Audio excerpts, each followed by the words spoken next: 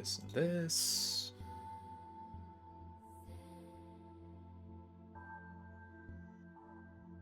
Oh, oops, I didn't actually copy this link.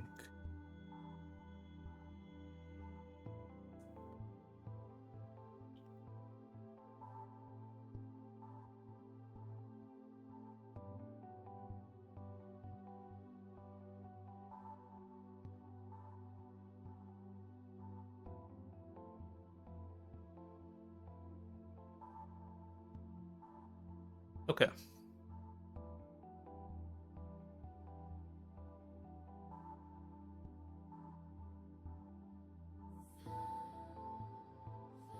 Game is muted.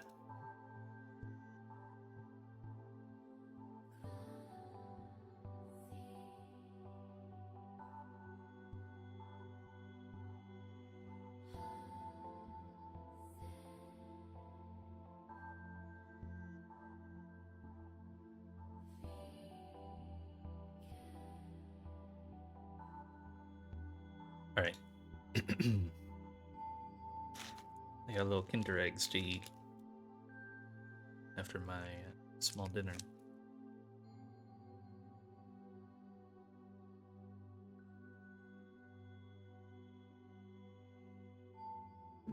And we got 3 fights to do.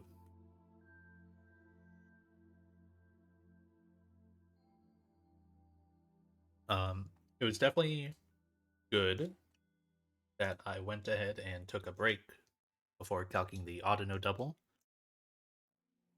because it is quite hard. My strat that I got is pretty convoluted. Would have taken me a while to get, and it did take a while. Like all yesterday, I stared at the calc and basically didn't find anything.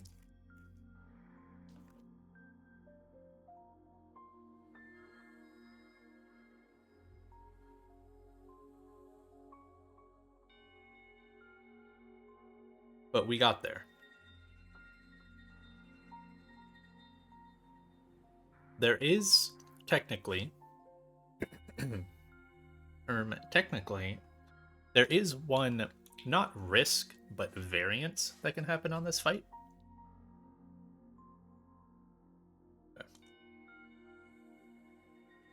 It is fine if it happens.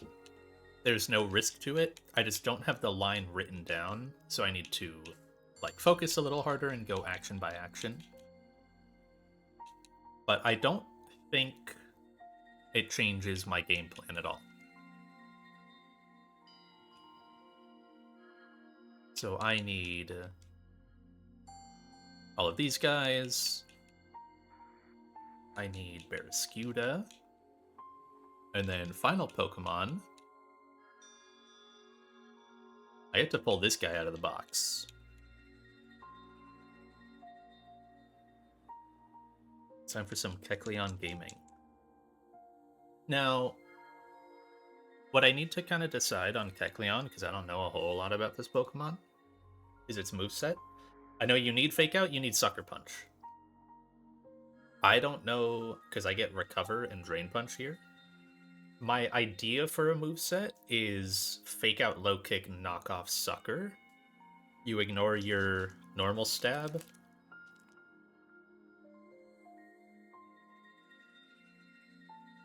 Sucker and Fake Out are the 2 moves you basically need, and then the rest are kind of whatever.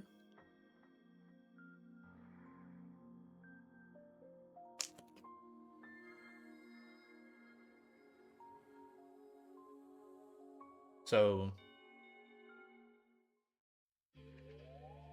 I think I ignore Drain Punch. And I don't see how you ever click Recover. I mean, the Mon has no bulk.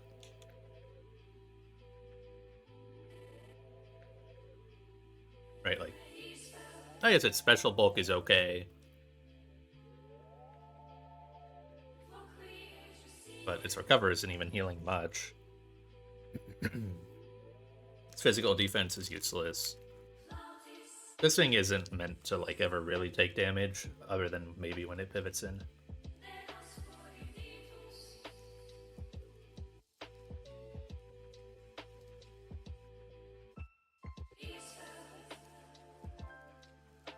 So I don't think I care about Drain Punch. I'll keep Low Kick, because the Low Kick feels like tech against like extremely slow, super heavy guys. Like if you were to ever fight, I don't know if there's another one outside of Pyre Tag, like a Stack Attacka. You know, you probably outspeed Stack Attacka, and a Low Kick would do a lot to that guy.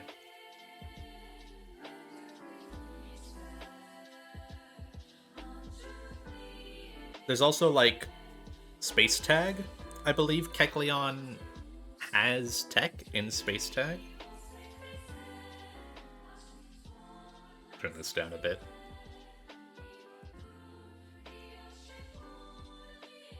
Definitely don't take Recover. Yeah, I think I ignore Drain Punch.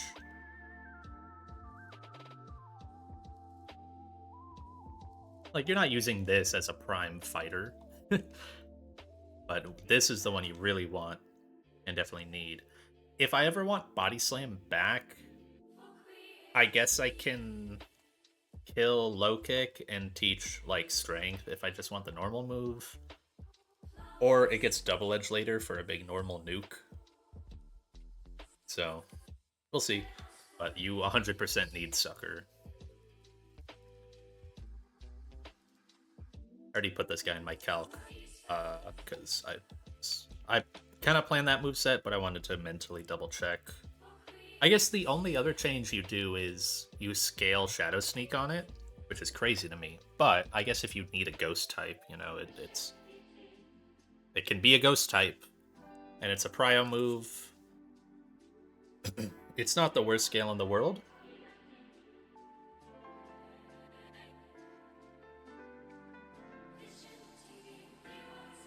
It's maybe not a preferred one for me,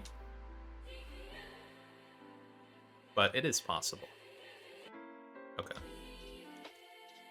With that out of the way, Life Orb. Corviknight needs. Does it need? No, it doesn't need Metal Coat.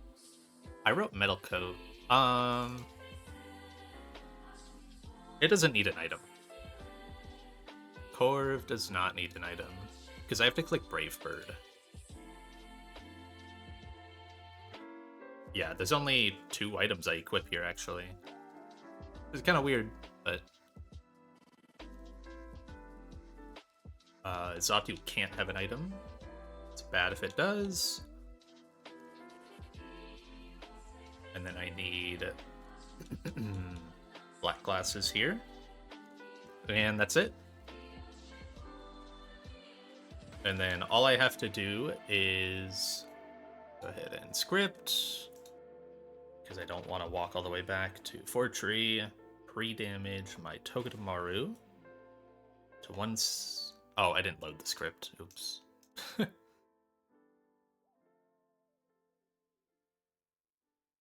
Pre-damage, slot 3 to 170. Yep, this is it. There's no pre-status, Electrode slot 1. I'll save for slot bug, but I'm pretty sure my repel is... okay, it's on.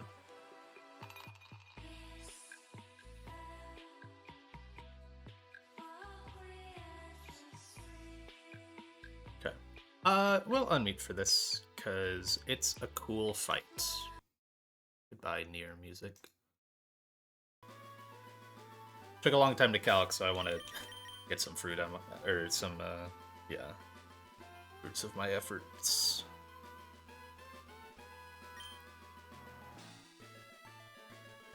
Electrode Life Orb. Yep. Black glasses, pre-damage. That's it. I don't need an item. Yeah, I don't need an item. Okay. Yeah, I'm pretty sure there's no slot bug that can occur on a true double. I just don't think the game works like that. Yeah. That's not confirmation, but It's a devil's proof, but whatever. Okay. So, turn 1, the goal is to kill this Audino. Right now, Gengar sees Sludge Wave KO into Electrode. It doesn't see anything into Corviknight, and it will never see anything into Corviknight. No Pokemon will. We're going to Volt Switch the Audino, and then we're going to Brave Bird the Audino.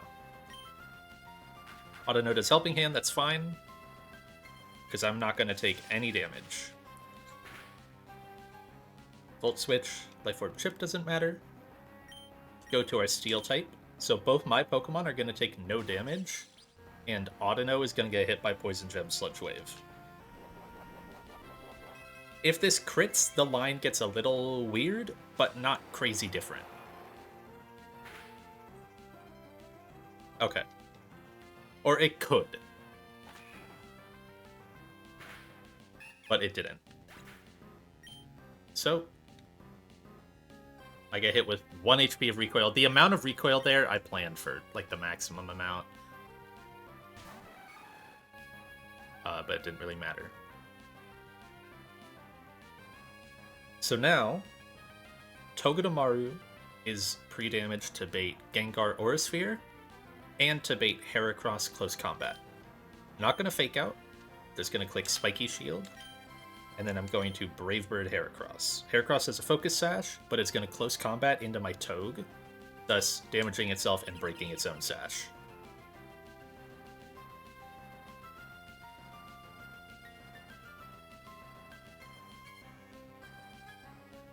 Sash broken, Brave Bird, KO. It's so weird that this ends up being the big Corviknight fight. I mean, my last double was a Musharna masterclass, so I gotta turn off these. They're annoying to look at. There we go. Okay. So we end up with Gengar Mamoswine. Now, Gengar sees Aura Sphere KO into Togue, nothing into Corv, even after recoil. And Mamo sees High Horsepower KO into Togue, nothing into Corv. So, we just go Xatu. And this slot is free to pivot. At this point, Corv can't do a whole lot. It can only hit with Brave Bird, and then it'll start baiting attacks into itself on recoil. And it doesn't do much damage into Mamo, even with Smart Strike. It does like 40%. So, because both slots are open, I can pivot safely to Kecleon. Kecleon will never get attacked. Both attacks are going into Xatu.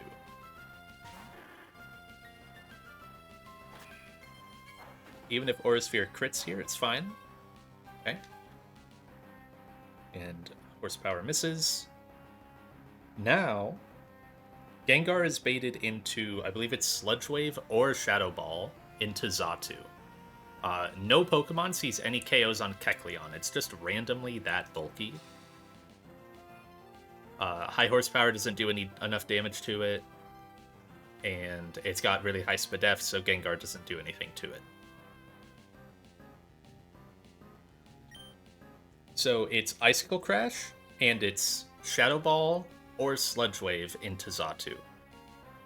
We're going to pivot Xatu to Barraskewda, who cannot take a Sludge Wave, but with Black Glass's Sucker Punch, Kecleon is going to KO the Gengar before it ever gets a turn off. It's so cool. It's so awesome.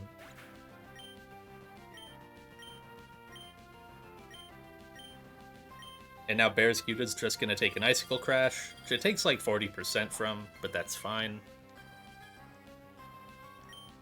And now Outspeed Liquidation does not KO, even if it has, I think if it has Life Orb, it's still a range.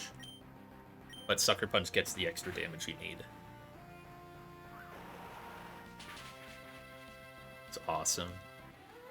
That fight took me so long to calc. I went through like a Beedrill lead idea. I went through Golisopod lead ideas, and then I went and found, or I asked about it somewhere, and then ended up looking it up in Deckcord server and found I was gonna do Life Orb Golisopod and have the Life Orb chip drop you into E-exit range and then you E-exit, but that doesn't work. Life Orb does not activate emergency exit. So thankfully I looked that up, otherwise I would have been screwed.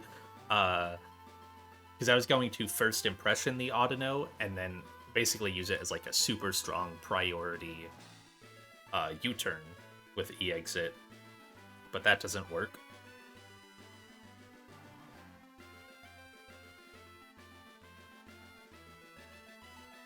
I went through like Blaziken lines and other stuff. So true. But it ended up being Corviknight as the Mon next to... So I was like, Blaziken is really good because it's like, oh, it can kill Audino even through Chople. And I wasn't really factoring in the Sludge Wave. I was planning on doing Beedrill Blaziken and baiting Shadow Ball. I kind of didn't realize how much damage that the Sludge Wave would do to Audino. It does almost 50%, which is kind of crazy. Oh, try to use Flash. Nice.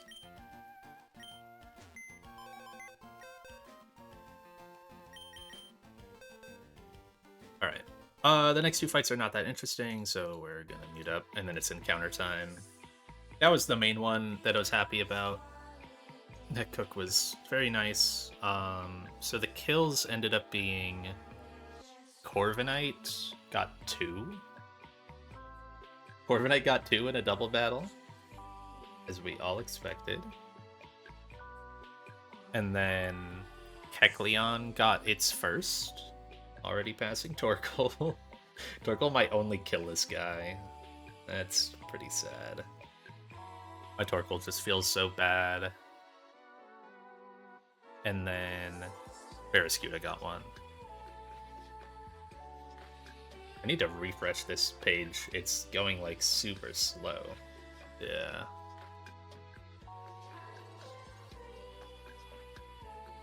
Yeah, it was going like insanely slow.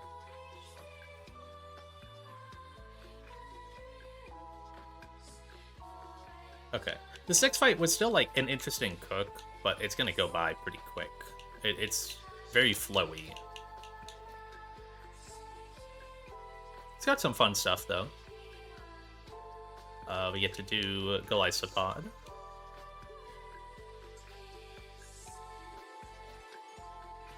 Yeah, there's cool stuff on this fight. I won't say that this one's boring. I get to do a fun Water, Grass, Fire starter trio, which I honestly didn't even realize I had. I got Gren, Blaziken, Torterra. That's really cool.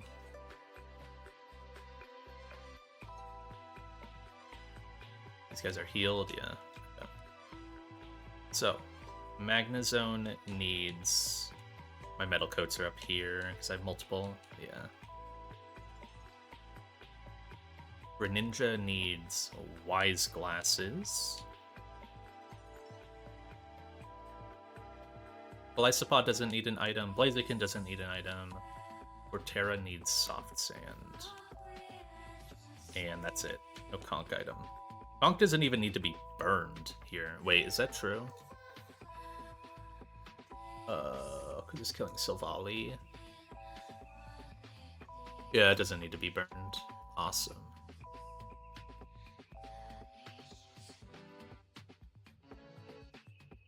Okay. I need my Magnezone, Gren,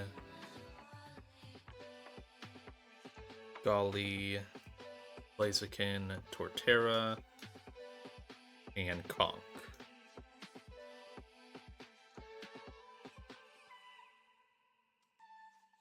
Let me make sure Metal Coat kills here and that this isn't like a rounding error. Okay, it does 4 extra damage, so it shouldn't be a rounding thing. You have the right item. I'll code wise glasses. Yeah. I just have to do some pre-damage here. When I say some, I mean a lot.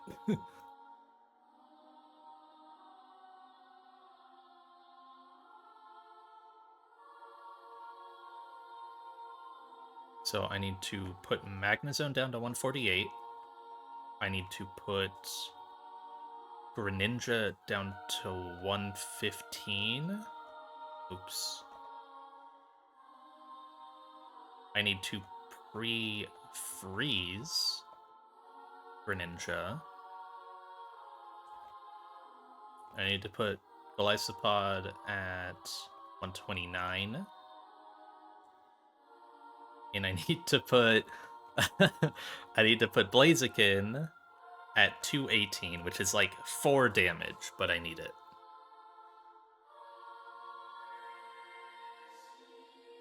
Okay. 129, 115. Just confirming the Greninja thing. That puts me... That's eating Flamethrower Mineral and then putting myself in... Yes. Okay. Yeah, that's fine. Alright. Items are good. No TMs to teach. Do I get Berry? Oh, not yet. Damn. Got baited. Gentleman Walter. 6v5. So, lead is easy with Magnezone. I am gonna do this, so I don't ever accidentally click that. Flash Cannon, Fast Speed KO. Nice. This always gets Manectric Flamethrower in. We go to pre-frozen Greninja, so that way it can't be burned. And pre-damage Greninja, so that way Mineral Flamethrower always puts us into Torrent.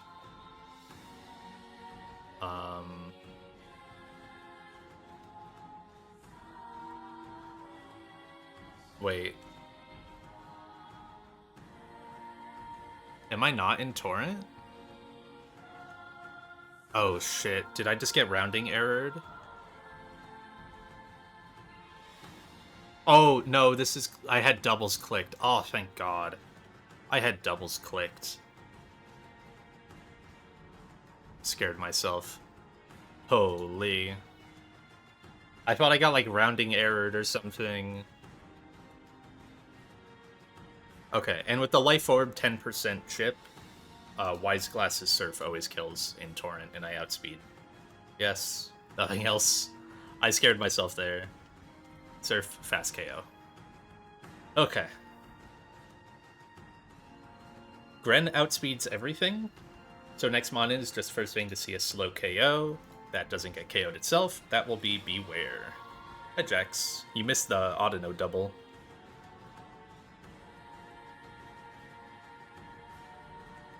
So at this HP, can this be payback? It will not be payback. You had a nice dinner date. That's probably better than... well, I don't know. My Audino double was kind of heat. That might be better than a dinner date. I don't know.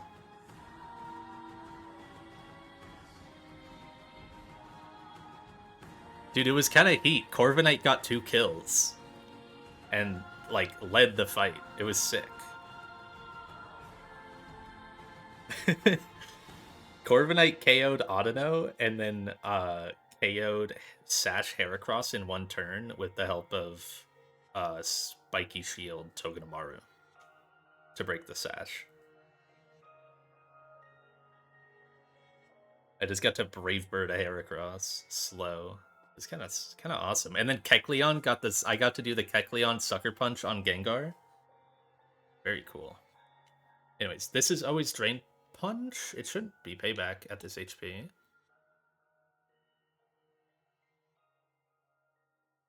So we go Golisopod for a free pivot. Golly on the team, you already know what's happening. Under half, E-exit. 2 Blaziken. Because of Fluffy, overheat 1 taps. That's fine. I didn't really think about that, but that's fine. Doesn't change anything.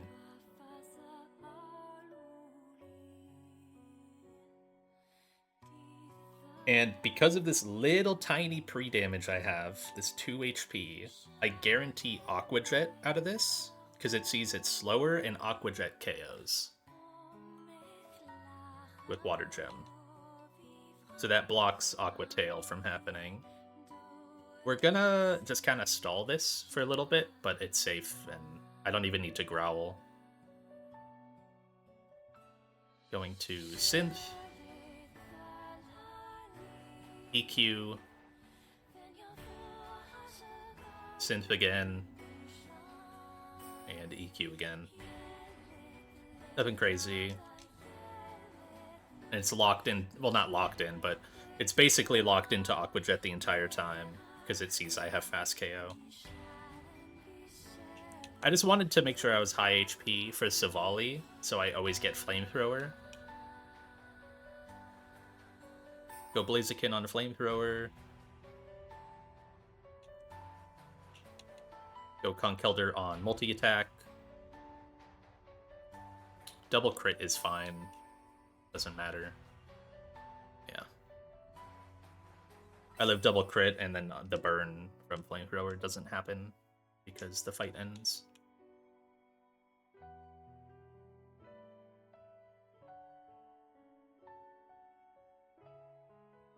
Okay. Zone. Gren.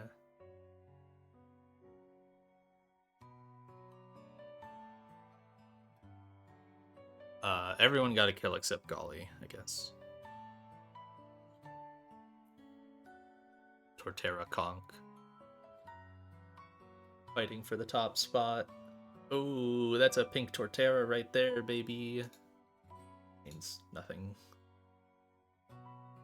Oh, you're gonna love the team on on this final fight. We got a really in-depth, high strategy team. It's called Escav Go Kill.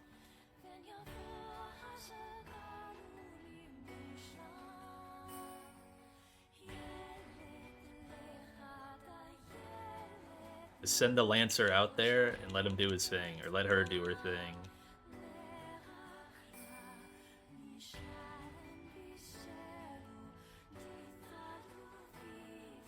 This is all I need.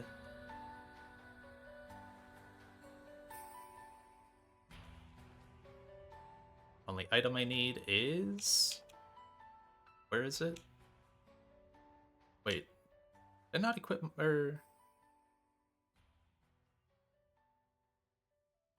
Where's my life orb?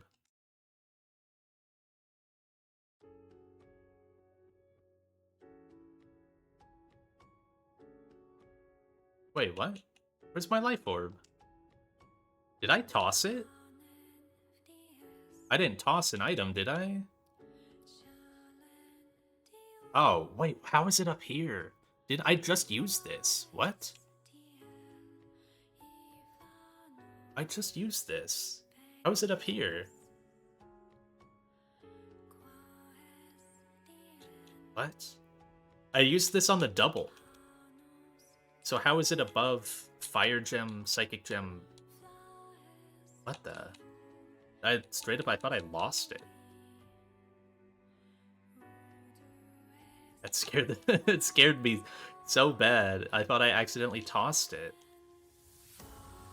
Oh wait, you don't need it. See, like, it should be down here. That's honestly just to stop myself from ever accidentally tossing an item. That's why I always equip in the Pokemon menu, because it's not even an option to toss, right? You just give or take item instead of going in bag, and yeah, not worth risking ever. So yeah, all I need is Life Orb here. Um, there's a very tiny chance Escav doesn't get all 3 kills, and if that's the case, then I just give the last one to Donphan. I don't need any pre-damage. No. I don't even need to heal the rest of my team. This is always Trick Room. 2 speed IV Escav is gonna outspeed everything. Oko. Oko. This is a 15 out of 16 to Oko.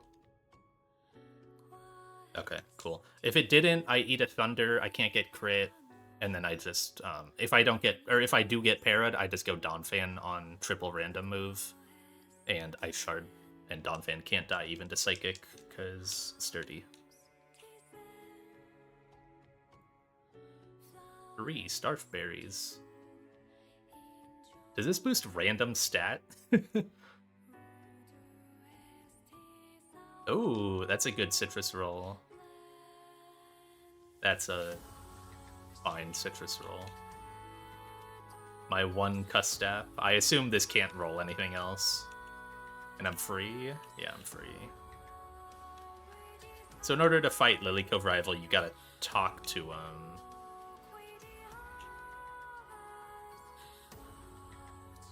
Yeah, okay. And you don't get the department store till you beat them.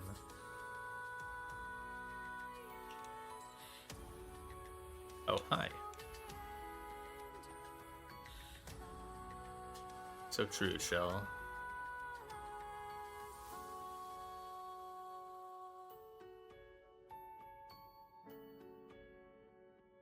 Damn. Trainer fan club. Can only get to Brawly.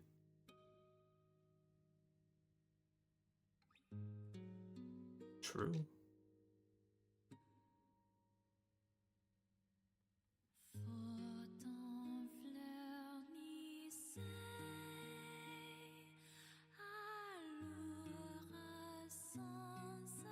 Okay. There's like items here, right? Move to leader? I can do that on my own. I don't need you. Oh. Okay. That would be awesome if I pulled Badge 4 Game Corner and got lucky.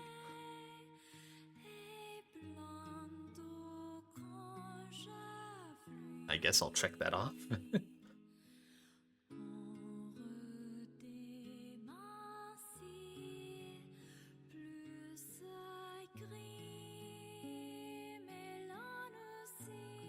Shoal Cave. I thought there were more items to get here. I guess not.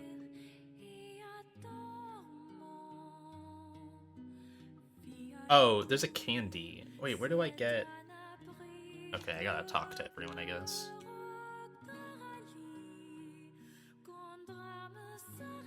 So true, Kecleon. I don't think you're gonna... Yeah. Stay away from you. Museum.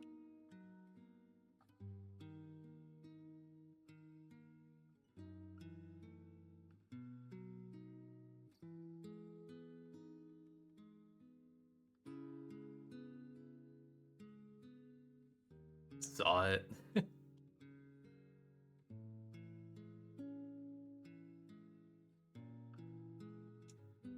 I won't be doing this. I'm so sorry, man.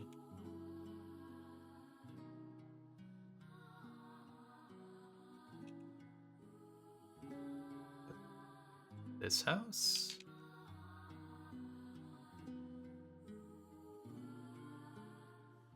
What the heck? Where's the candy?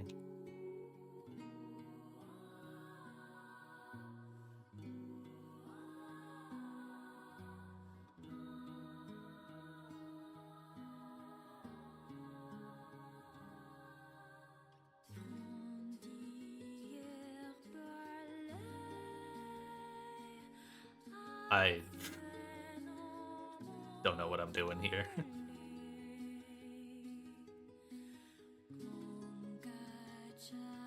Do you not give me the Pokeblock thing? I thought you gave it.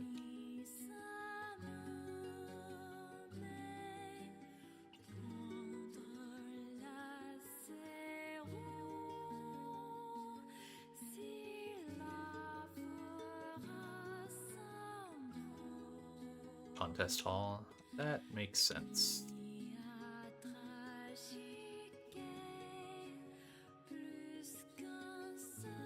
Yay. I'm good. I assume these guys don't give anything. Tell this one. I checked everyone in there. For the candy, I talked to everyone in here.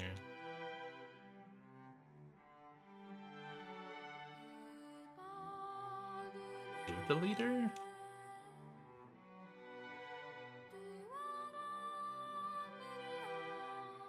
What?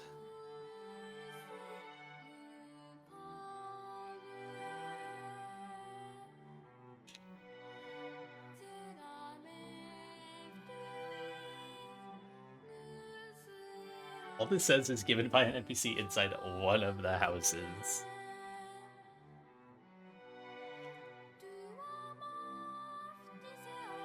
By that guy, this guy?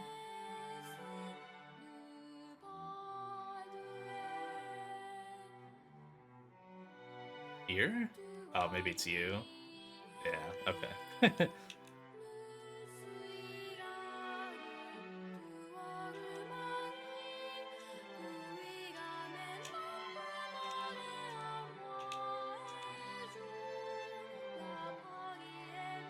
Oh. Oh, is that Blastoise night? Nice. I didn't even know that was here.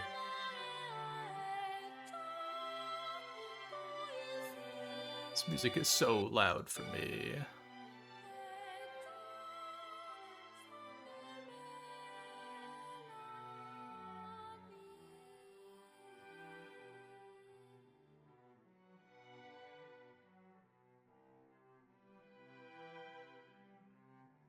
Okay. That should be all the items. So I got 3 candies, 2 scale, or other way, 3 scales, 2 candies for LCR. I would not be surprised if I have to use a scale. Either on, what I'm thinking is either the 3 options, like just thinking about Melmetal. It would be like Conkeldurr Speed, which is not a great one to invest. Centiskorch Attack, which would push its attack from 3 to 31, because I don't know if I KO without max attack. Do you get, I thought you got Blastoise Ignite here. It says, oh, wait, it was probably by that grass. Yeah, okay, in case I get Blastoise. So I guess I either immediately get Mega Blastoise or D-Knight, right? Here. Not a bad takeout. It could also insanely high roll and get both, right? Hit 40% Blastoise and then 25% D-Knight on the raw roll. We almost don't want that to happen. Because then you could just miss D-Knight. Could end up with Blastoise Caracosta. Caracosta at this point is pretty bad. Just because its moveset is so limited when you catch it this high.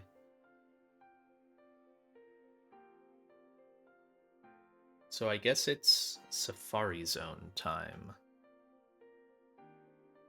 How do I...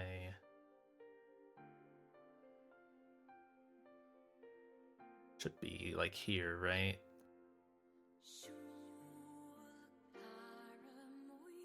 Sky Pillar, Magma Hideout, come on. There it is. There's lots of items in here. Grass here? Uh, let's see. I guess I can go ahead and do this. So, Lilycove grass is mainly electric types. I don't have magnet pole. I only have static. Yeah, it's only good with magnet pole for Beldum Metang. Otherwise, it's tons of misses. Like, maybe Manectric's good. I don't know. Electros, miss. Caracosta, miss. Which you might as well roll the other one. Luxray, insane miss. Toxtricity, like, maybe has tech, but really not. Yeah, Manectric would just be like... Well, I already have Electrode. It's not like I need, like, a fast Electric or anything. Because I lost that with Bolton, but Electrode has been that, and that's been okay.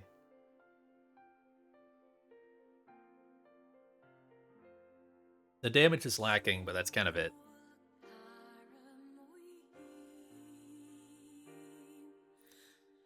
And then the fishing pool is just the surfing pool, but worse. Caracosta, Lantern, Dragonair, Electric, Electros. So, if I miss, I just roll the surf pool. Basically, that's all it is.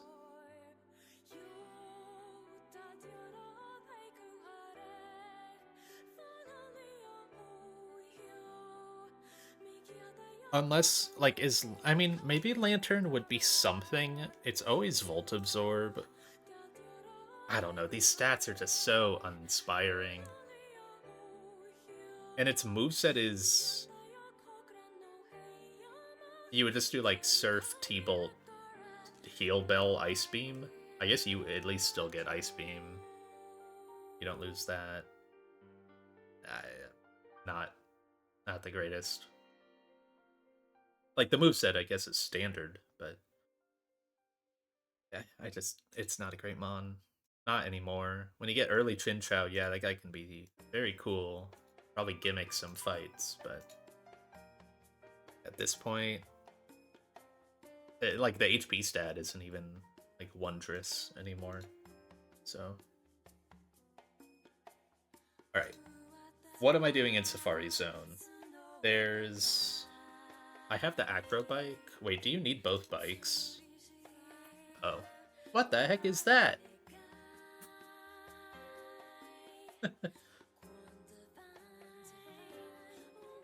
Oh, it looks like you do need both bikes to get all the items.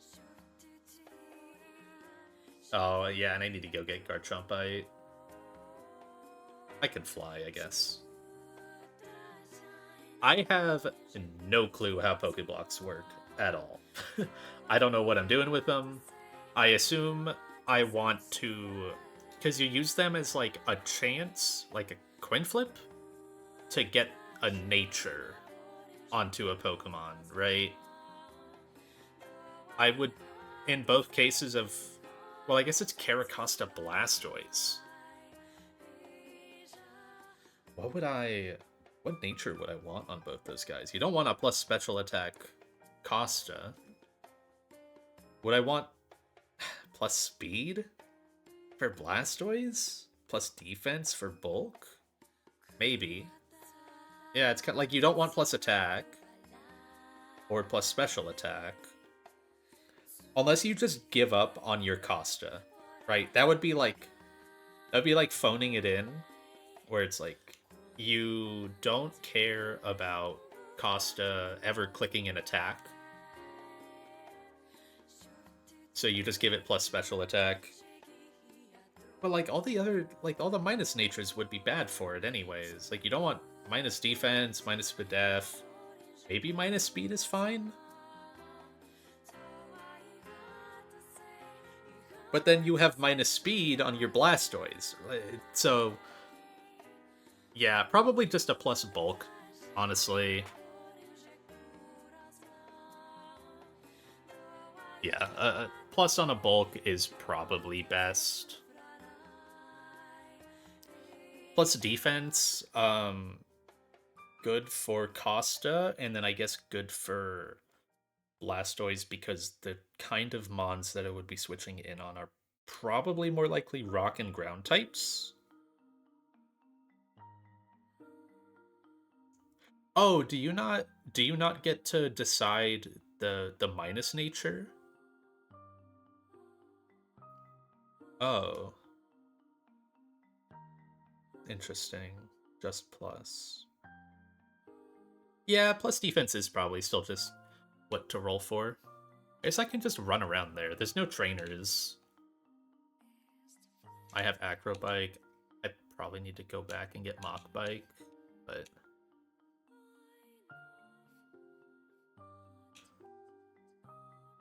I just need I need good mons to catch. Still hit neutral. True. Oh, is it like if it just hits no mons needed? Oh. Oh, Safari Ball's Master Ball. Oh, okay. I didn't even think about that like it's Safari. I kind of just figured that I kind of figured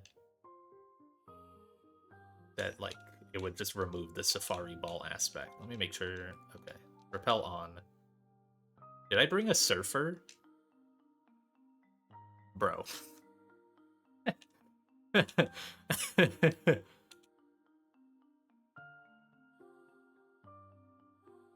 surfers? Oh my god, wait, yeah. Whatever, minus 500. Not like fly.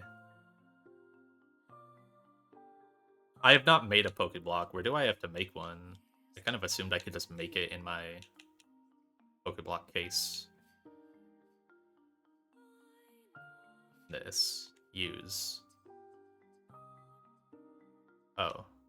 This is not where you make them.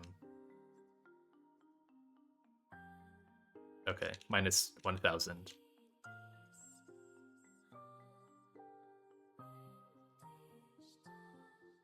Fine, whatever.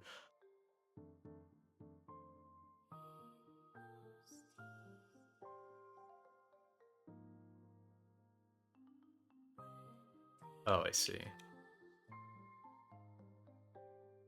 I'm gonna save before this in case I, like, waste the berries. I don't want to do that. No.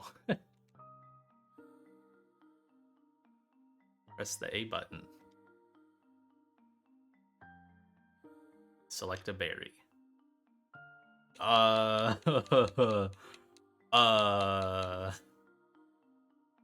How do Pokeblocks work?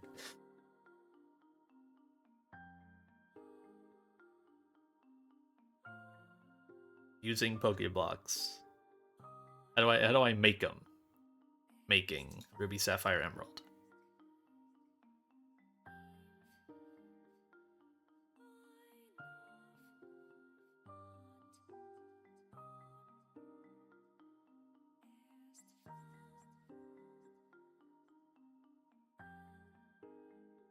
Flavor. I don't know what flavor I want. List of berries by flavor. This doesn't tell me what boost they give. This doesn't help.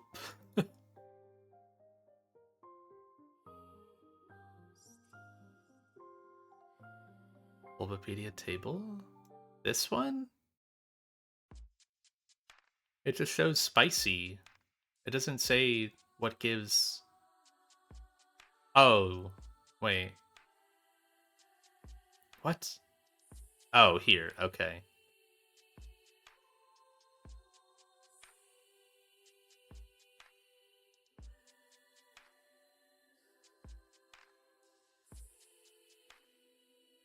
Wait. Sour, right? I want sour. Yes, okay. So I just use an Aspir.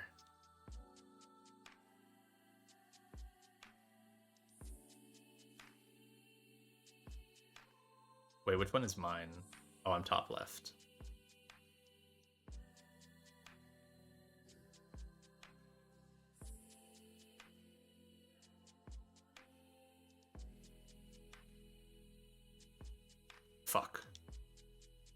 Choking.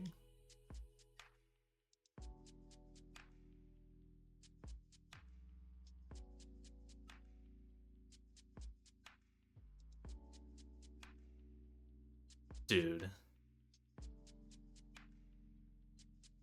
do you mean 8 misses?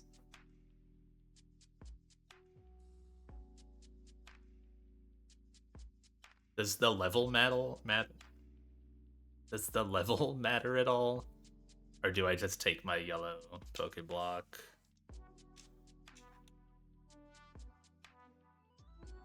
I just take this? Okay. That's nice at least.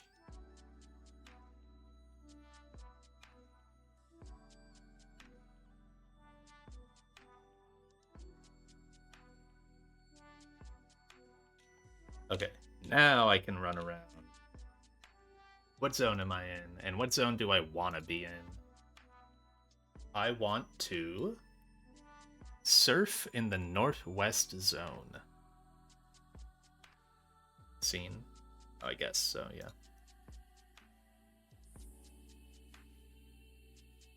Oh, I need Mach. Okay, then I'll run around and grab, I'll grab acro items then.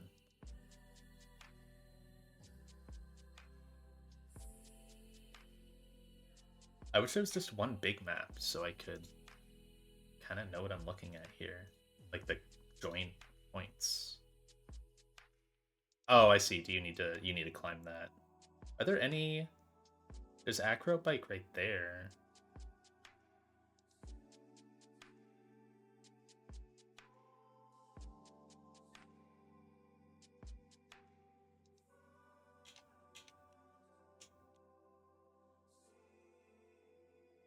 Nothing.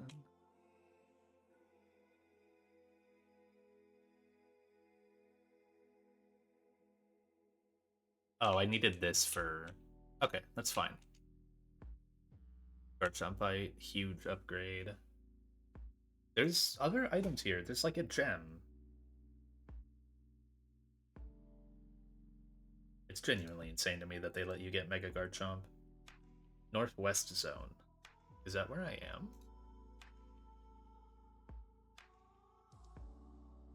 No. Oh, it's right next to the water. Okay, that's chill. Anything else in the Safari Zone? There's a power herb in the northeast area. There's a northeast? What? No, there isn't. No, there's not. What?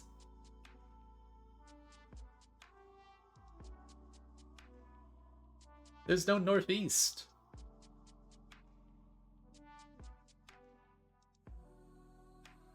Oh. Oops. And a mental herb? Okay, that one's not on the map. Zones are off limit till post game. Oh, there's the mental herb. Okay. I think I can get that one.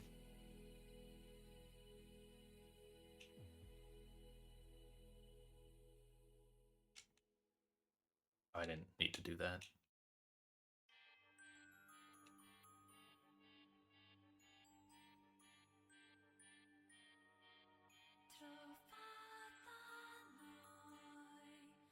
This mental herb.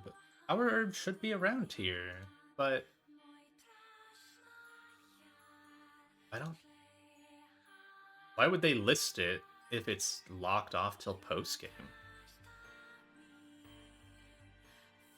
That seems silly.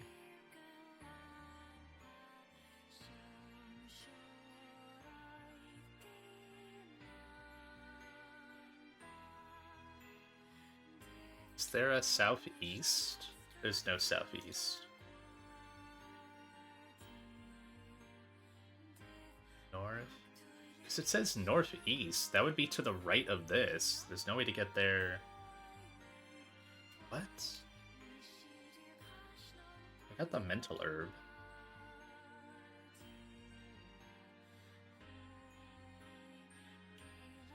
Can't get to the east? Then why do they list power herb here? That's so dumb.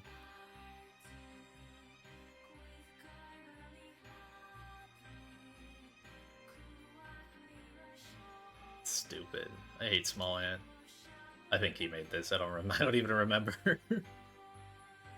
And then the normal gem, which I need the Mach Bike to get. Yes. Is that it for Safari items?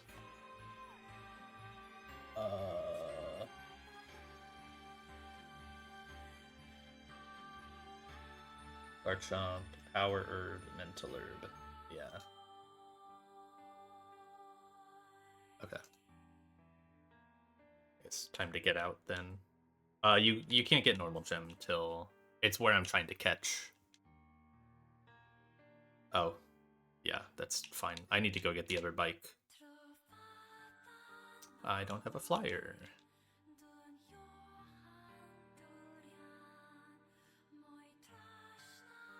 I grabbed Klotz.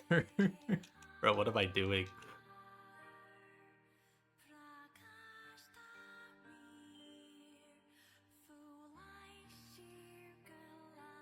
Mothville, yeah.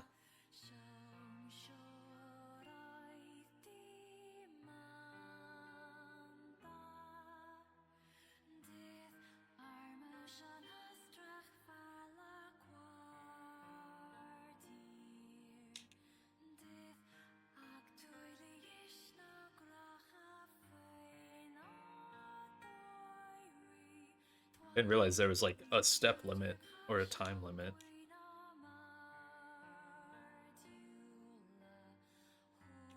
I think I'm trying to go over here and then up.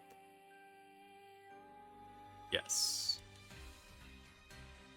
Okay.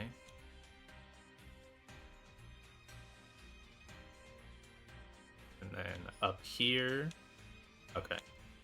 So there's normal gem. Then you said I need to stay within 5 blocks of this. It'll give you a chance to save in here. That's crazy. Okay. Sour Pokeblock. Honestly, I'm just gonna... My Repel is on. Dude, just please be Caracosta. Please, man. Oh, right, dupes. I forgot about that. I forgot there were dupes here. I was so confused. Yeah, there's Froakie and Dreadnought here. I don't have to, like, reuse the Pokeblock or something. It's just active.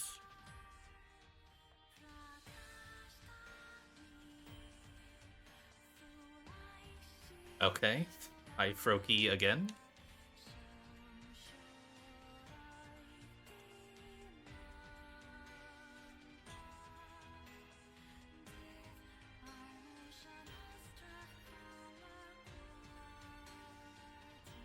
Fuck yes, dude. Holy shit, we're getting Dragonite.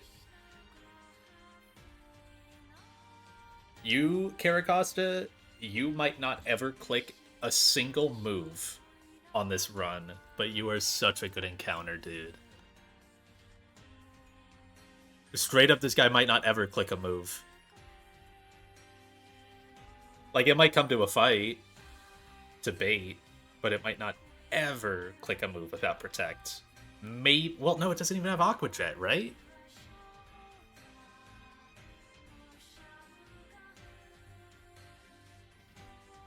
Yeah, no, it doesn't have Aqua Jet. No Protect, no Aqua Jet, no Rock Slide. Like, I don't know, maybe a Rock, or maybe a knockoff. Like, there's maybe a world where it can Liquidate. I don't know. Maybe. I did not think of names. I'm bad about that. Do I have a Vancouver? I can check. I know I have an Ottawa. Vancouver. No. Use a goated city on a mon that will rarely leave the box.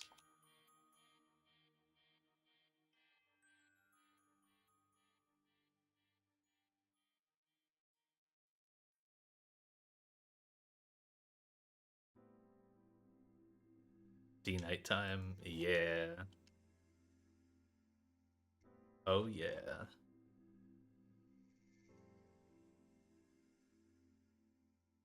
God, look at all that gray. Goodbye, Vivillon encounter. That's sick to see.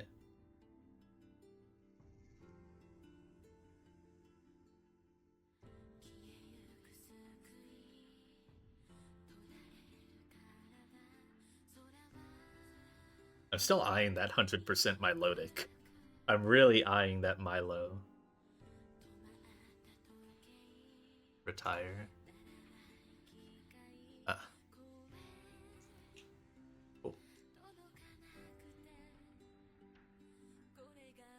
Okay, now I need actual Pokemon in my party. Yeah, it seems neat, and the rest, I mean, I'm soft stalling. The only thing is, catching Milo there, it misses Aqua Ring. Which, I don't know. Yeah, it might be better for me to fish for Azu. It kind of seemed like it needed Aqua Ring in Hell Room. But maybe it can just get by, yeah.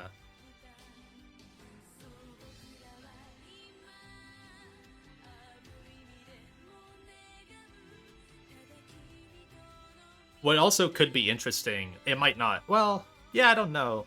Because usually Milo isn't doing that job. But I can Synchro on Milo. Now, Synchro would give me minus speed, and it seems like speed has been nice on Milo for you, so maybe I don't want that.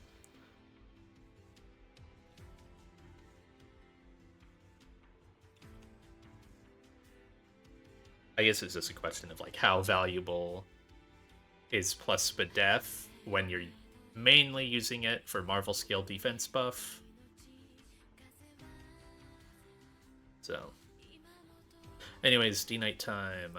This D-Knight is level 56. What is your moveset? I can probably bring, like, Magnezone, Dragonclaw, Fly, Waterfall, Heal Bell.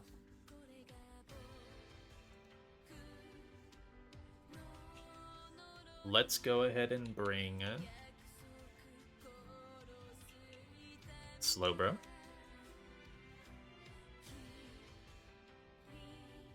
Corv. What a surprise. Corv is coming to help catch him on. One thing I'm curious about is if I can chip this with Electrode, because I would like to Electrode lead.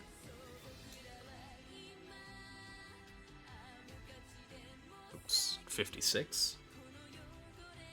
Go 0 bulk. It should be able to kill. Or not kill, live. Volt switch crit, even minus Spadef. Doesn't, what's its ability? Inner focus. Yeah, I can always volt switch. And it's got no recoil moves. Declaw, Fly, Waterfall, Heal Bell. Yeah, no recoil moves, so I can do Electrode lead. Dragon Tail instead of Claw. Oh, you're right. Yeah, but it can't. Yeah, I can't force you out. Everyone on my team is higher level, so that's fine.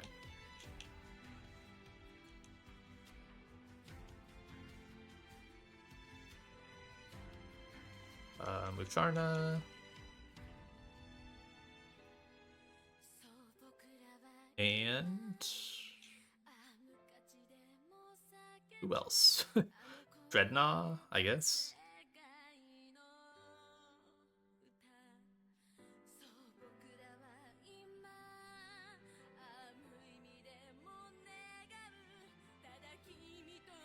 Citrus. Only time you're like ever gonna equip Leppas.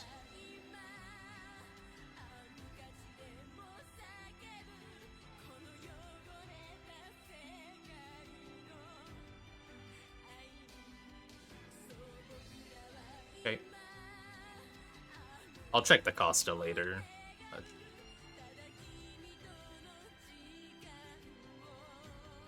Wait.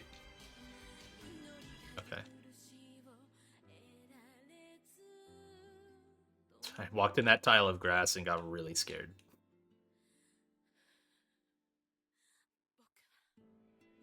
Okay. Surf pool. Yep. I can run from everything. There's no trapping. I don't want to synchro minus speed on the D-Knight, so...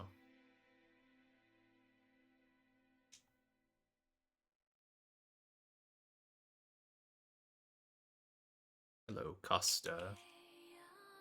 So I guess if I hit Blastoise, my ass would have hit Costa, because I just hit 3 in a row. Yeah. Oh my goodness. Yeah, yeah. Yep. Yep. What is this normally?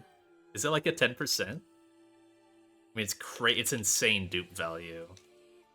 Gotta be like a 10 or a 5. There you are. Alright, I can always Volt Switch. Do I want a Quick Ball, though? Can I Quick Ball, I guess? You have Fly? I think would be highest damage on me. Against Electrode. Fly crit does not kill. Also, if you clicked it, then I just switch out anyways. Or, well, I live it anyways. 10-10. Gotcha. Yeah, I can Quick Ball.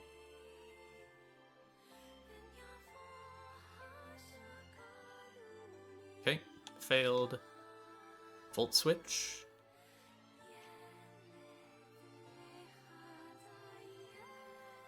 No berry for you, bro. It's too fucking easy. So do I have 2 Pokemon from... These are Garchomp and D-Knight, both from the 6 badge pool back in Mauville? No. Wait. No. I thought Garchomp was in one of these pools. Oh, it's in a badge 7 pool. Damn, dude, who needs a fucking... Who needs a Game Corner poll? Just naturally encounter 2 of them on different badges. Alright, this has to be like a goated name.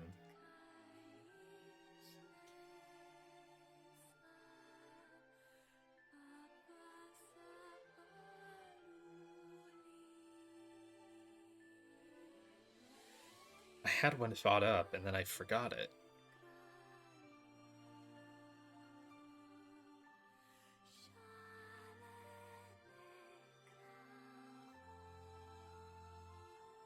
Oh.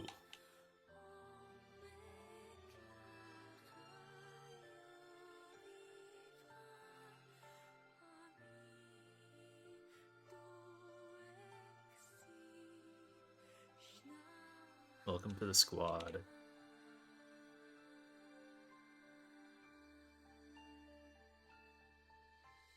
Alright, I'll pull out the Costa and stare at it. It's not worth leveling up. Sorry, my brain is gonna make me unequip that berry first.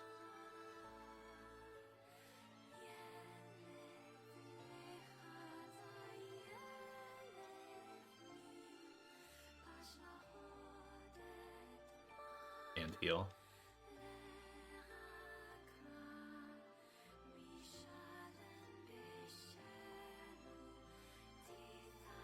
Oh, not the death box. So you could end up there.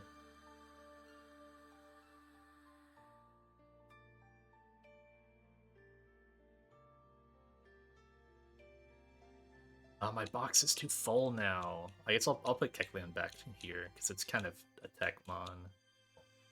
Not used super commonly. Alright. Low warm-up. Solid Rock. Bold, it hit the defense. What's the other ability?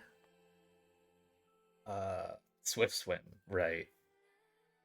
I mean, Solid Rock seems awesome. Bold? I guess bold is minus attack, so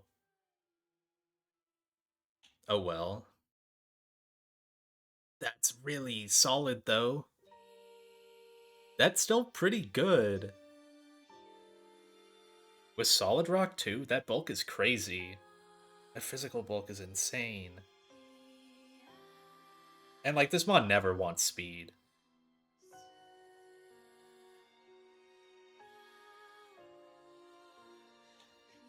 Good ability, solid nature. Alright. Always inner focus. Naive? I don't remember what naive is. Oh! Holy. Wait, isn't that just like the, well, maybe not the best, but one of the best natures for this guy? Because, like, you want physical defense, don't you?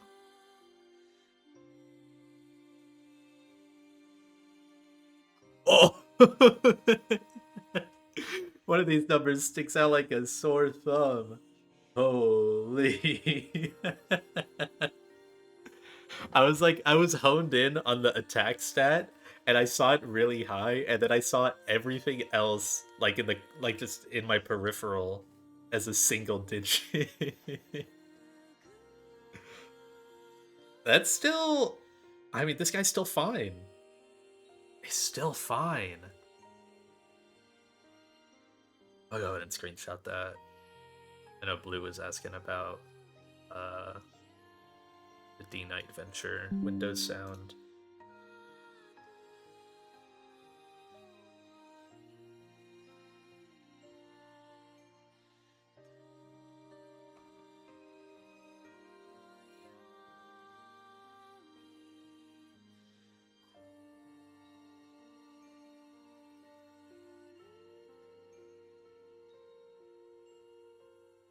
This is a, it's silly, but it's probably still good enough. Okay. Man, this guy gets E-speed off rip. And dual wing beat. Oh my god. Wait, what's this move set? Probably just the last four moves, right? D-Claw, E-speed, Draco, dual wing beat. You probably just hold Draco. Is it still base 100? No D-Claw? Well, I can keep D-Claw for now. But a flex move does make sense, I guess. Break, all the punches, natural gift even. Definitely keep for now. Is this at plus speed gonna be able to outspeed Garchomp? I don't think it is. 102. What's D-Knight's speed base? 80? No, it's not. Blaziken is also base 80, and it's 18 IV, and it's nowhere close. This Garchomp is still gonna be a huge problem for me. Yeah, let's go ahead and just level the lad up.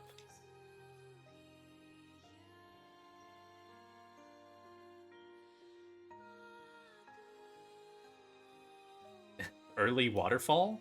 Thoughts? In Gen 3 game, early waterfall tech? Guys?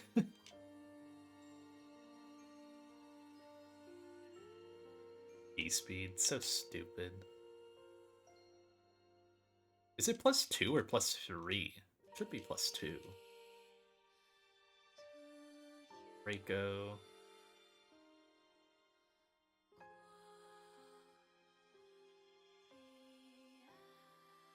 Dual wing beat. This guy's gonna make money moves in MHO. I swear. Okay, let me get like a mental grasp on those stats. Also, Inner Focus, first Inner Focus Mon. It's an ability I've wanted for a long time. 216 attack? Okay. 135 speed is, like, fine. Is that right around Blaziken speed? Yeah, it's 1 point higher than Blaziken. It might scale a little better with the nature, but...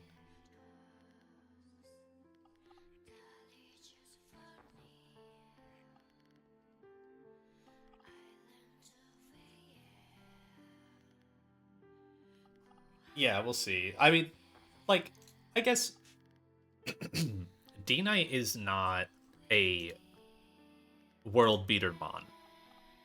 It was definitely just the thing to roll for on this pool.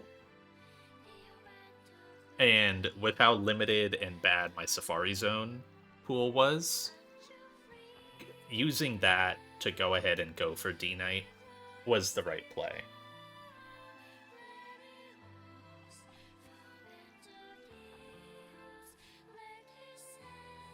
Like, I think the only things that would be better is probably Tyranitar, maybe, and Mega Blastoise. Maybe Chespin as well. I think Chestnut has cool stuff, but considering I have Torterra, probably not as important.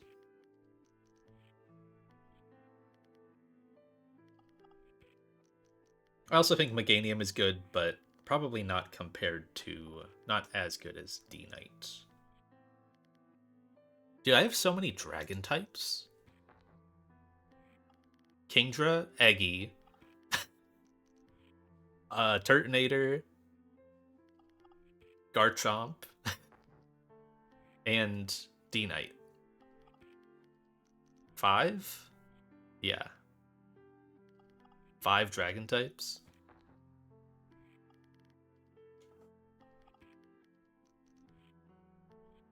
So then, yeah, looking forward, these encounters are like post LCR, right? But oh, this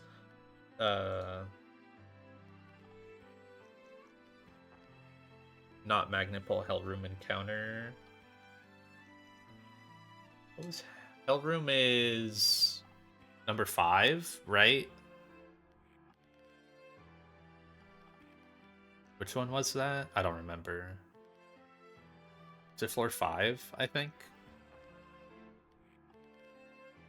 Try to get Hydreigon or Ursaluna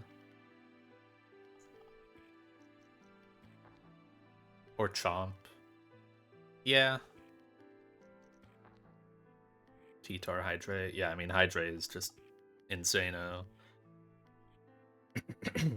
Exca is, like, pretty good, but, I mean, it's not a insano stat, like, high speed mon. You know, it's kind of tech. It's a rapid spinner. Does Excadrill even have rapid spin at this point? Because that's what it's mainly good at. Yeah, you wouldn't have rapid spin.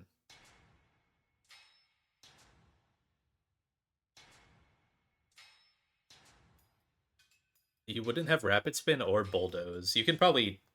Can you buy bulldoze? No, it's not even it's not TMable. So it wouldn't be as good without spin. But also, you already have Donphan. It barely even has Iron Head. You would have... Yeah, no, its moveset isn't very good at the level you'll catch it at anyways. 69. EQ, High Horsepower, Stone Edge, Bleh, Iron Head. EQ's also Bleh, in a weird way. This is one of the few mons that wants High Horsepower.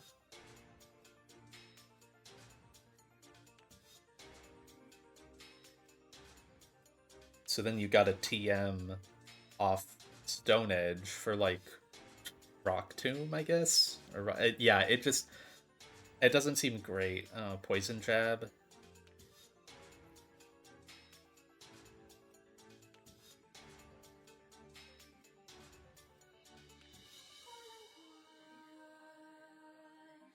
Yeah, probably better to roll for Hydreigon. Uh, Flygon is fun. T-Tar is good. Ursaluna good. Bulk good. Houndoom probably good. And then you already have Mence.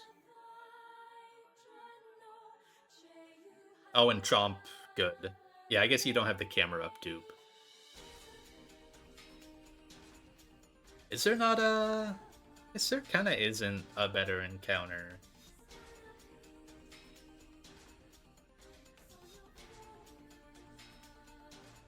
Like, oh, like an overall pool that would be better. You could roll...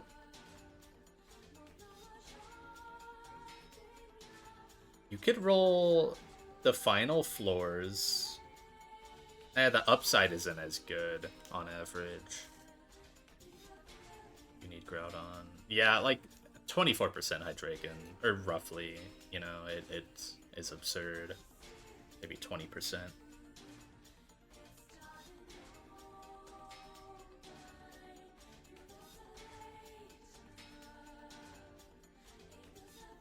And like your bear isn't even guaranteed to be guts, right? Or Saluna, yeah, it could be Unnerve. Would be unfortunate. Hydreigon's a miss. You need, yeah, it does seem like you need ground types. I mean, hey, Excadrill's a ground type, but yeah, I get what you mean. T-Tar would be nice, or Saluna nice. Most of these fit that bill. You can still get Exca, right? It's just not magnet pulling for it.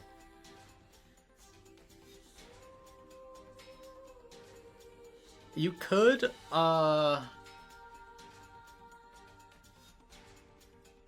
is there a world where you magnet pull for Aggron? You already have the Steelix dupe.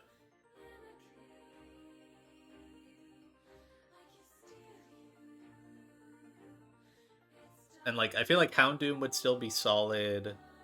Zard maybe a little less so. Yeah, Zard wouldn't be great. T-Tar, good. I think Cyndaquil is cool, right? Because you can get... Oh, is it 30% Houndoom? Damn, I guess it is. Yeah, that is... Well, it would be lower when you magnet pull, right? It would be like...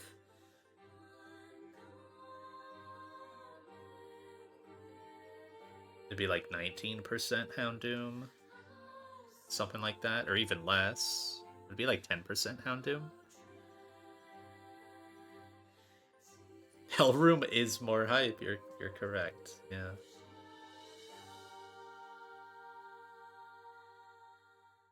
I'm like kind of interested by Cyndaquil, because you can get a ghost type, right? You can get Typhlosion Hisui. Fire Ghost, I mean, it's the Shandy. This mon seems cool to me. Fire Ghost with Blaze. It's really neat. It's Burn Up too? Become a raw ghost type. You catch it and it's got Will-O-Wisp, Flamethrower, Shadow Ball, Aura Sphere. I like it. Oh, well, you can't even catch it as this. You would catch it as Cyndaquil, and then you get moveset choice as you go. You could get Extra Sensory if you wanted, or Eruption. You have choices, but... I think it's neat. It's not too much different.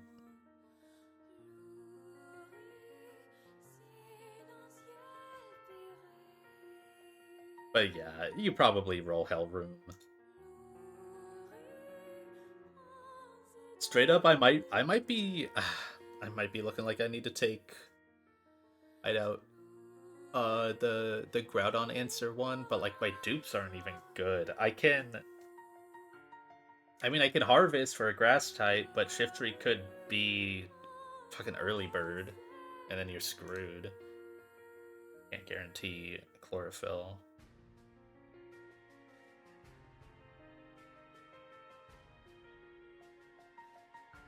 I might have to do that though, which would be unfortunate.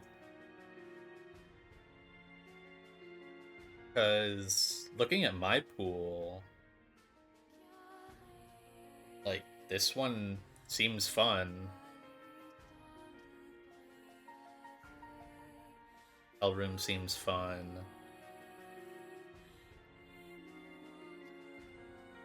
And I don't think I would mind this Magma Hideout final one.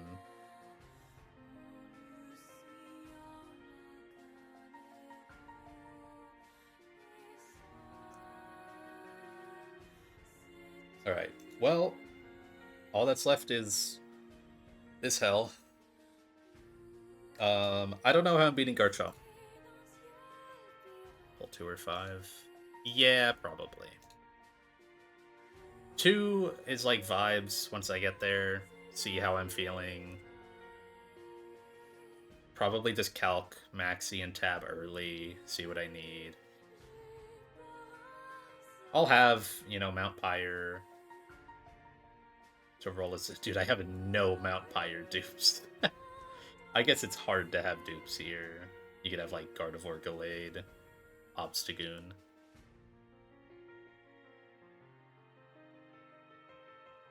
Corv plus Dreadnought can PP stall fully.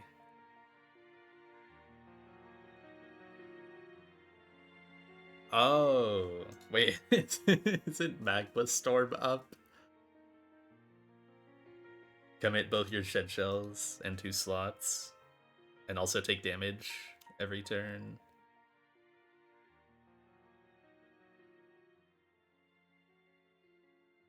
For Maxi? Oh, LCR Chomp. Oh, I thought you were talking about Maxi, sorry. Yeah, they should put Hellroom on LCR. They should put Magma Storm.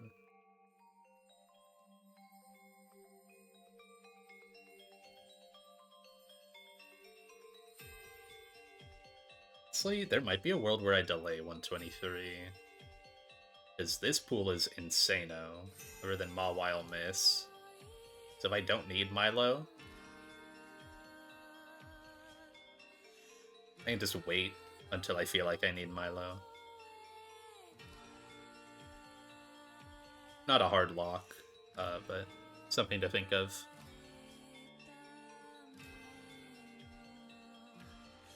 Yeah, definitely delay till need.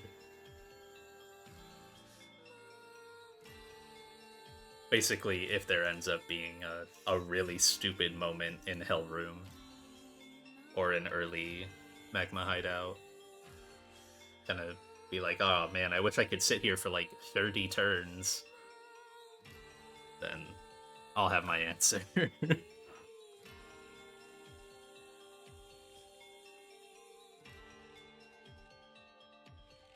Okay, LCR time.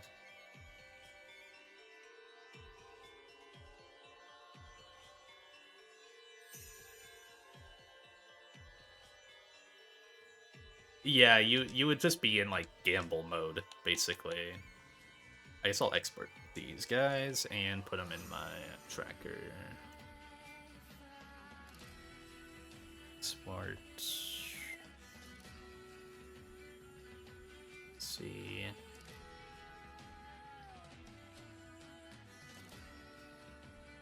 Import. Big Costa value. Hey, Dragonite. Wait. Dragonite kind of destroys this Blaziken. Oh my goodness. Well, no, not really. You gotta get in. You're probably risking double crit. Yeah, you are. Yeah, you're risking double crit.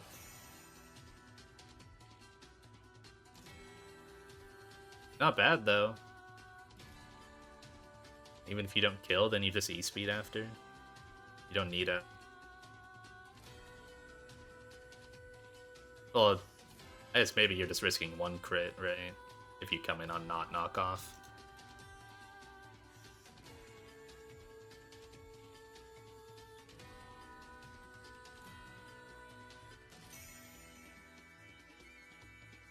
So yeah, D Knight does not beat the Garchomp.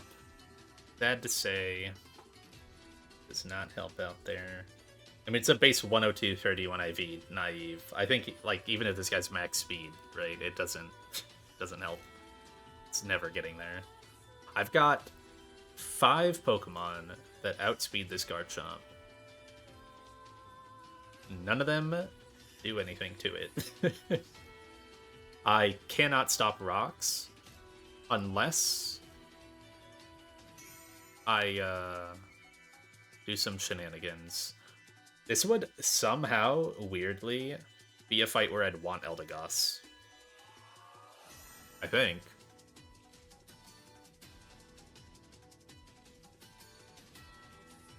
Okay, let me go and make a new file for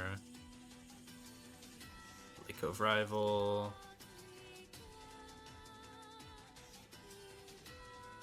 There's been a couple parts where I'm like, man, it would be nice to have just a like I have the slot.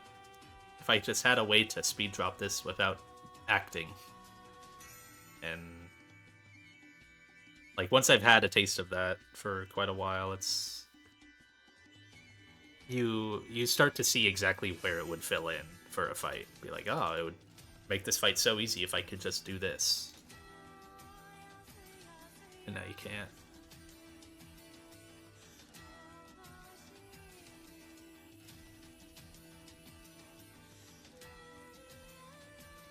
Okay. Do I have my notes here? I do. Cool. Blank notes file.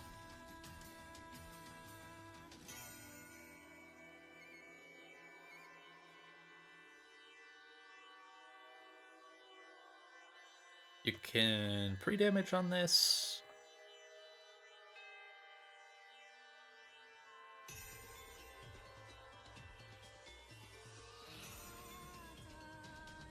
So I've looked at like,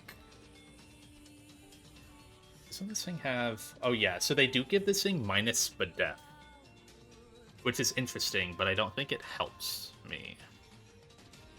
I have looked at Mammo. I don't believe Mammo even KOs normally. Where is my Mammo?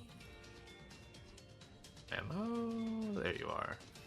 Yeah, so it doesn't even KO normally. It can 2-hit KO. I have Mons that can cleanly 2-hit KO. That is not an issue. It's just rocks go up. That's my issue. And I can't stop them. I could... And I can't use Corviknight because Fire Blast. So you can't just sit on this guy and keep defogging and roosting.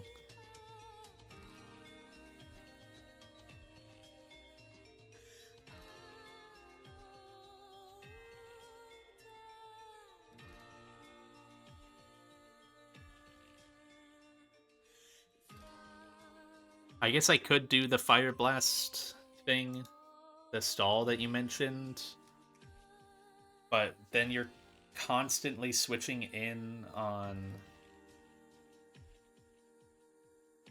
Oh, I guess is the idea like... The idea is you just pre-damage your Corv and your Dreadnought.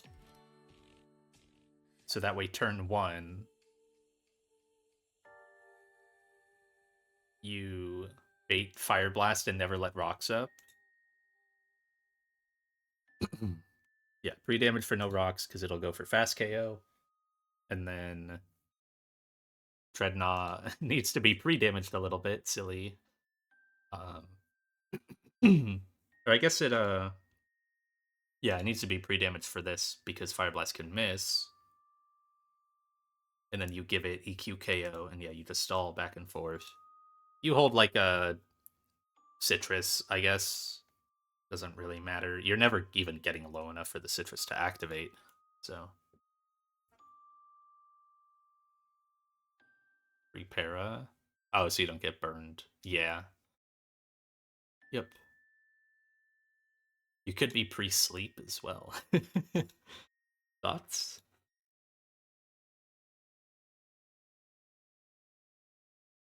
Yeah, that is like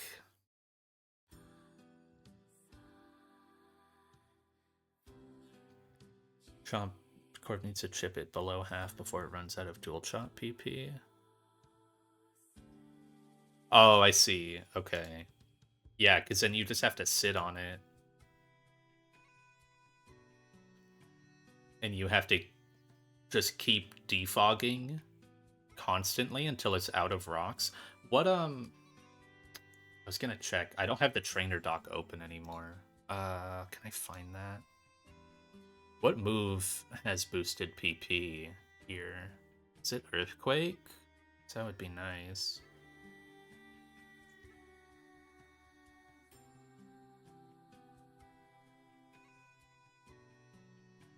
Uh, bu- bu- bu- bu.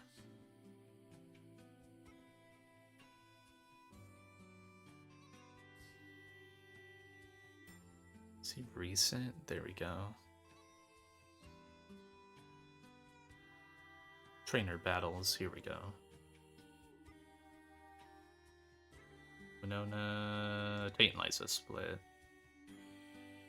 Rival. It is Earthquake boosted. Okay.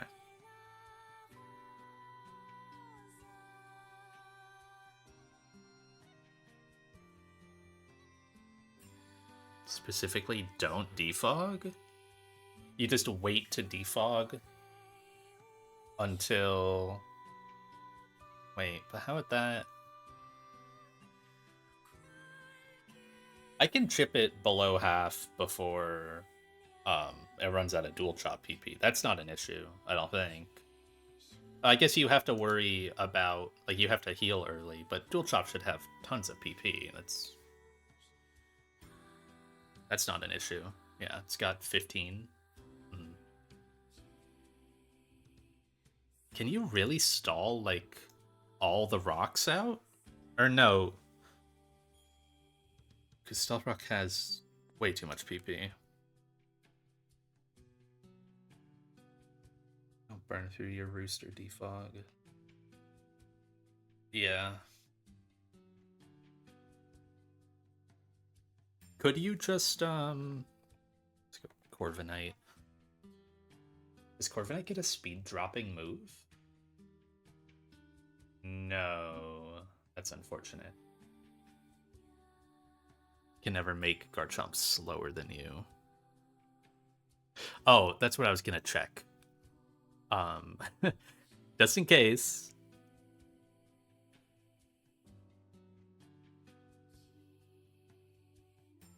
What is my Corviknight's hidden power? It is... I scrolled past it.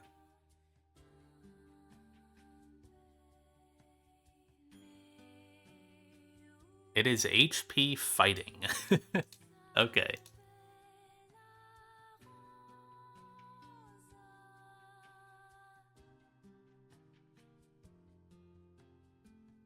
I mean, that's a neutral target, so I don't take Rough Skin, right? That's maybe fine. And I can just... Smart Strike is buyable, right? After this fight.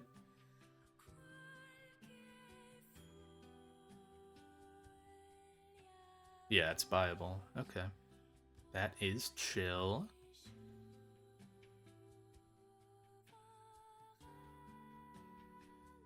Are there any other TMs here that I've used already? I don't think so. I've not used Electro Web.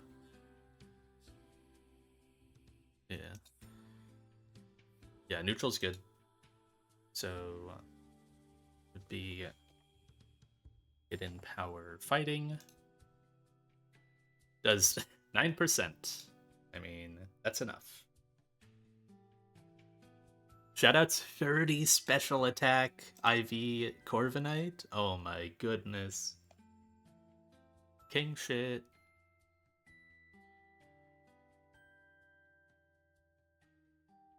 It would be nice if you had some way to speed drop the chomp. So that way you can just like kill quick.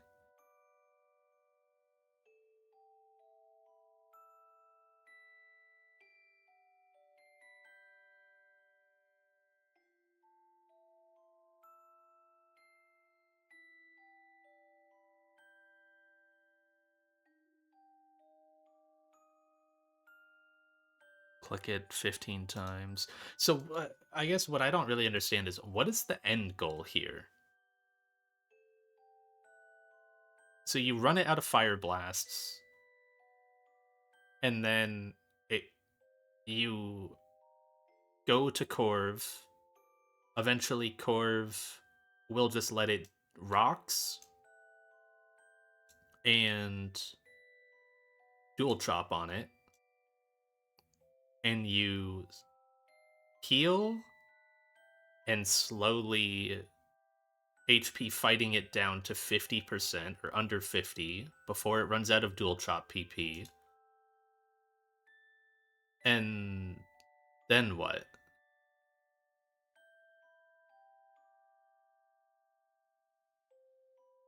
Does Lucha show fast KO to everybody in Tailwind?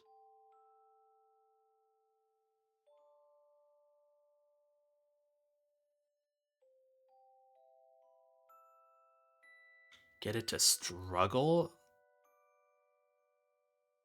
Could Corv really stall that long?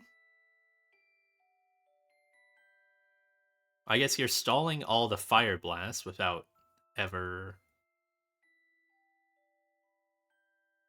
clicking a move. And how much fire blast PP is there? 5. So you're stalling 5 out of something earthquakes? 5 out of 16 earthquakes. So that's 11 earthquakes. How many stealth rocks? Like 20? 31 and dual chop. That's 46 PP to stall.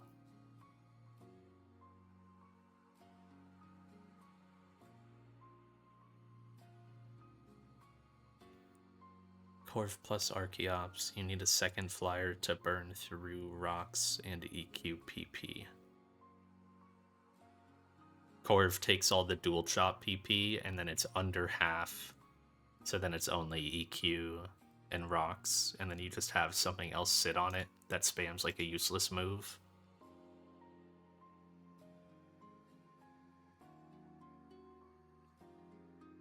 Because yeah, I could.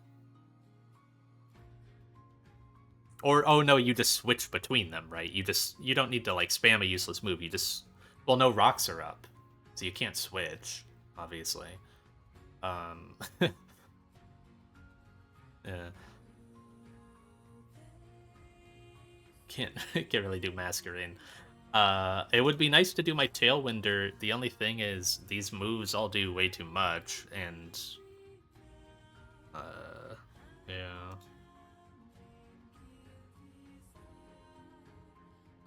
How much PP does Tailwind have? 15. This is just a question of how much PP is Corv able to actually stall.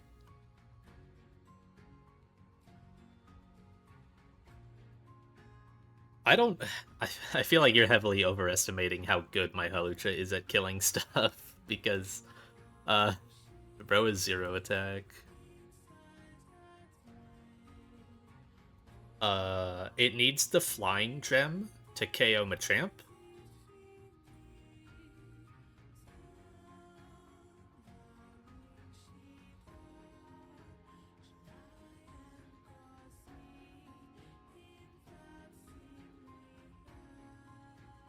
It needs flying gem for Machamp. But wouldn't you just bait Melmetal in? Am I crazy? Like, you're showing fast KO to everything. You would just bait Melmetal.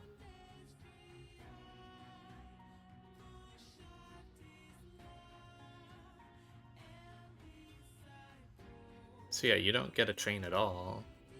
Because otherwise, like, yeah, Halucha, Unburdened Halucha can KO Weavile. With Flying Gem, it can KO Machamp. It cannot KO Articuno. It doesn't come anywhere close. Because I'm not fighting Gyapdos, sadly. watch his fight. Let's see. Let's go small ant. Oh, I saw it pop up. There it is. I checked his I checked what he did. Yeah, on this I checked one thing about the Sylvali that I wasn't sure of.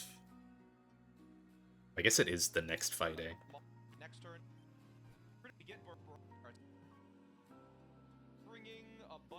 Oh, right, there is this fight.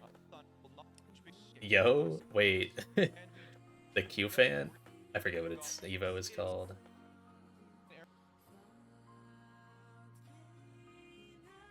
Oh, he's got a PP counter. Okay, that's cute. I like that.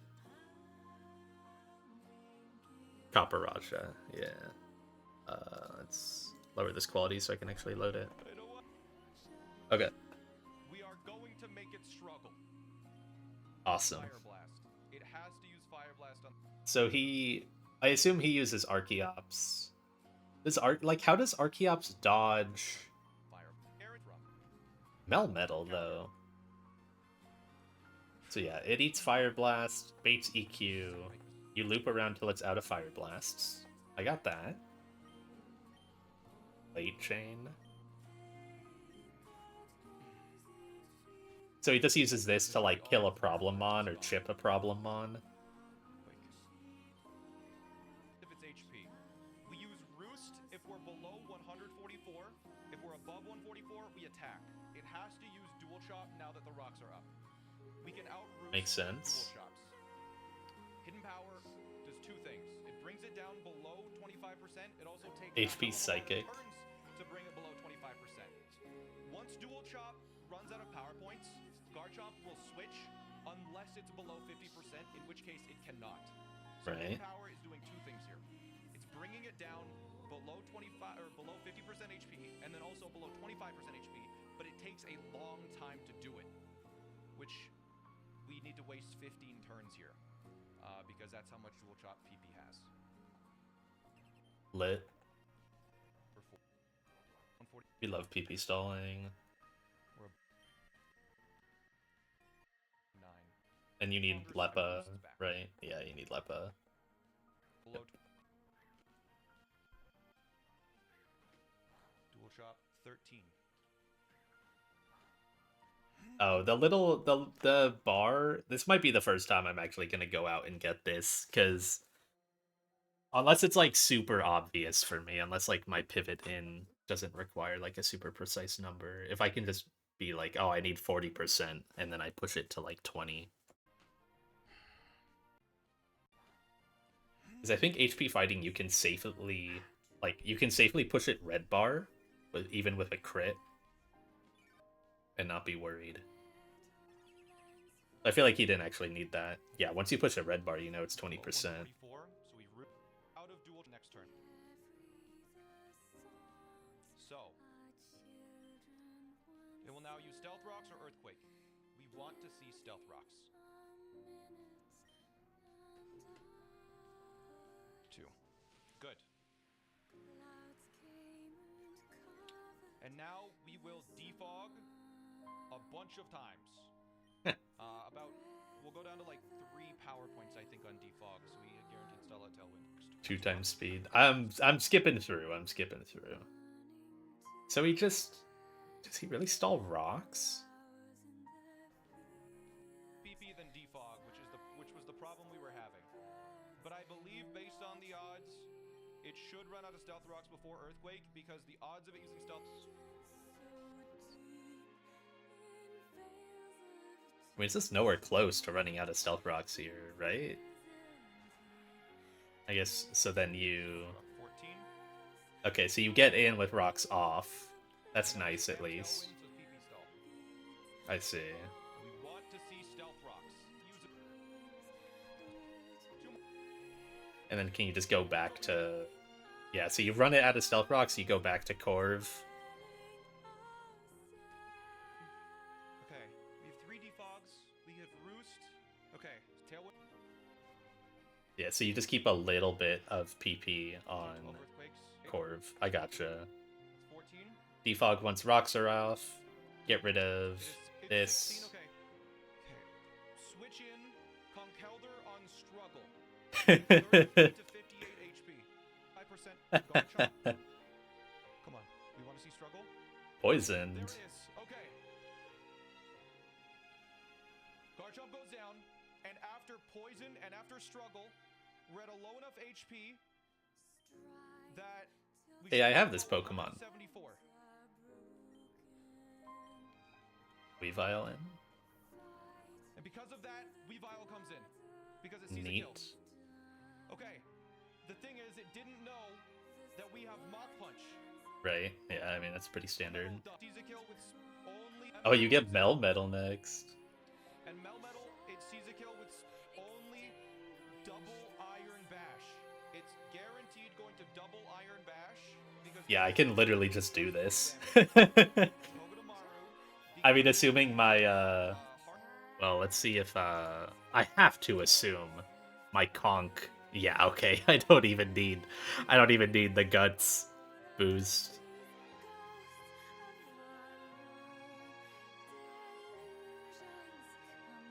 I don't have an Archeops. Hawlucha might do, yeah, but the problem is, like, no, yeah, because Archeops is able to beat the Articuno. That's the big one. Hi, Shredberg.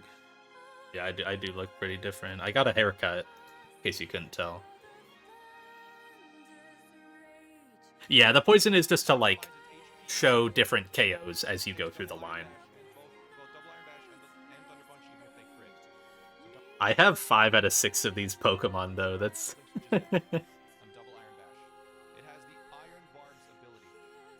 Yeah, big chip, and then you'll fake out, and then you'll spiky shield, so you do, like, nearly 50% to this guy.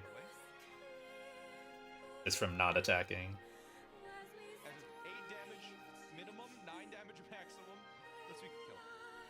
Big fake out chip. It only takes the one hit here. Might just fire a punch. Oh yeah, that too. Oh, interesting, and then you just do it again. That's cool.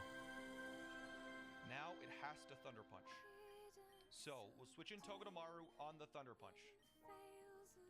Dealing another 1/8 of Melmetal's HP. Youch. There's our Citrus Berry act. And now... Fake out again, spiky shield again. To kill with Conkeldurr. But Conkeldurr cannot take a body press. So, we're going to switch in Golisopod, who has been very precisely pre-damaged. To go under half with body press.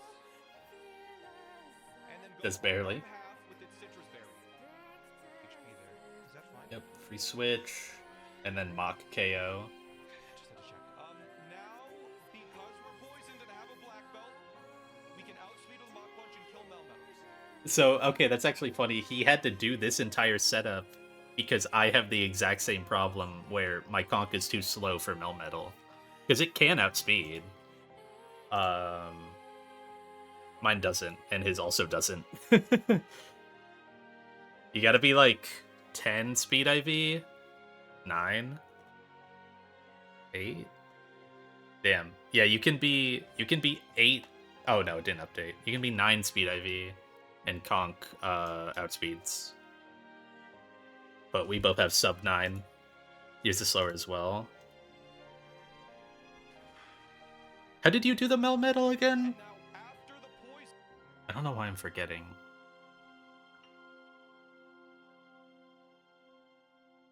Was it? It wasn't just Ape, was it? I didn't think it was. Oh, Senti. Oh, okay. Yeah. We'll go down below 97 HP. The toxic poison. That brings in Machamp, because it outspeeds and kills with Dynamic Punch 100% of the time, meaning it can never substitute. So you go to Golly. A resisted dynamic exit. That's fun. Getting your double Golly. Bro became confused. And with a life orb. With yeah, and now you're just set up for the sweep. Its jolly nature kills Machamp with a dual wing beat, outspeeds and kills with a dual wing beat. So I can softly do this. I can do everything in this, I believe, up until after this kill. Because he probably just chains the last two. Yeah. I'll get Articuno in, and then I won't have a mod to beat the Articuno. Right, because he's already used all 5 mods, I believe. Yeah, he's already used all 5 others. So I don't think I don't think I have a sweeper that beats Machamp. I don't even know what would kill this. Beedrill, no. uh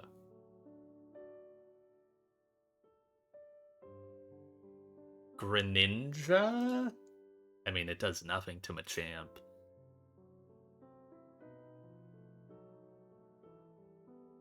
Scuda, obviously no.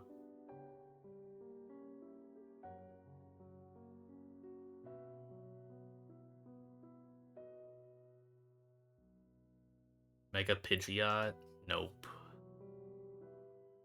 It's actually close. Oh, well, it underspeeds Blaziken. Never mind.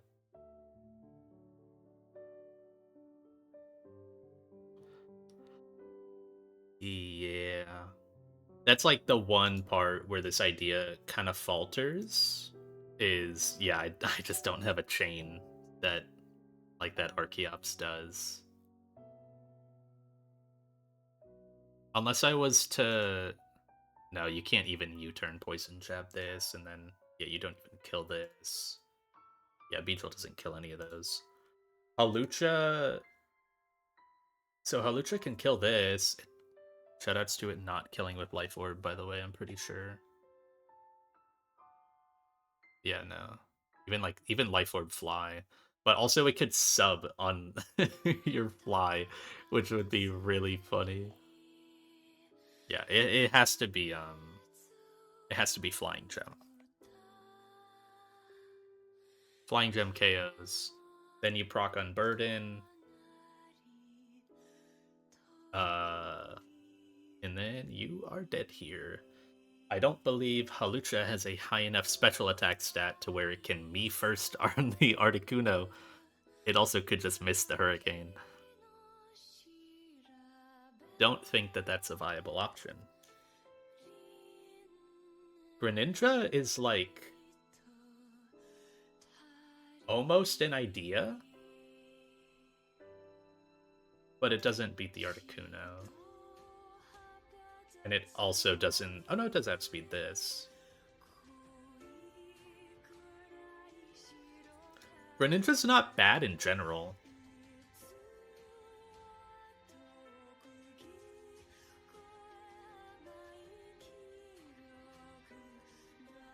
Like, I don't hate... the only problem is it's so many slots, right? I guess technically, like, Togue, like, 1v1s the Melmetal, right? But couldn't wait. Cooking? 11% HP fighting on Melmetal? Thoughts? Rotate it enough times somehow to then fast KO with HP fighting? I don't know. This guy might be cooking. I mean, is there a world where you, like, somehow get Glycopod back? No, it doesn't do anything on Articuno. I thought it would do more. Damn, this mon is, like, so bulky.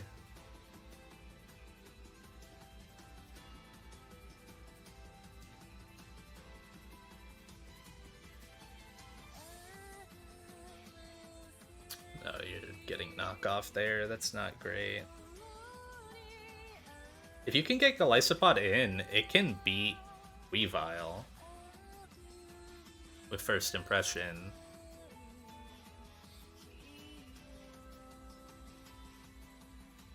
But how do you get it in without... It can always, yeah, it can always just E-exit you out, so that doesn't work.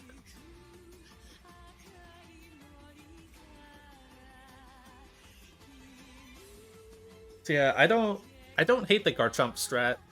I might just need to find a different line through it. So I guess I would still need to get it under 25% for the struggle KO.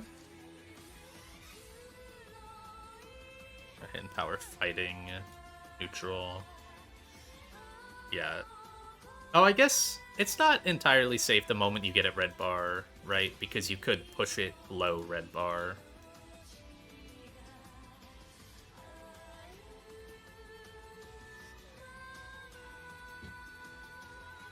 So if I was to do this, it works, right? I guess the problem you run into though is you need a third Mon that's immune to Earthquake, that can PP stall, and also be useful in the rest of the fight. Maybe that's D-Knight?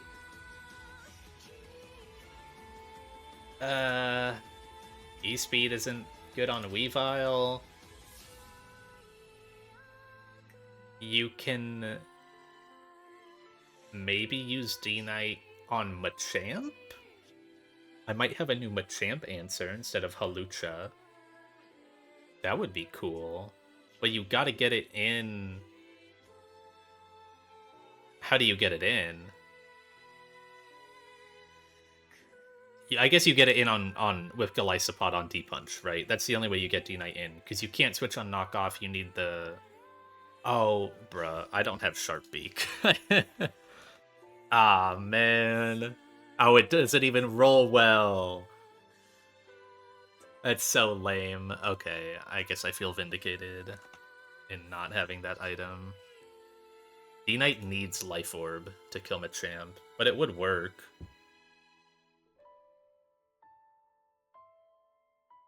And then it probably baits... I mean, it baits Weavile after.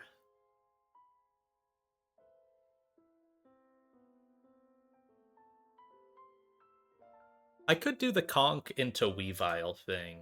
That's not bad. And then Galice. So I guess what I can do is I can use these three to PP stall. Oh wait, no, but this guy doesn't have any attacking stall moves or any status stall moves. It's time to kill Dragon Claw already. There's got to be some. If Dragonite has Natural Gift, but it's not holding a berry, does the move fail? This is something I need to know. Oh, my playlist is done. Sure, let's run this one.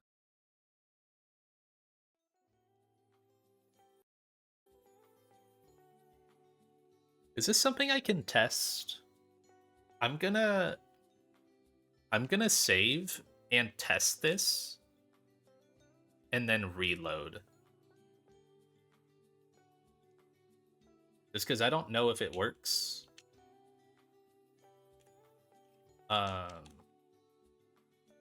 And I don't necessarily want to get rid of Dragon Claw just yet if this doesn't work.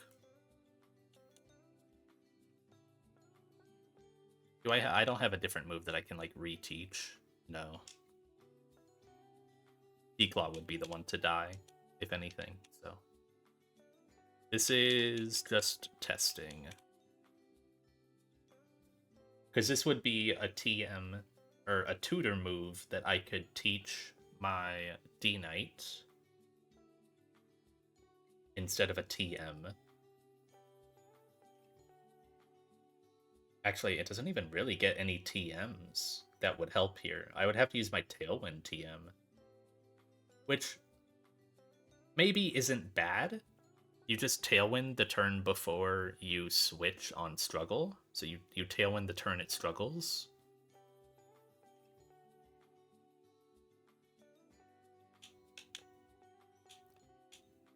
Okay. So yeah, I'm just gonna test this. I could test this on a Nothing Burger Mon, I guess, but I don't feel bad doing this. Just gonna teach this natural gift and then go see if it works on a wild Pokemon.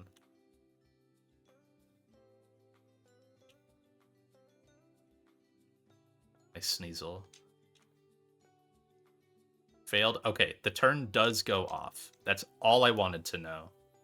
I'm just gonna control R. That is nice. That is a move that I can teach D-Knight that wastes PP and doesn't do an action. And it's got 15 PP. That's good. It does mean no berry, but I'll need Life Orb. And when a move fails, Life Orb shouldn't activate. When an attack fails. Because it would be the same as like clanking into a Detectmon. You don't get Life Orb chip when you clank. Okay. Just a quick little test to see if that works.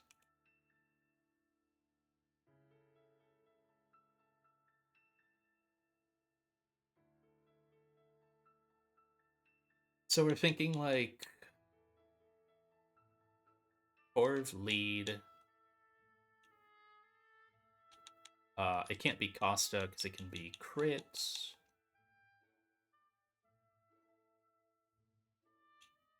It also probably doesn't bait EQ as easily. With Solid Rock. And then D-Knight.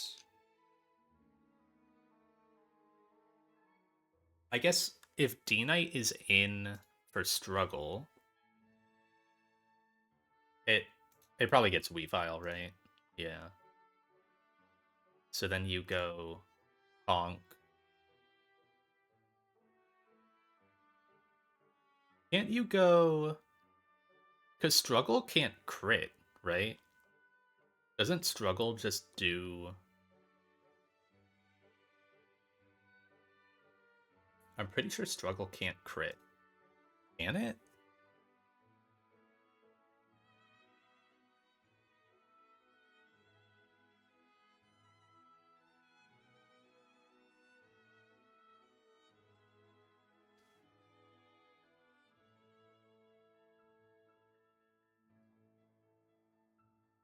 Doesn't say.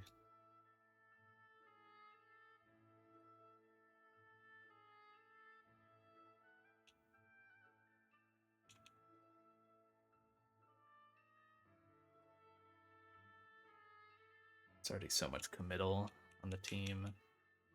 You can go here. You are a Primon to sit in this box.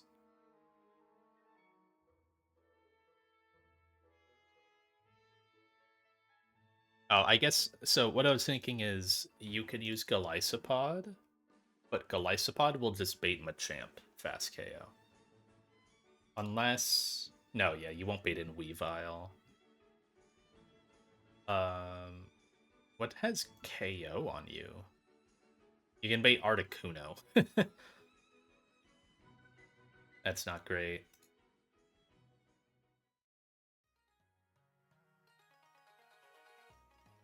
Yeah, you bait Articuno and then what? You just get Hurricaned? You don't KO it with Sucker, so...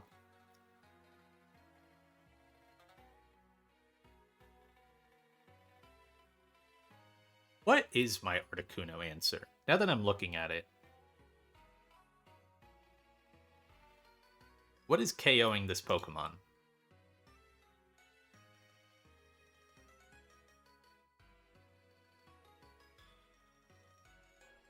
Because again, I only have, what, 5 Pokemon that outspeed it.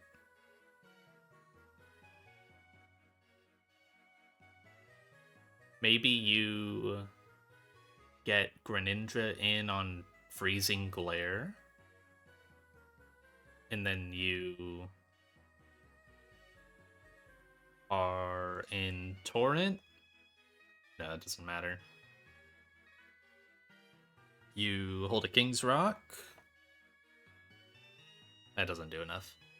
And then you sack Greninja. Like what? Turning on Oko colors. So I'm curious. Magnezone? Yeah, that's not bad. It's a weird one though, but it's not bad. The problem is you need some help.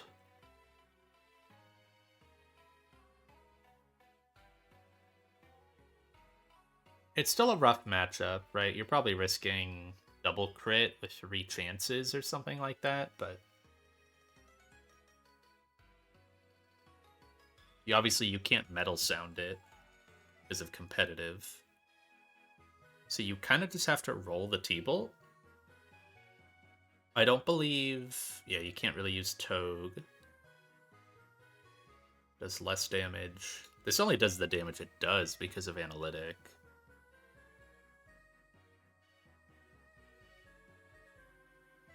About like... No, Galv won't, yeah.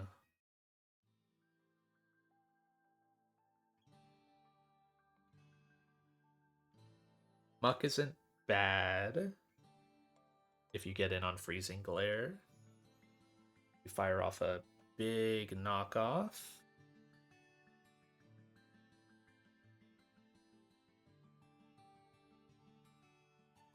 Bascue doesn't really work unless you get it in with Golisopod. And even then, you're dead to crit rolls. And you don't know whether you need to... Well, you need to Confusion block. And you would have to be pre-status for Freezing Glare. Freezing Glare freezes, right? It doesn't... Yeah. I didn't know if it froze or... I thought it was a move that does, like, freeze and para. It's got Glare in the name. They really started to love adding moves that can do multiple statuses around this time.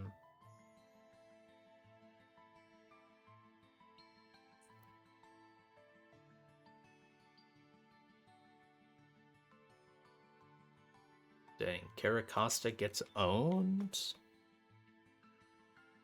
What the heck, man? I thought this would be my win button.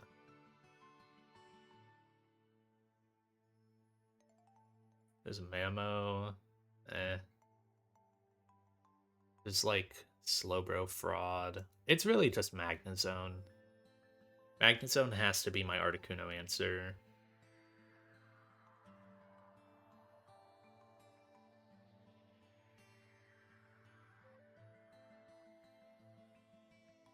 So I guess then, looking at it, can I do a team of... Oh my god, Hawlucha doesn't kill Blaziken. Also, Hawlucha is so frail, it dies to close combat crit.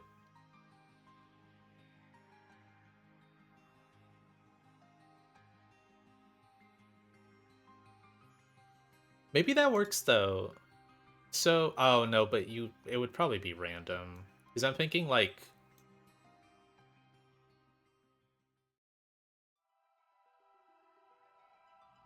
I was thinking, like, oh, you get...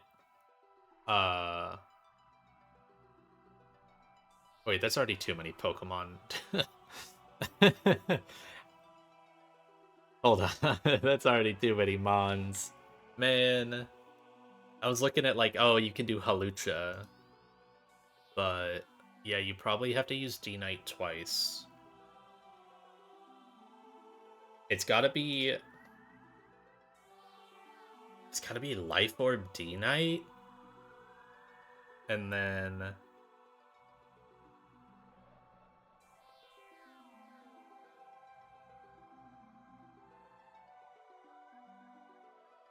Then Life Orb D-Knight...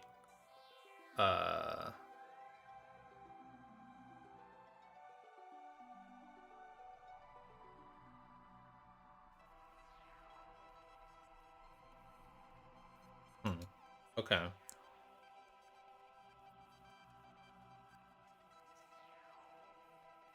What are my other flyers like? So I have Zatu, who doesn't KO Machamp.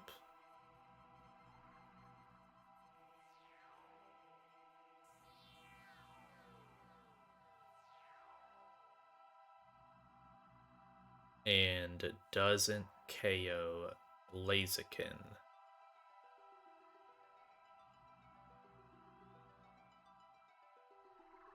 Zatu, though, has Future Sight and Tailwind. What if you...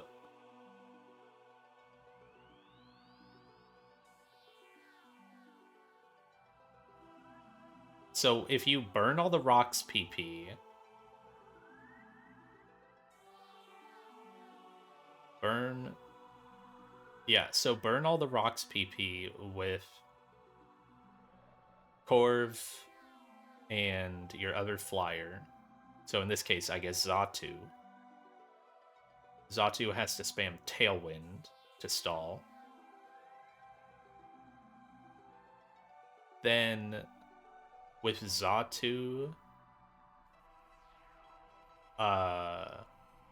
like eventually, I guess maybe like 2 turns before it struggles, you can you really stall all the rocks PP? Wait, how does that work?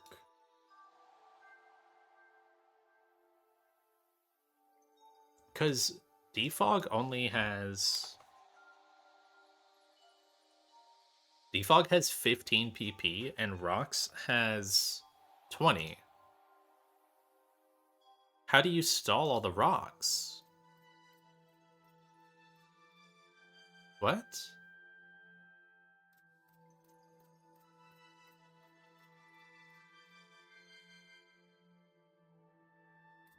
Does it just start doing... I need to kind of look back at what he did in this part. And we will. So when do you start defogging? Okay.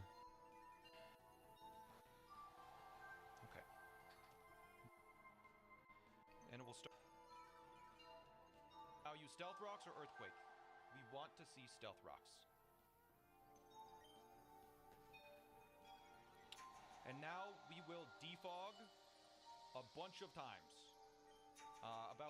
We'll go down to like 3 power points, I think, on defog, so we guaranteed stall at Tailwind. It is now guaranteed to Stealth Rock for the next 12 turns.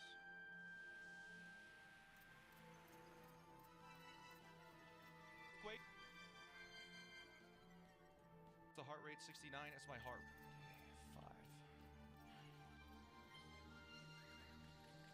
5. Or Stealth Rock's PP than defog, which was the problem we were having. But I believe, based on the odds, it should run out of Stealth Rocks before Earthquake, because the odds of it using Stealth Rock are significantly higher than Earthquake if both scores are added or subtracted plus 20 when they're useless.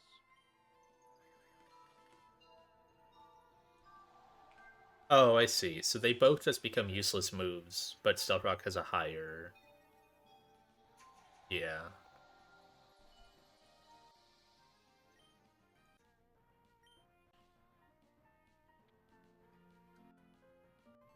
So you just get into a loop for a while. So we can switch in Dino Nugget, all of them. And we want to see Stealth Rocks. It can Earthquake, it can Stealth Rocks. We need 6 Stealth Rocks before it uses 11 Earthquakes. I see. Okay. Okay. So it can Stealth Rock there, is the point. 5 more. Okay. 4 more. Is this not just a coin flip every time? Was Earthquake?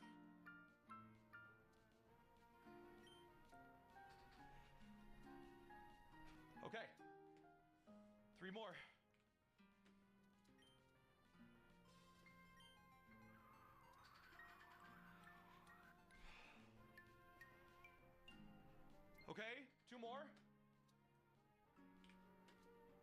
This was the risk. This was the risk. I think it's working as we thought it would. Isn't this not a risk? Is like, if you run out of tailwinds, don't you just like go back to Corv and then use one of your couple defogs you have left, and then you guaranteed bait rocks as you go back to, like, can you just loop that back and forth? Okay, one more. That's it. That's what we needed. We just need to time the struggle now. So now you're just stalling EQs. Yeah. Dogs, we have roost. Okay. So D-Knight Natural Gift, or I guess Xatu Tailwind, can do the same effect. Natural Gift got 15 PP, same as Tailwind. Yeah, same as Tailwind. So then you just go back to Corv. You defog away rocks one final time. And then you just sit there. Or you just pivot back and forth until eventually you get to a point where you pivot in Xatu when it's got 2 PP left.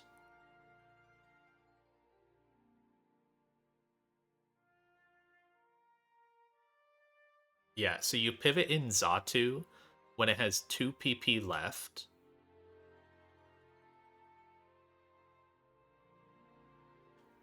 Then you Future Sight. Or no, you needed to have 1 PP left. No, it does need to be 2. It needs to be 2 because then it has to. You want to get the Tailwind off and then you pivot to your other Mon. That's yeah. And it wouldn't be Conk. You want to do someone else because you want to bait Machamp. What does Corv bait? Because you can eventually get Corv back to full.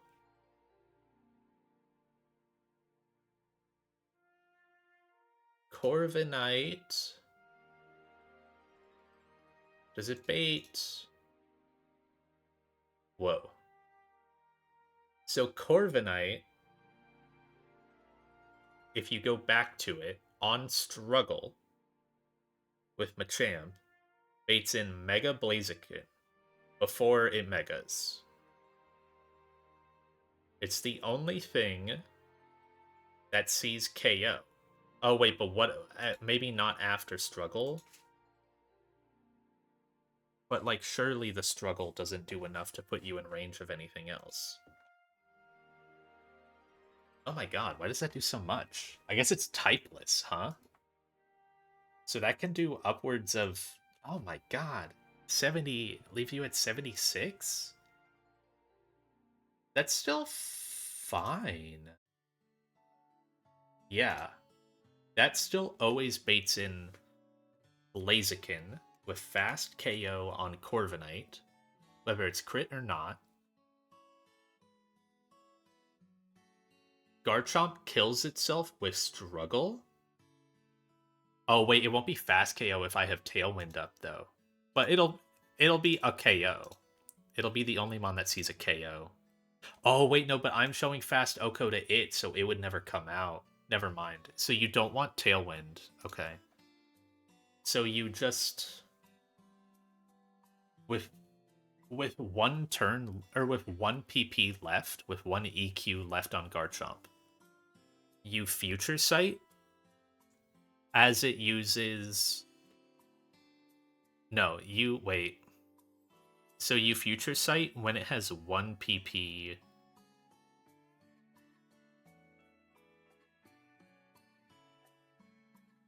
No, you Future Sight when it has 2 PP left.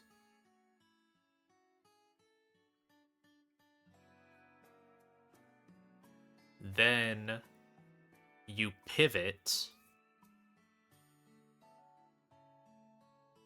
stall one more turn with one more defog or roost.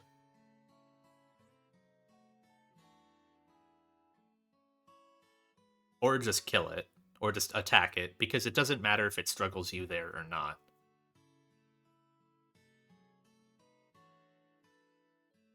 Holy. Okay, wait, we might have something. Drop D Knight for Zatu.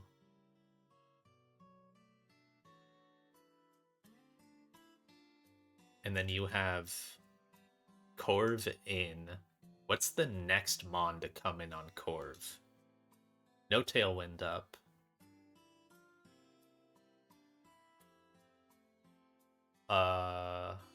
This doesn't see out damage.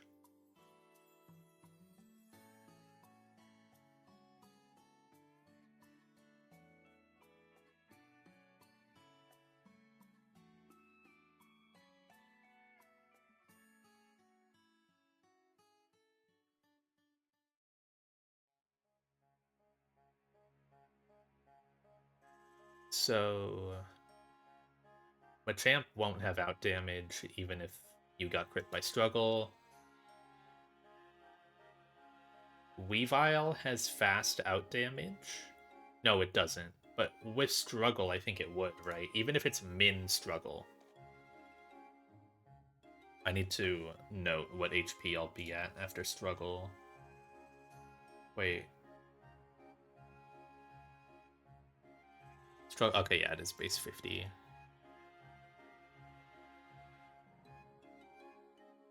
So minimum struggle on Corviknight is 30. That puts me at 198. 87.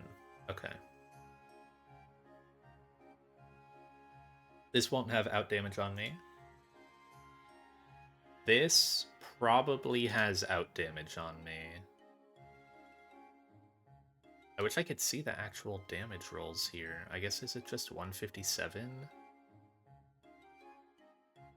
I need my phone calculator. So 157 out of, even if you're min roll, 198 is 79%. So it would out damage. So Weavile has fast out damage on Corviknight. So that's +3 to come in. Melmetal, even if it had out damage, it's slower, so it's only going to be +2. And Articuno would not. So you would get Weavile in next. If you got crit, can you ever get Dynamic Punch Machamp? I believe the answer is no. You'd have, like, how would it do that much? You know? It puts you at 73%, it does 54, so puts you at 174. 106 out of 174. That's not, I have out damage on that, so. So this always gets a Weavile. And then if you're around this HP, it'll always be Triple Axle. So that's 3 Pokemon with Zatu still healthy and Corv still mostly healthy to kill Garchomp and Blaziken, dodge rocks. This always kills base Blaziken, right? Because it's before it gets to Mega. Yeah, it's before it gets to Mega. That is so cool. Okay.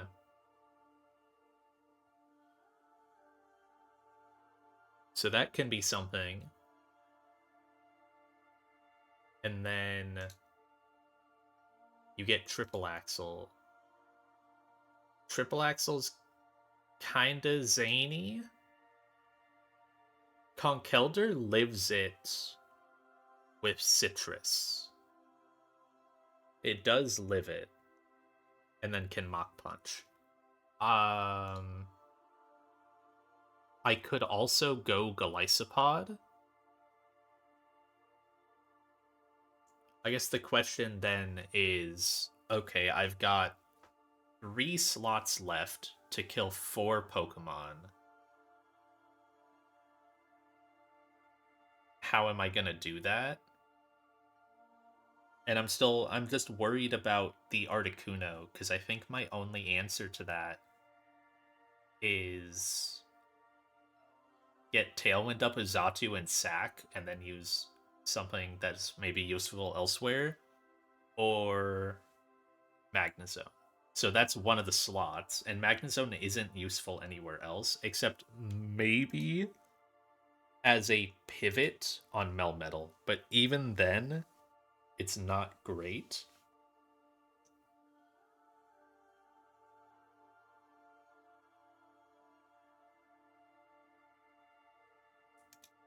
And it's almost, I probably need Togue. So it's like, okay, I need see, like, I don't know that I can have Golisopod. Because I think I need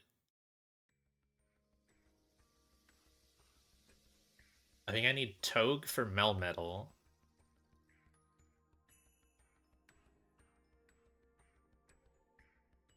And then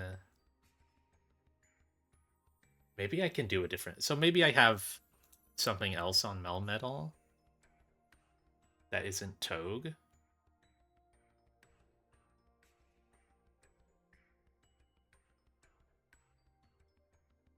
So then, follow-up question is, what the hell is killing Machamp?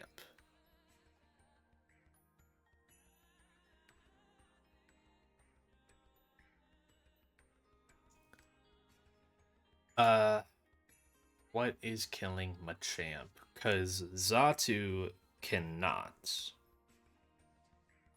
It can come in on D-Punch and hold a... What is it, a Persim? And that's kind of it. It can Psychic and then Sack.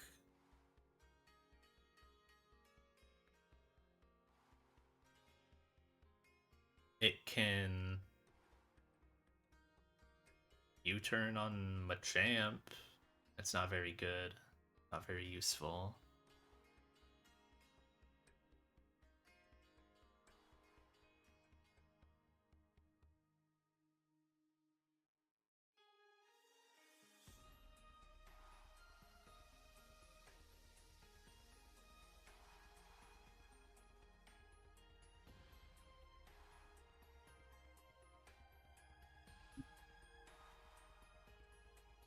Do something.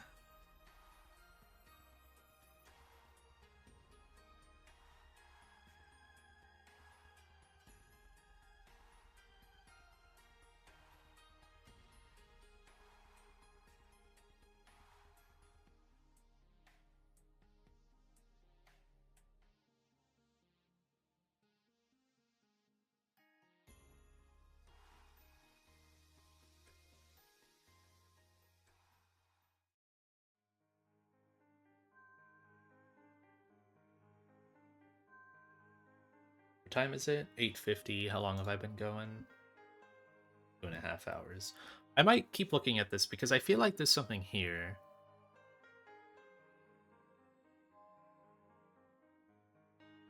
It's just, how do I beat Articuno?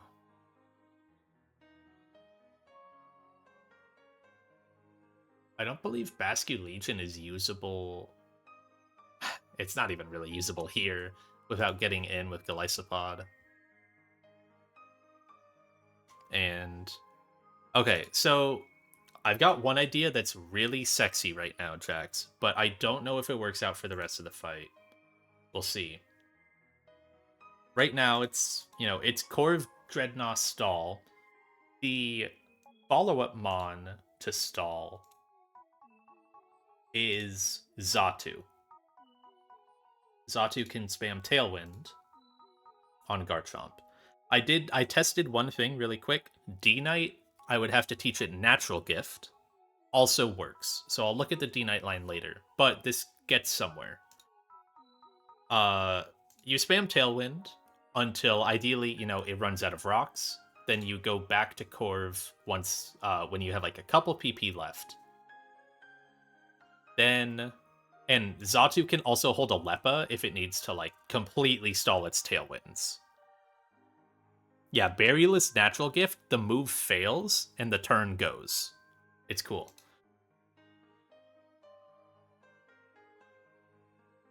I tested that on a Wildmon real quick and then just reset, so I still have Declaw in case I don't want to do it. I don't feel bad doing that. Because I know if I asked the question in like Deckcord, no one would actually answer it.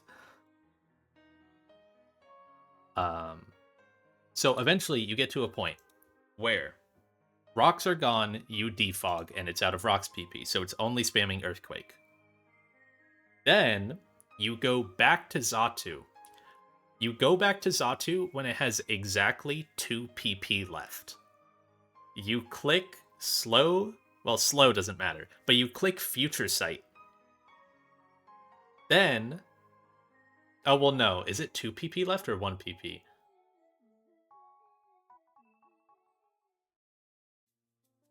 No, yeah, it's 2. So you click Future Sight, then you pivot to Corviknight, and then you do one more Roost or Defog or whatever. That's the second turn. It will kill itself with Struggle. Corviknight takes like 15% because it's typeless and it's stupid, so it doesn't actually resist it.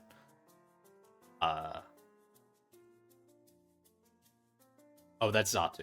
Yeah, it takes like 15%, even if Struggle can crit, which I don't think it can. I think you see where this is heading. Corviknight, at full HP, or roughly full, 90, 85%, doesn't bait Machamp, doesn't bait Weavile, doesn't bait Melmetal or Articuno. It baits Unmega'd Blaziken.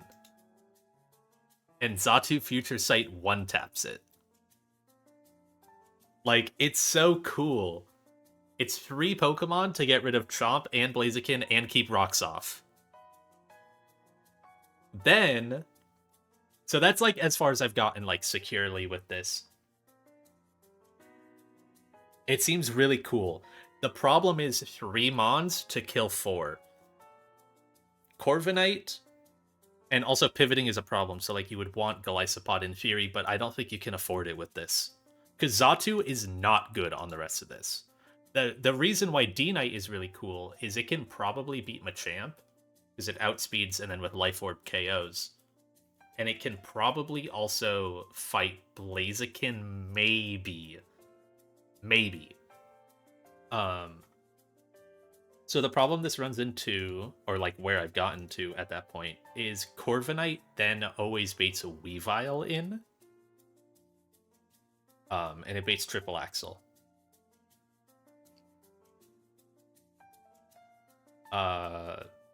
Pivoting is tough. I guess I can go through Dreadnought.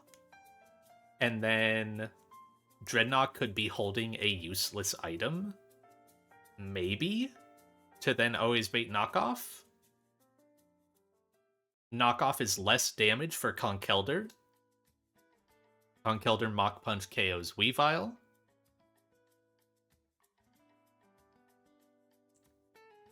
You could also go you could go Halucha on Knockoff, lose a useless item, or switch in pre-frozen Aspir, so you don't even take the boosted damage. But Halucha really needs Flying Gem for the Machamp if you're going to be doing that. But yeah, pre-frozen Aspir would be better. You take less damage from the thing, and then you fast CC. But it'll Ice Shard you. That's the problem with Halucha, is you're faster then, so it'll Ice Shard, and it slams. So, doesn't really work. Also, it would just kill. It would just straight up see a KO, because Halucha is that frail. So Halucha doesn't work. So you go Conk, I guess itemless, on Knockoff. And then you Mach Punch KO. You haven't taken much damage on Conk, which is really nice, and you don't need to be pre-statused. Then Uh, you're only taking 20%, at worst 30%. If you get crit, you... No, you... Oh, yeah, if you get crit, you get Melmetal. Hmm.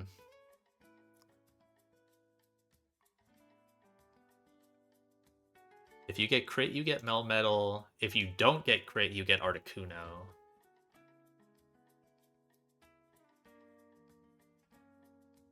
That's not great. Right now, my only Articuno answer that I am possibly seeing in this box is Magnezone. Basculegion can do it if Tailwind is up somehow. I don't know that that one's going to happen.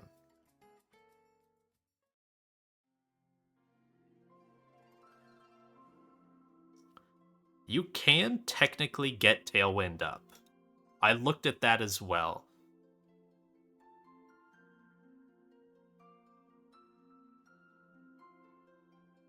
Boom.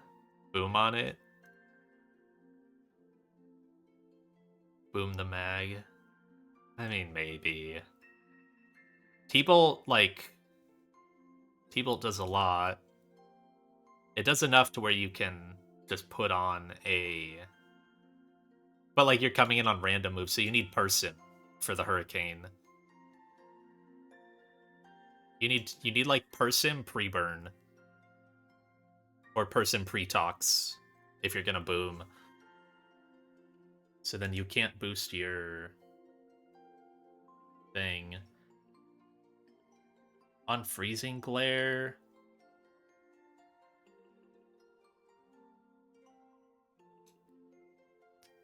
Could he go Xatu? No. Xatu under speeds. All these guys under speed.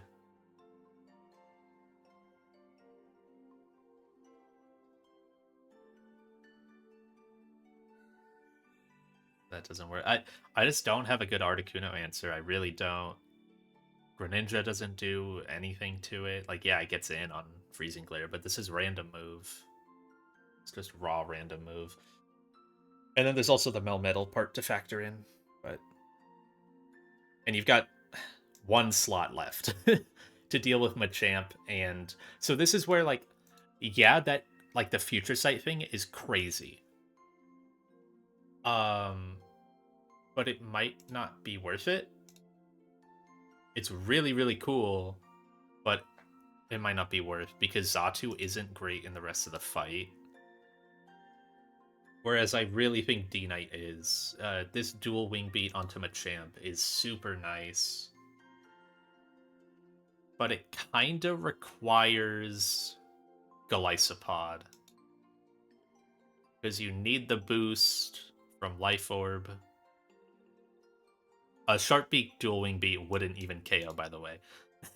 There's a weird rounding thing. Yeah, fast rock type. Fast rock flying. Like, it's just literally perfect for this fight. I mean, his entire plan was get rid of the 3 Pokemon that fuck Archeops, and then just chain kill the Archeops. So, like, I get it. I mean, there's not really a way for me to do that, is there? No, because Halucha always just dies to Weavile anyway, so you can't do that. Halucha always dies to... Or, like, you're always just risking Ice Shard crit the moment that this comes in.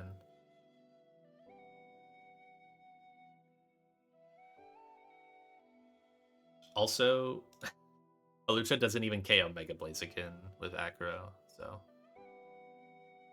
That also doesn't work. Halucha literally can only beat Machamp. That's it.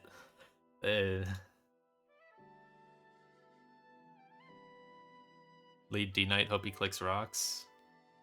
It might be one of those fights. I'm not gonna lie. It really might. I actually I wouldn't be averse to that.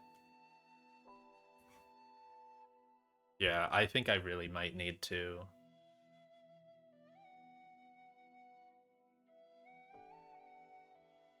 Draco doesn't even kill, but I guess I'm already committing theoretical life orb for Machamp. Problem is, if I have rocks, then like, how do I use Golisopod ever? You can never get rid of them.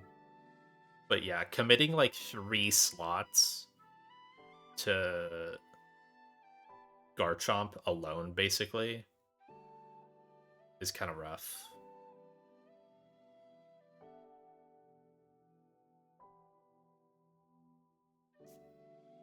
Finish with E-Speed. And get Rough Skin. D-Knight can't just finish this with E-Speed, you just get slammed by a Stone Edge. And you need Golisopod to get D-Knight in. So, you already, like, this Mon, if I'm using it, it's my Machamp answer. Unless I also decide to then use Hawlucha with Flying Gem.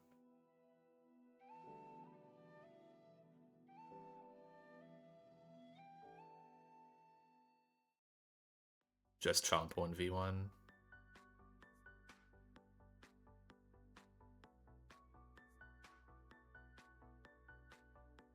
Yeah, I guess. First hit crit. How much does one hit do? 90, 134. Yeah. Yeah, you can minimize like a little tiny bit.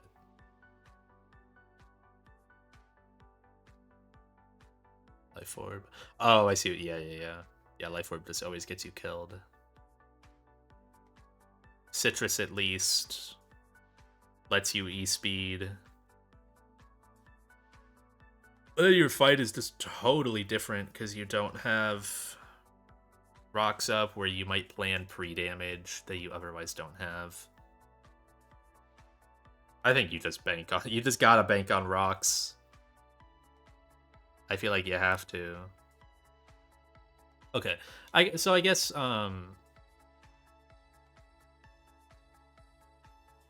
another idea that exists is Xatu holds 1 Tailwind PP. It clicks Future Sight, clicks Tailwind, pivots on the turn that Garchomp Struggle KOs itself, and it could pivot to something else. So, like, obviously, Machamp pivot doesn't really work, because as we saw in the Smollett video, you kind of just get this. Or if you're higher HP, you get this, and Future Sight isn't doing much to that. The only mons that Future Sight is useful against are obviously Machamp, which is a range to kill, which is not great. That is bad. So this is really the only mon that you can use Future Sight on. Yeah, I literally just... I've even looked at, like, Natural Gift stuff. I don't have anything that one-taps Chomp, that fast one-taps it. Unless I used my Custap, and you can't use your Custap here. There's just no way.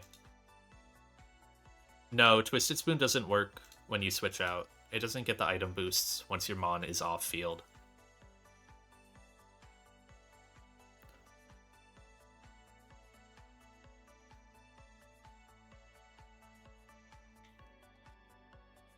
It also ignores abilities boosting if you have them. I don't know if any Future Sighters have, like, boosting abilities, though.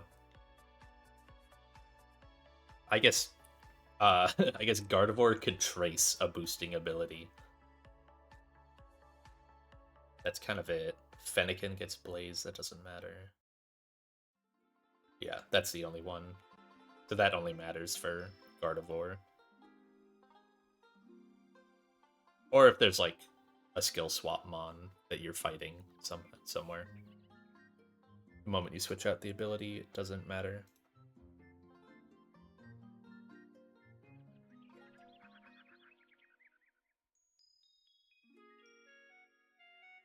So, yeah, pivoting to Machamp doesn't really work.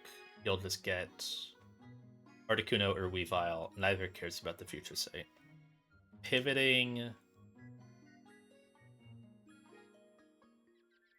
Dreadnought. Dreadnought gets Machamp, right? Yeah, that speaks me. Corv gets Blaziken. And there's no way to, like, manip Corv's HP lower. It's either gonna be at, like, it's always gonna be at full, basically. Solar Power Future Sight. Whoa.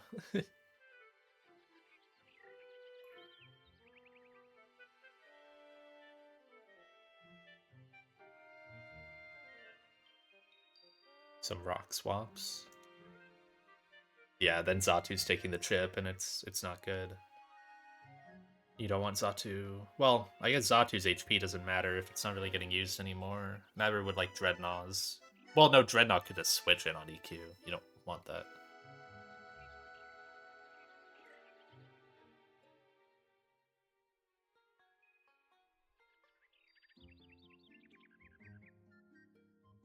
No, Zatu literally can never come back in.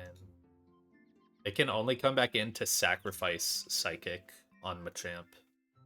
And even then, it's more just being used as a pivot than, like, it's being used as an emergency exit.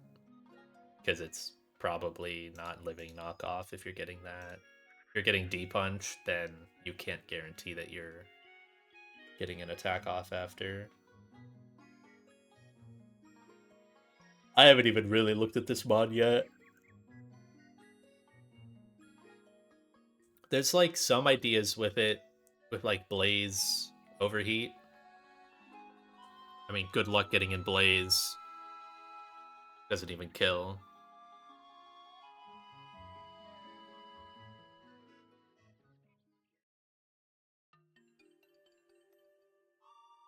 Like, this only works if you're using Golisopod. And then you could have a boosting item. And then you're getting random move Articuno again. Or you're getting trapped by Weavile.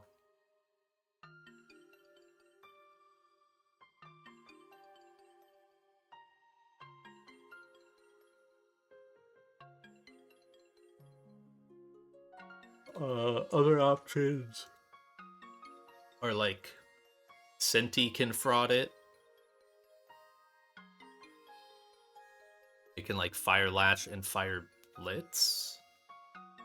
I don't hate this compared to Togue, because the Togue requires so much pivoting and then needs something else to finish anyways. I don't hate a Centiskorch 1v1. It's not bad.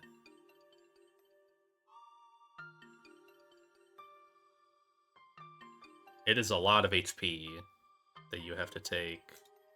It's like 98, and then it goes -1. Fire Lash, like 2 Fire Lashes doesn't KO, so you gotta Fire Lash into Blitz. Sackable at this point? Maybe, yeah. I have been using it less often, especially with B in the party. B is just kind of the better bug type. Centiskorch is only really incredible as a fire type. And yeah, I have Blaziken now.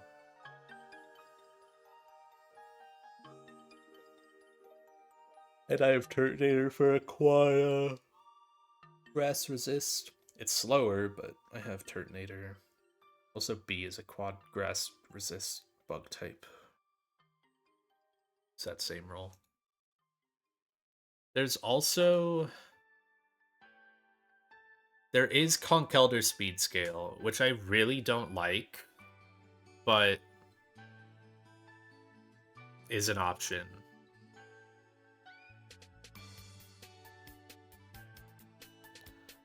Scale speed, get faster, KO with superpower, or even if you're burned, just KO with Hammer Arm, and you don't care about your speed for all the other Pokemon. It's not the worst, but using a scale here would put me down to 2 right before Magma. It's not great.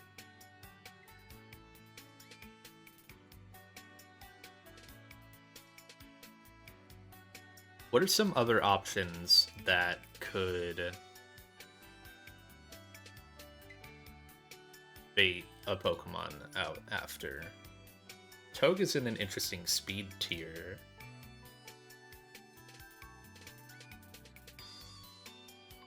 This gets slow KO. Does anything get fast KO on it? It would just be Blaziken again.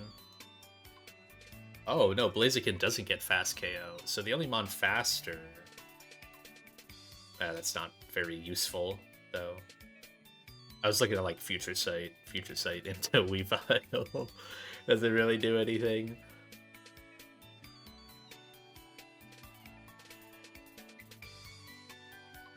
Unless you, like... Well, I don't know how much this struggle does. It might be in a weird range. 33! Oh my goodness. Yeah, that would bait Weavile always. So, not good. Unless you were like Iron Ball, then you get Machamp, and the Future Sight is a range to kill. It's a range to kill, but Fake Out finishes? Question mark? Kinda. Or you just Spiky Shield.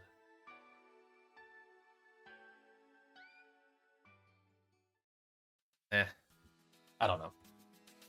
Let's look at D-Knight. The Xatu thing, like, has an interesting start, but if we look at D-Knight with Natural Gift and Life Orb,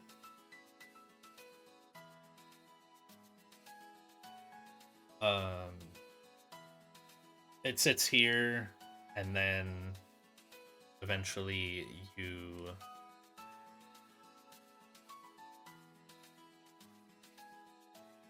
get this. What would D-Knight bait in next? It would be Weavile, right?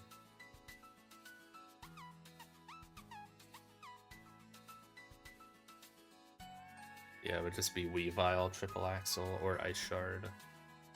Not good moves to bait. But I guess the point is, on the struggle turn, you go to Conk.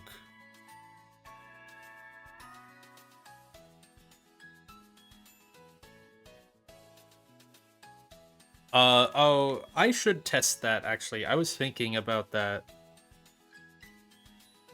If it fails, if it still gets Life Orb.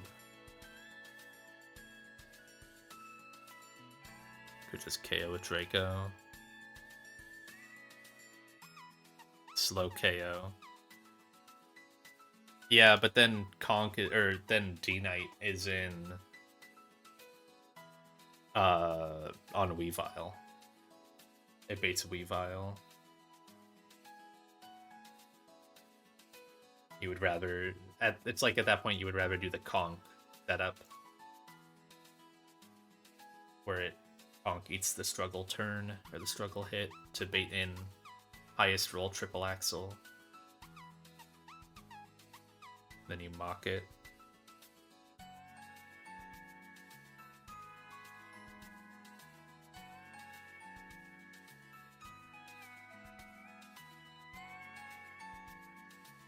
So I guess that's why Swellant he got Melmetal third, right? With the Conk thing. Getting down to... Actually, though, like... With how this shakes out, you just always get Melmetal next.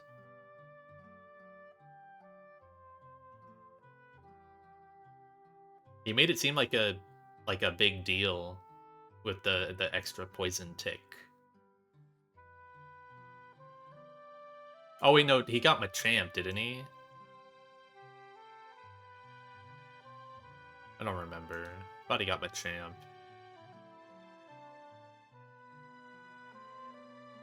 So then you go plus defense, but like Double Iron Bash just naturally rolls higher than Triple Axle. So if you're pre-damaging to bait in Weavile Triple Axle, then you should always naturally get Melmetal next. Oh, the thing got... Oh, I see. Okay, okay. So he got Machamp 4. That's what the Toxic was for. That's why he had to get that low. Okay. Yeah, I wouldn't really need that, I don't think. I mean, maybe there's a world where I go for Melmetal 4th, and then... Senti... What is my Senti speed? 114. It's outsped by Machamp. Just baiting Stone Edge, though. You can go... Corv on... Oh my god, it can sub? Really? It can sub on Corviknight? Wow.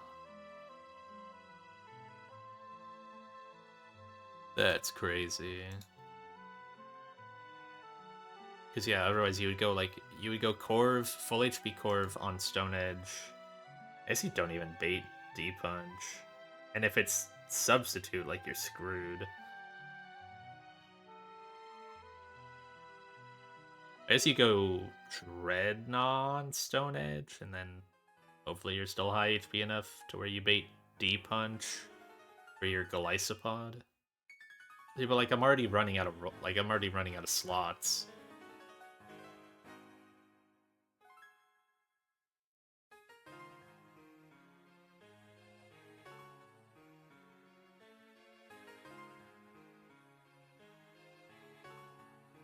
Yeah, straight up the rival fights are like they're so wildly different. I don't want to say I look forward to an Ape run, but man, the rival fights look so much easier on Ape.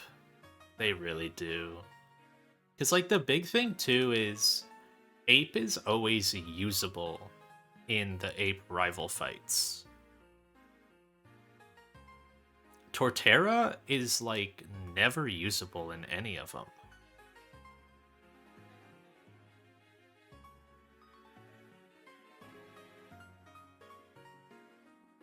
I just don't know that you can use Torterra on any rival fight.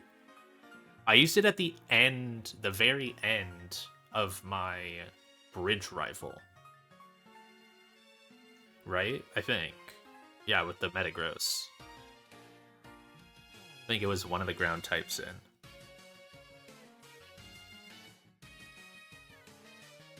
CRR. Maybe I used it there. I don't fully recall. That's possible.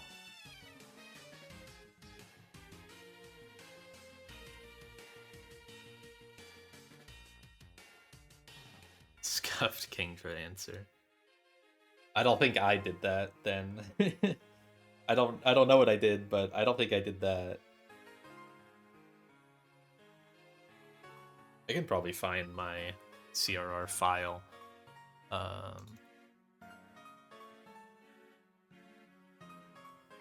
Was that would have been, yeah, Cycling Road. Let's see. Rival. Kingdra, I nuzzled it with Boltund and then used Stoutland. That's sick. That's awesome.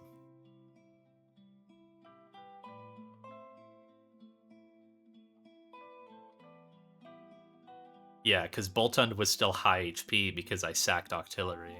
So it got full HP kill on Indeedee and then full HP kill on Blaziken.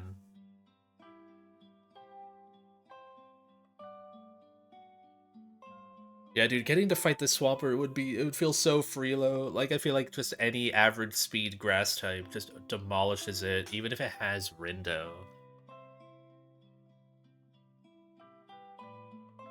Like, what is the actual set?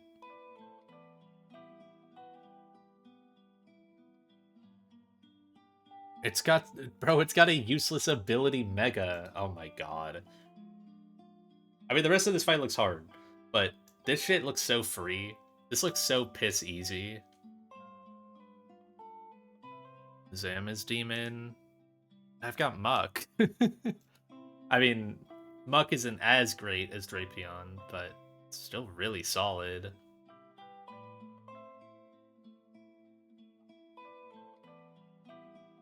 It's still really solid. It just, yeah.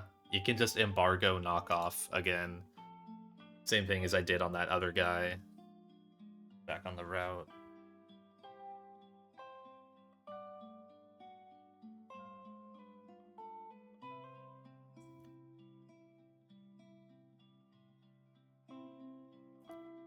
I guess you would just double knockoff instead, right? Because you don't want to...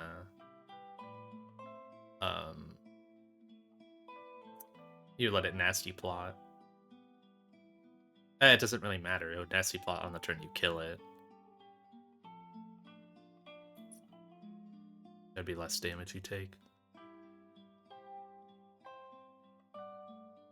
Yeah, like Kecleon probably can't do this, right? Man, it almost can. I don't know. It, like, almost can.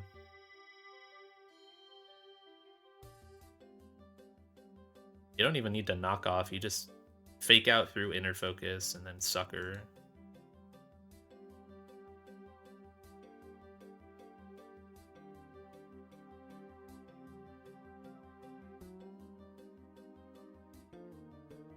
What outspeeds this? B, Halucha. Pivot move on this to guarantee Psychic, and then... Yeah, I don't know. And, like, you still gotta deal with the Weavile. But... This is just a positioning mon. This guy is interesting, at least. But I also feel like this typing is much easier to deal with. Like, obviously that's subjective. With my box right now, this typing is much easier to deal with. But, I don't know, I feel like on a whole that might be just true, because this can really only be hit by dark. Like, one of the big ways to hit it is with dark or ghost types, and those are generally lacking. Whereas flying types or psychic types to hit Galarian Zapdos are a lot more common. I use B to beat Chomp. I take Rough Skin. It also just KOs me. So it's extremely... Oh, well, it would see fast KO on...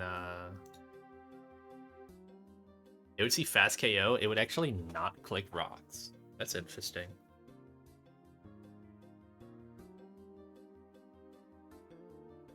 You bait Earthquake Dual Chop?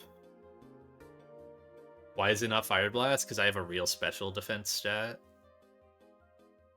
Yeah. No, this mon is like, it's got 40 base defense. It does seem odd, though. Also, Chomp special attack. Not the greatest. Let's put this idea down here. It might be silly, but it could bear fruit.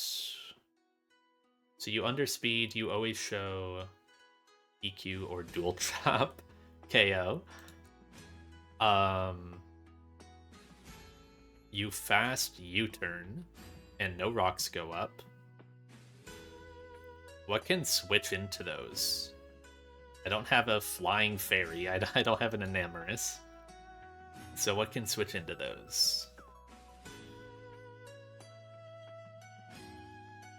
And Beedrill can't really come back in.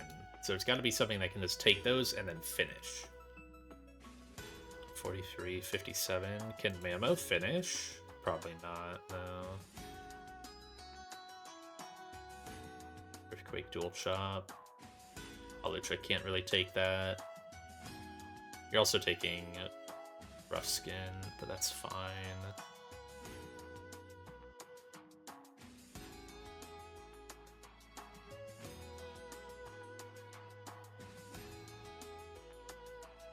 Oh, go Golly to get a free pivot?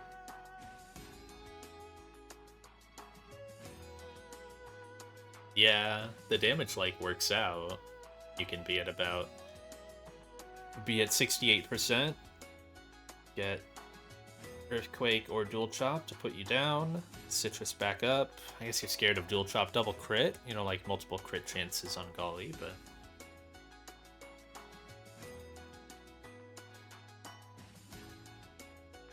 Oh no, yeah, I've encountered weird rounding on Golly already. Or like weird Golly E-exit interactions. I almost got screwed like 2 fights after I got Pidgeot because of it. I had to risk Pidgeot to a crit because I went to exactly half and I didn't E-exit. Yeah, you always want to go below half. Yeah, I just have it as a mental note now to always go 1 HP. 109 doesn't exit? Yeah, no, it's dumb. It's silly. Yeah, I went to... I don't remember what fight it was. It was somewhere back on 121. I got to exactly... I got min-rolled, and it put me at exactly 10... It put me at exactly 105, and I didn't E-exit. And then I was like, oh, you need to go under half. So then I did like a little pivot loop. I went to Torterra, and then I went back to it, and it didn't work again because it just like failed.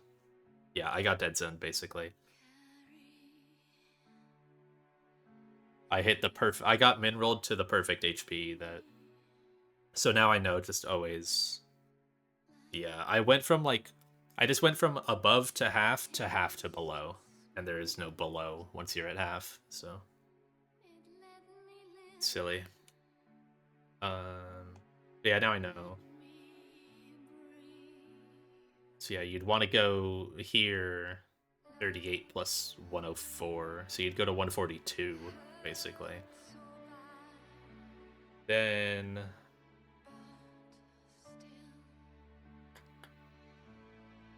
what comes in on Chomp? Like, I don't know... oh, excuse me. I mean, Life Orb... yeah, Life Orb Ice Shard doesn't get it. I've only got 4 other guys that outspeed. It could be Torrent Greninja. Can it be Life Orb Greninja? Nope. Wait, what was the damage? 57. There's no, like, Ice Fang on this guy.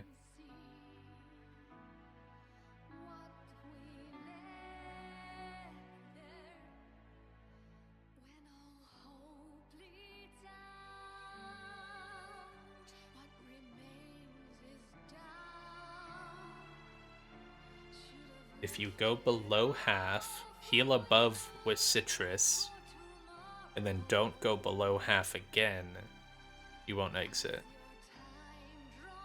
That makes sense. Yeah. Because you don't... oh, I see. I see what you're saying. So for Dual Chop... oh. Yeah.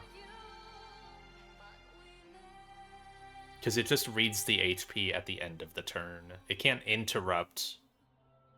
it can't interrupt a multi-hit move. So then it only just reads the HP by the end. Yeah, the final total damage. So I wouldn't even be pre-damaging for EQ. I would be pre-damaging for Dual Chop minus Citrus. So I'd be at like 54% or 55%. Basically. Something like that. Because first Dual Chop hit puts you under, then you Citrus back up, and then you need second Dual Chop hit to put you back under in order for it to flip you.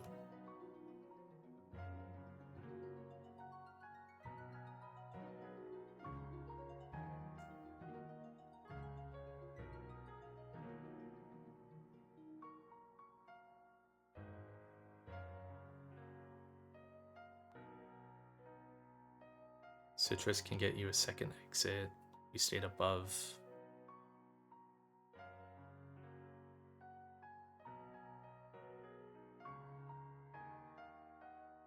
Wait, what? How would Citrus get you a second exit? Wouldn't you just not get the first exit? Oh, no, I see what you mean. Oh, yeah. No, I get that. Yeah, Citrus would. But I can't really do that because the other move I'm baiting here is Earthquake and it's lower damage. You can exit while above half?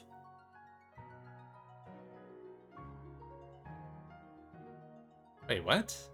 Isn't that contradictory to what you said for the heads up part?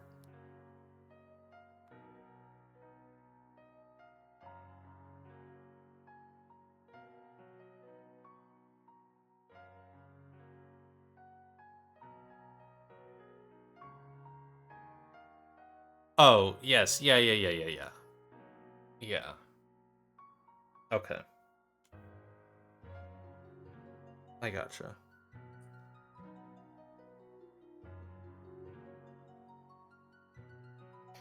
Okay. So, okay. Golisopod pre-damage, ignoring that, I guess, for now, what would I even go to? What would even finish Garchomp?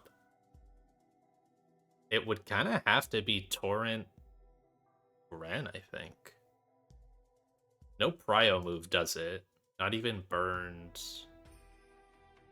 Yeah, Burned Mach Punch won't do it. So you need Torrent and you need a boosting item. But don't you just get trapped by... Oh, should be like 64 HP. Yeah. Don't you just get trapped by Weavile? Can't it Pursuit? Oh, also it's random move here. That's good. Sam before Weavile. Yeah, I don't know that I can do this purely because of that. Because the AI is just like under 40%. It can Pursuit, right? Pursuit won't happen. Oh, okay. But it's still random move. It's still knock off triple axle. But yeah, that like it does work. And it's boost. Oh wait, no, it would be way more likely to knock off because I need a boosting item.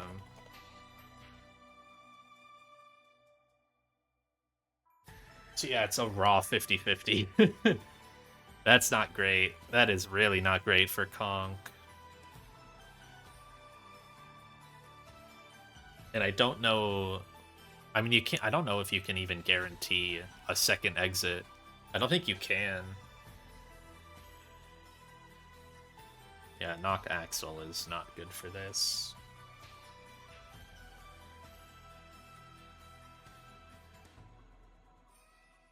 It's not good for the B. B can never get in on Weavile.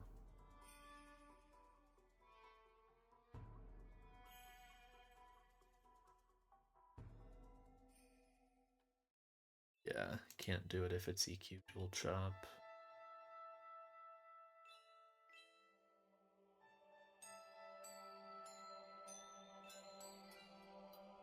Still thinking about Pidgeot. I feel like this mon would be okay. But I don't know how you get it in on Machamp. But it's also not good on Blaziken. D-Knight is like the best flyer I have. If you can Golisopod entry it for Machamp, then you can probably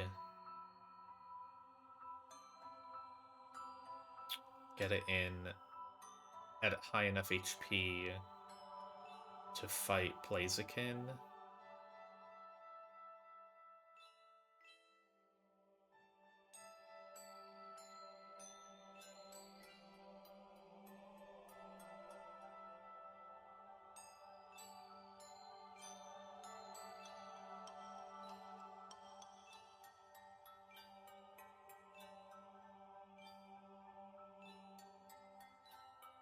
let's go back up to this line with D Knight. Since I'm working with that mon in my head. So it was conk on struggle, get Weavile after the conk, or after the struggle chip for triple axle. You need to be low enough to get triple axle. And then you mock, KO.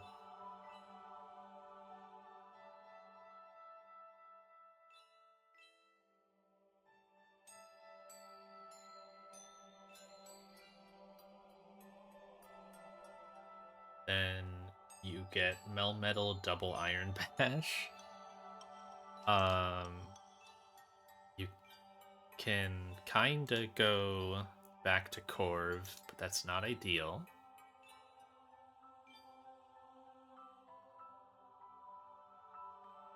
How big is a Torterra EQ here? Oh my goodness.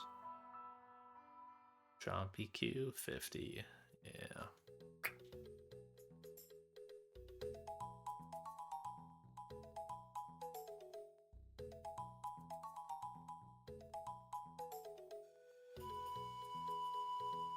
I mean, ideally you go Togue here. Maybe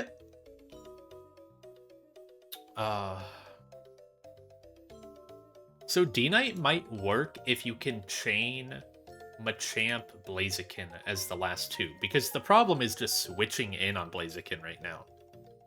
But if you don't need to switch in, then that can work. That might be something, but the problem you run into... it might be Boom Magnezone. Because Magnezone can boom Articuno. Right, because right now I'm thinking, like, okay, Togue, Melmetal, maybe Senti. Maybe it's Senti Sack.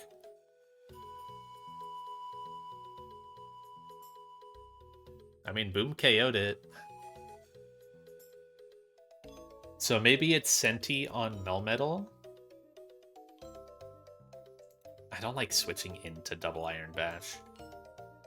But what else are you switching it in on? That's kind of it. T-Punch is barely better and you need to commit your item. I think you just switch on double Iron Bash. And hold a Citrus. That's still not good. But, like... No, D-Knight can't even really finish it. And even then, that's bad. Yeah, Senti Sack is better. I just don't know...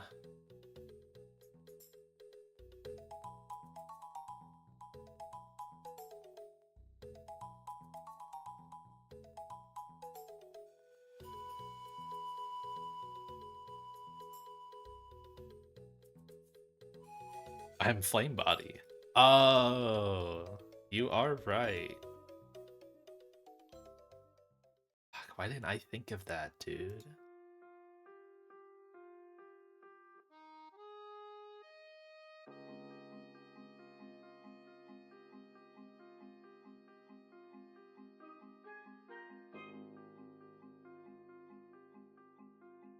So... Conk KO's Weavile, gets Melmetal next. Then... It's double Iron Bash. It would be really nice to do Togue to weaken this. Really does 8 chip. Hey, we got 110 roll, because my guy is naughty. It's awesome.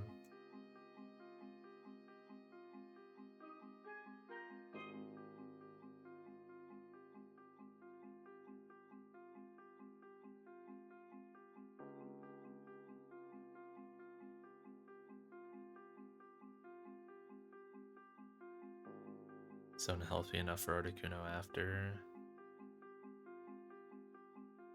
Maybe?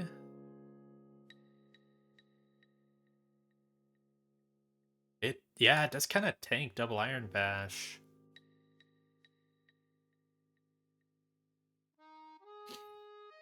Press for Senti.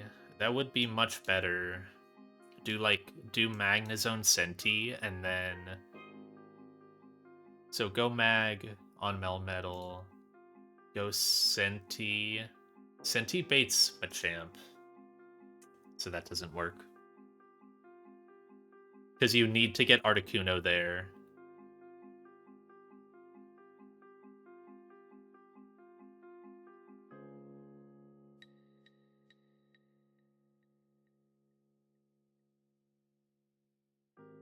Yeah, my Senti is I mean it's fast, but it's slower than Jolly Machamp. That's unfortunate. Otherwise, yeah, this would work if it outsped Machamp, because then Articuno sees KO. You go Magnezone.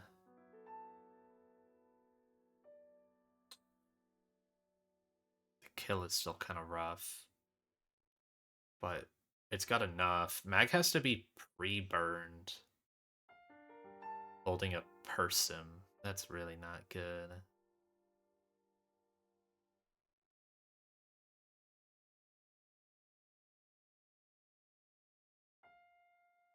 Magnet burn T-Bolt. It can Hurricane. Well, Senti isn't even getting this, so this line doesn't work. But if it did, yeah, I guess that's what you would do. You would do Magnet.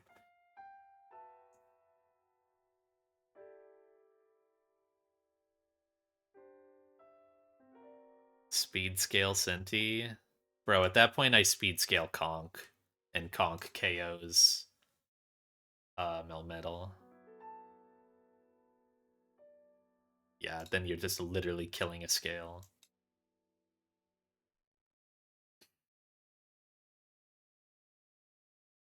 Is this pre-burned?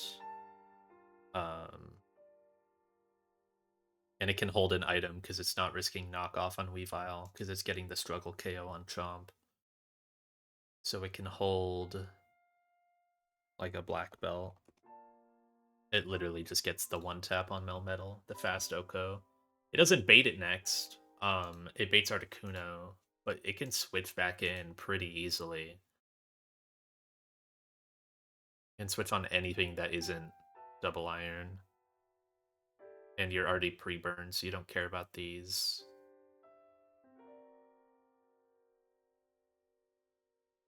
Should I look at speed scale Conk? I really hate that. It would be better than speed scale Senti.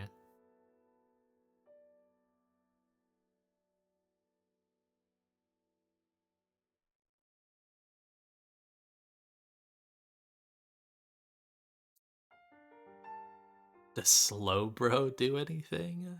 I think the Blaziken's got knockoff, yeah.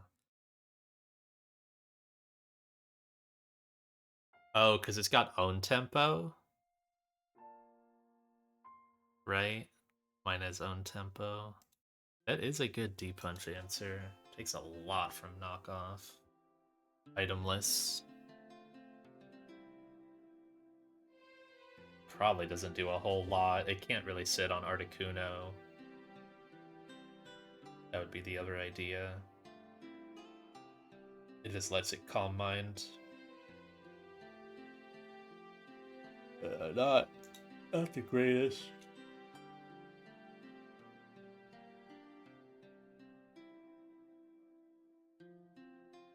I looked at Pidgeot. It doesn't get it done. It also needs a sack to get in, and it's slower than Mega Blaziken. It's 2 speeds slower, even before speed boost. Like, it kills. It would do the chain in the same manner that D-Knight does. But yeah, no, my guy is slow. I mean, that could be a scale, but it doesn't solve the middle of my fight. It's like D-Knight already does that, but then I would just like free up my life orb to be somewhere else, I guess. And make me maybe not require the chain, but probably still want it. because you would have to come in on this, which Pidgeot can't, and you'd have to come in on this, so you kind of need the sack chain.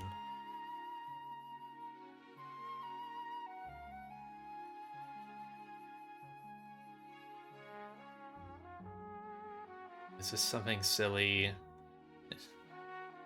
I like those damage calcs. Yeah, this is something silly. Not speeds. I do have Timid 31. Thinking Tailwind Sack with this, but...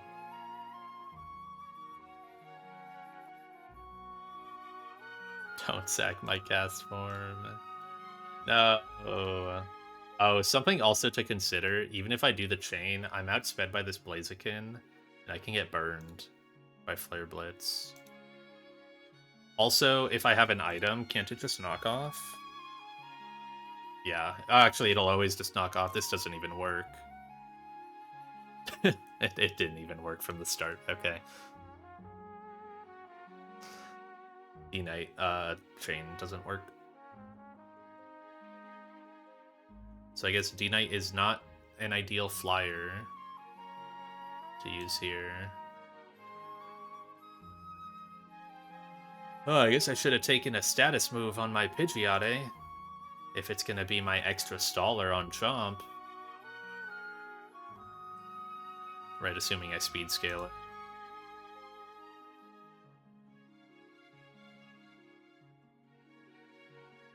Is there a Xatu sack angle? Or do I use Masquerain?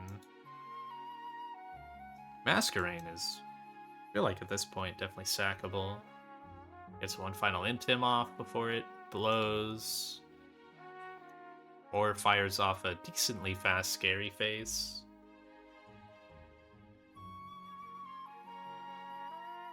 It's not doing wonders, but...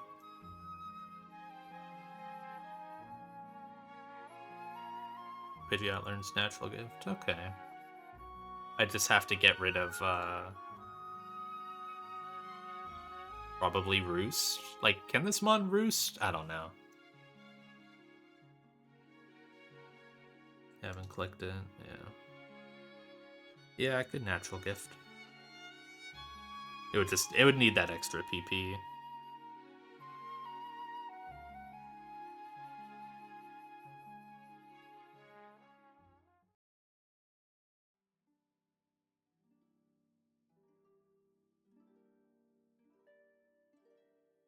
Yeah, I feel like Dual Wing Beat is fine to have for now.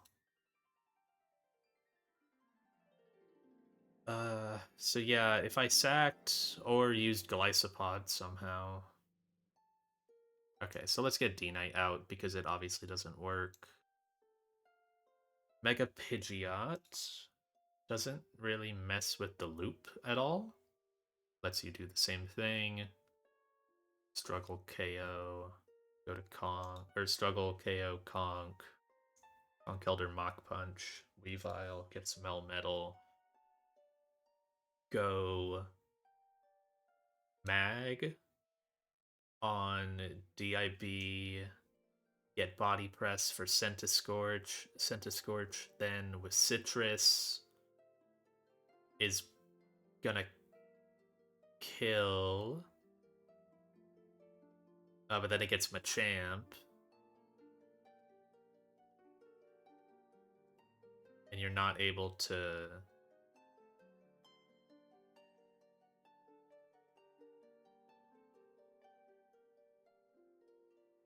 You get Machamp Stone Edge. And then it can sub.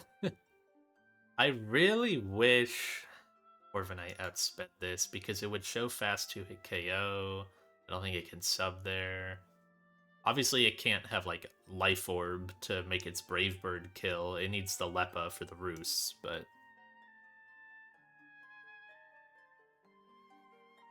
Can sub if you show fast Oko? That's crazy. Conk gets D-Punch or sub. Still.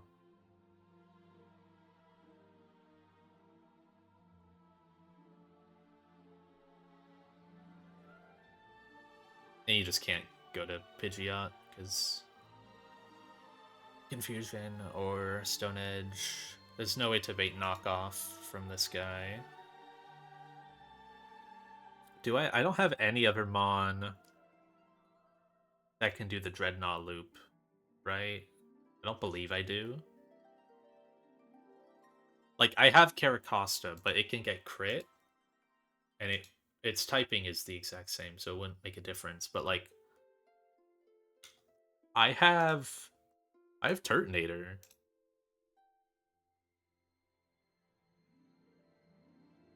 Turtonator. Oh, it gets dual chop. Yeah, no. Dual chop bad.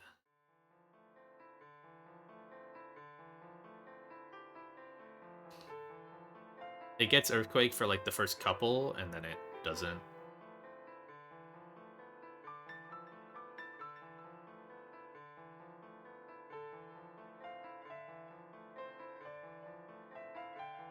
Kingdra, same. Yeah, Kingdra would be worse.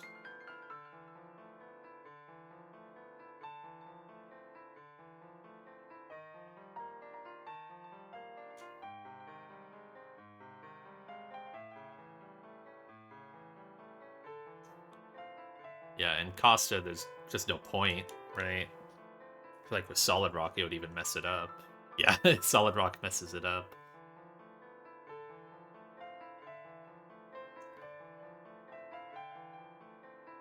You'd have to be pre-damaged way too low to take 8 Fire Blasts, and you can get crit.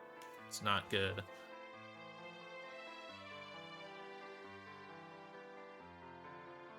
Yeah, I don't really have another Mon that can do the loop.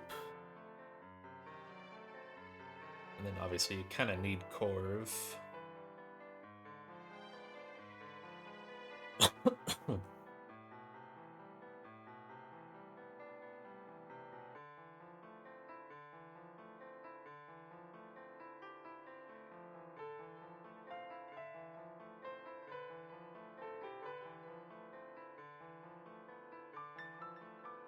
At what point do I give in and go for the 2% risk line, where if I get dual chop and I die to like double crit, then I just wipe?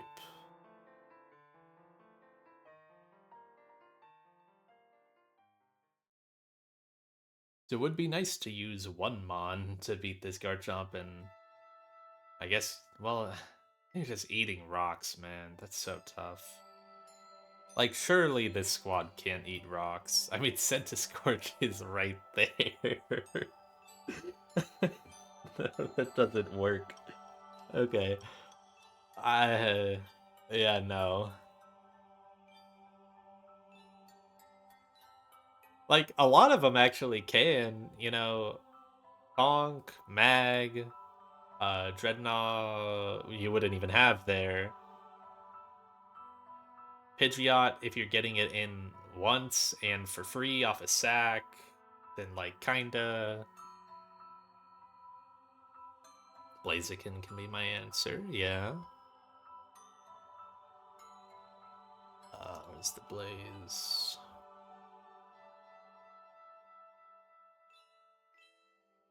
Beachel's LCR. I did not check out his LCR yet. Let's see. Beachel, Daily. Run and Bun. Different stall. Oh my gosh, only 89 people have beaten this game? Bro needs to update his title. We're at triple digits. It's this run. Yeah, it's this run. Box checked by Lilycove rival. He did not cook. Good start. Good start. All right. Welcome to Lilycove.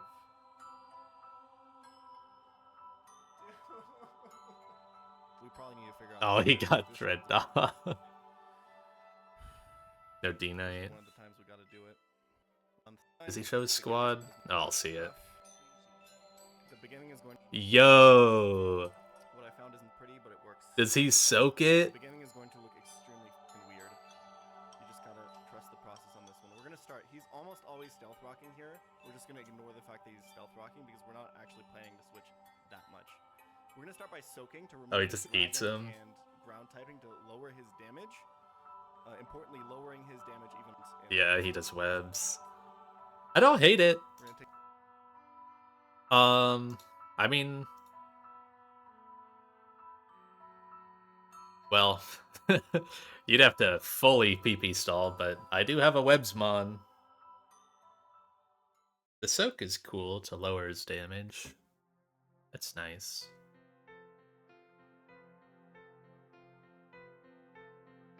But yeah, he just kind of eats rocks and then uses webs. It's not bad. Volt switch KO on a Garchomp. That's sick. Like, who are my websmons? I mean, this is a little silly, but... Oh. That's it. Okay. Masquerain probably doesn't even, yeah. If Masquerain got webs, I feel like this one would be a little more notable. Stalling Surskit to level 49 for webs. Yo. Dude, look at how no moves it gets. It gets nothing. Oh my god, you miss out on Bug Buzz Air Slash, so it would actually be awful. You don't even get Scary Phase. Yeah, stall it past the point at which it's even good. A mon that can notoriously can never get an attack off ever after, like, Roxanne. Give it webs. Yeah. Yeah, I mean, webs are fun. I'd love to use them, but there's just never been a scenario where Galvantula has a free turn. Araquanid has got to be the best webs user. Okay, yeah, like, it's good on Waddy and Norman, but it's never clicking a move. It can't click anything.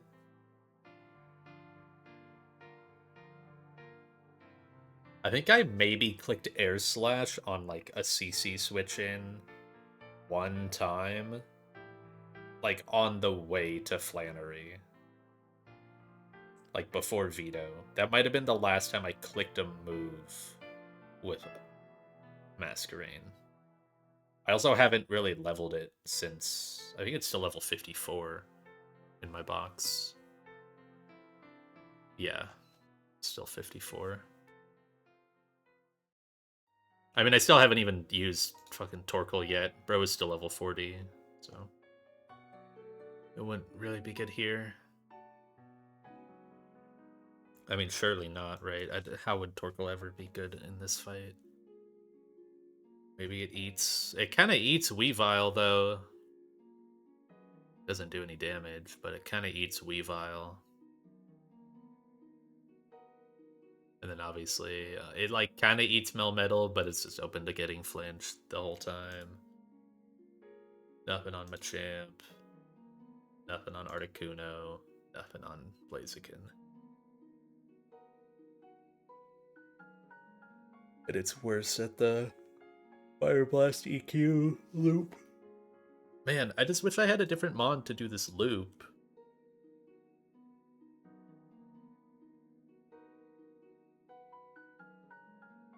Like, Dreadnought is just a dead slot to do this. I swear I would, like, I'd almost want to do Caracosta just because it would be more sackable in my mind.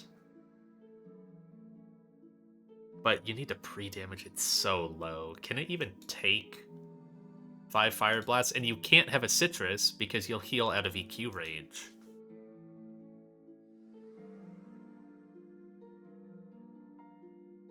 So that doesn't work. It just doesn't work.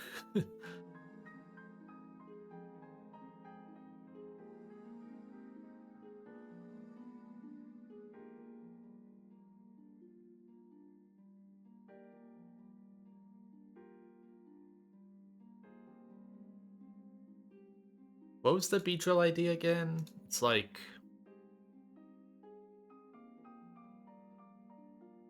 It can't ever rocks turn 1, so it's EQ dual chop.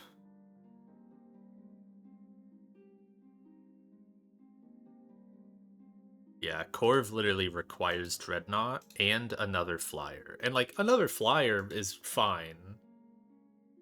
I think.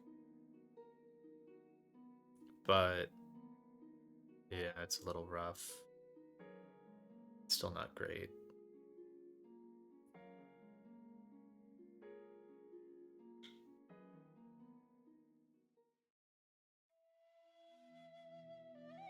Okay.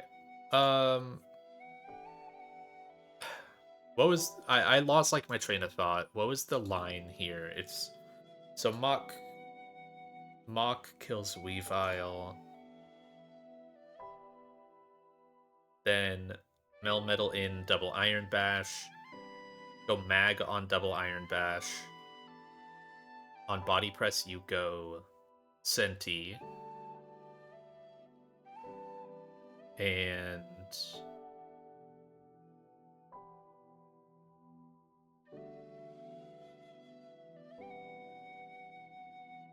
AT Punch. You kind of eat T-Punch. So I'm thinking about Togue instead of Senti to beat Melmetal.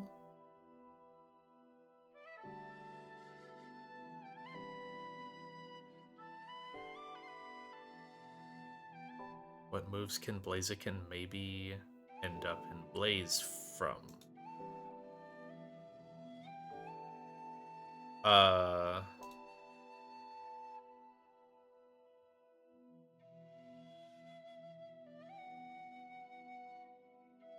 Oh, my Blaziken.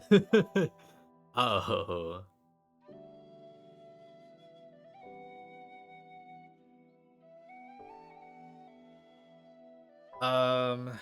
It can do it on Ice Punch. Right? Just Ice Punch, yeah. And it needs a boosting item. So, and Overheat doesn't thaw, right?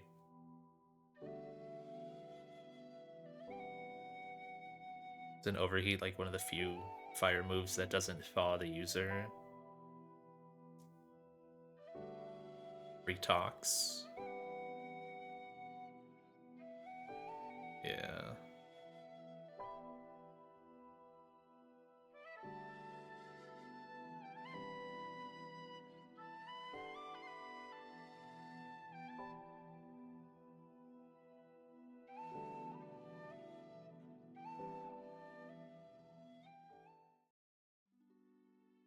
Poison lets you detect.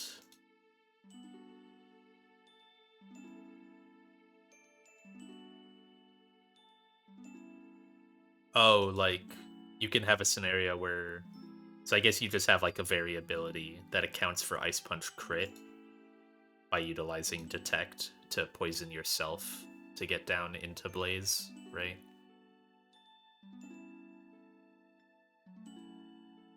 Yeah.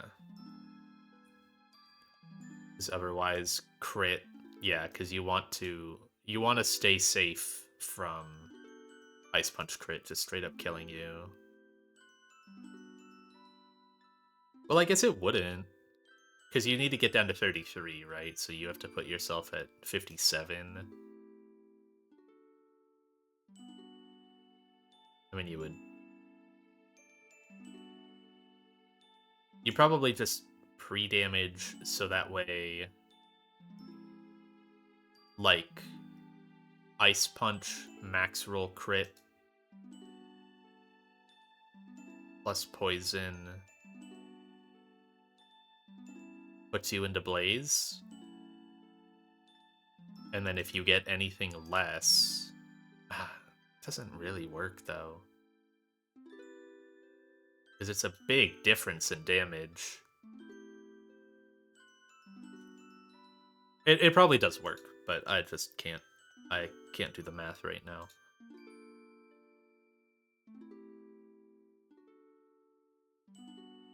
So yeah.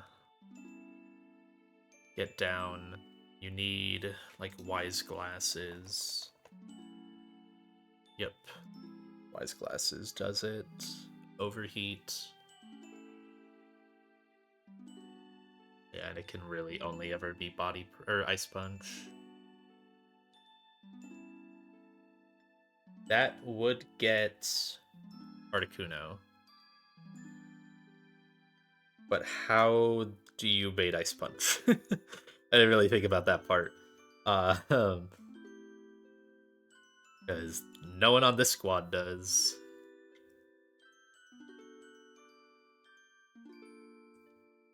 You know who would is Dragonite, but Dragonite doesn't work.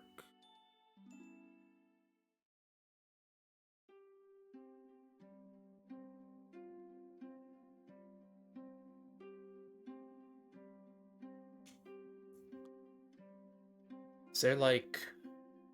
No, there's no like D-Knight speed scale angle. No. Doesn't make it faster than anything here.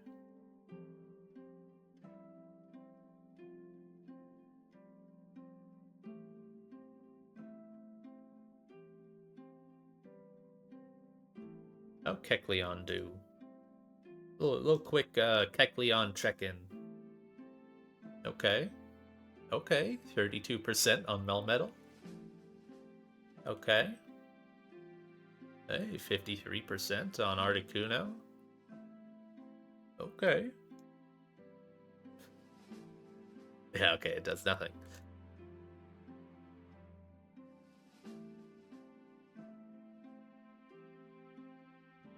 Hmm.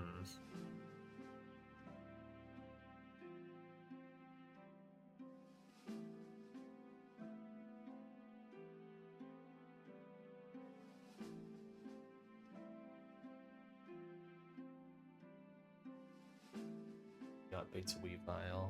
If it were to just KO Chomp, it also doesn't have speed.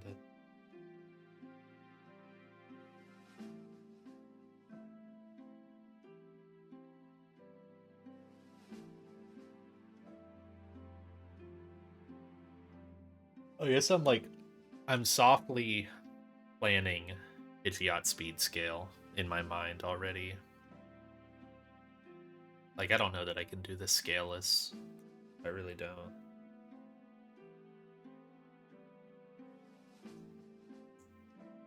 The only Mon that I have that can outspeed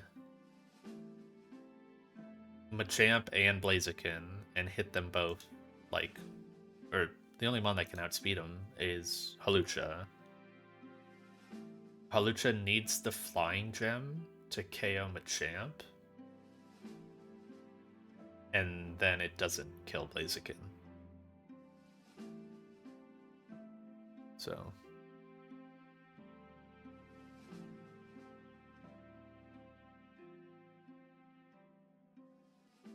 doesn't quite work. Yeah, I don't...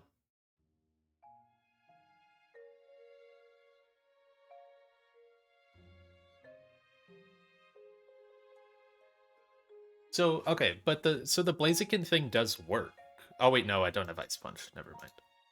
Can you ever...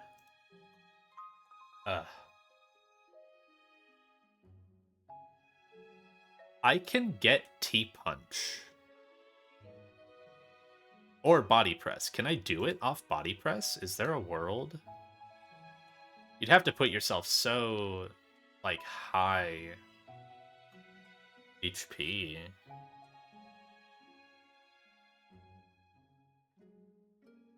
Like, you need to put yourself at an HP where Body Press crit plus Poison Tick doesn't kill you. So that's like 90%. So you can't really stall down. Can you? You take 55 on your switch in. Oh, but I guess you just die the next turn. Does Body Press crit just straight up kill you? It does, doesn't it? Take 78. You could pre-tox. You don't die to pre-tox because you take 18%. So you put yourself at... in my calculator, I guess.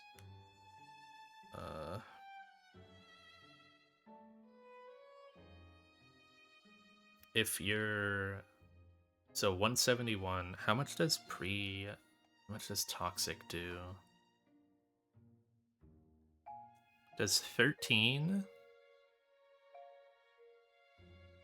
But it does it in multiples of 13. So it should do 13 and then 26, because if it's rounding up, it does 27.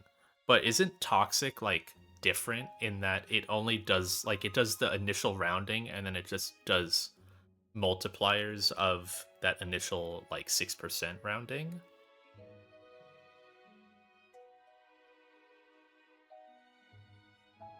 I'm pretty sure that's a thing.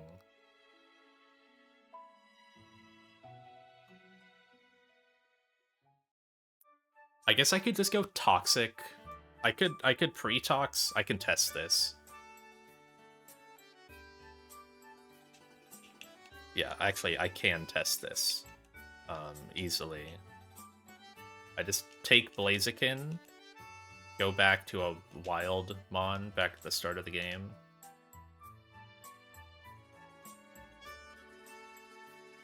Re-toxic it.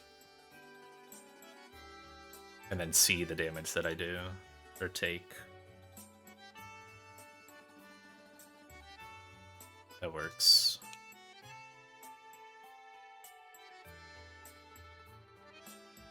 Oh my god, a Zigzagoon. Okay. So I'm at 215.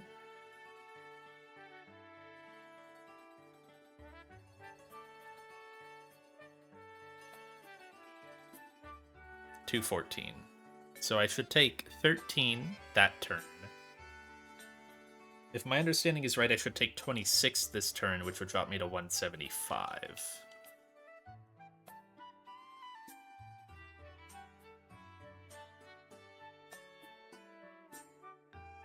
Okay, yeah. That is correct.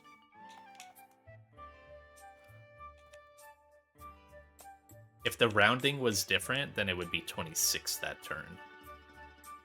That's what I wanted to check.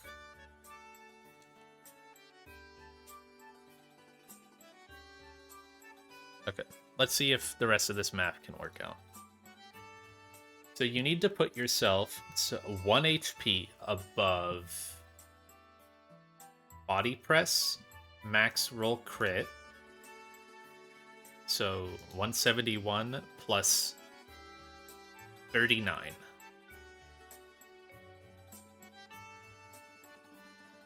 That is 210 HP.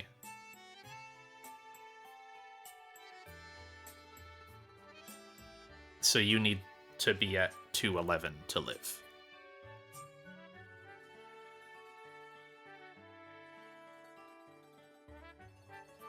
Okay. If it's min roll,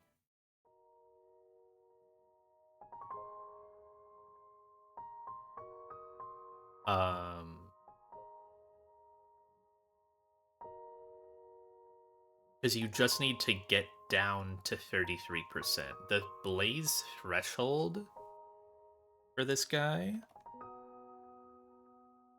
is you need to get to 73 HP. So goal 73. If you take body press min roll, that's 96 plus 13 on your entry.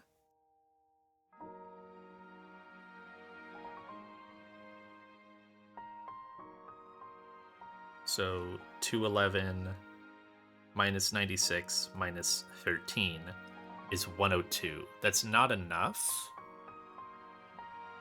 And then another 26 on top of that is not enough damage. Damn. Okay, this doesn't work.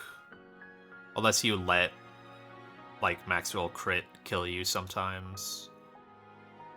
Like a couple rolls of it. This doesn't quite work. And you can't do pre-normal poison because that just does once 171 plus 54 is more health than you have. It's 225. So unless you leave yourself open to a couple rolls, you'd have to leave yourself open. What did I say it was? It was 211 minus 96 minus 13 minus 26. It's 3 HP of leniency that you have to open up. So you have to put yourself at 208. That would leave 2 rolls able to kill of crit. 2 rolls of crit.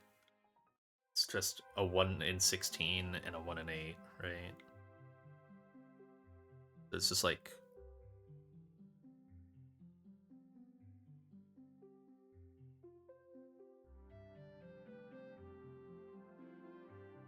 It's like a 0.7%? Yeah, 0.7 to happen.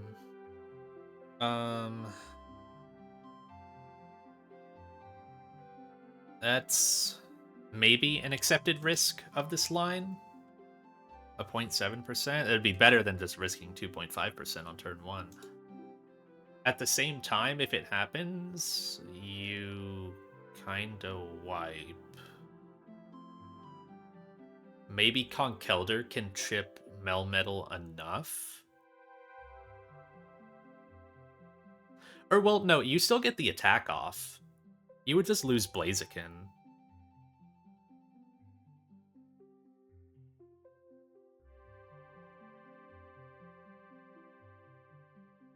Wait, aren't I looking at losing with this Bun anyways? Don't I have to sack it to get Pidgeot in? Because I can't bait knockoff for anything. Because I don't have, like, Basculegion here. I'd just be looking to sack this guy no matter what. I think I value Blaziken more than Senti, so I don't know that I would do this. Like, at the end of the day...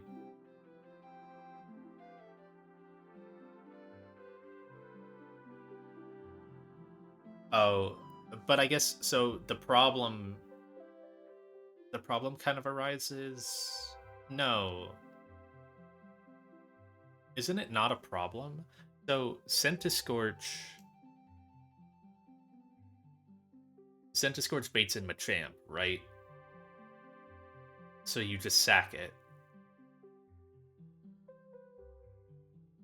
And then you go Pidgeot. Pidgeot KOs. I would be speed scaled? Wait, do I need to be speed scaled? Yeah, you kind of do, because you're dead to crit. Blaziken. So you gotta scale speed. Oh, wait, no, but this doesn't work, because then you'd be switching into Blaziken.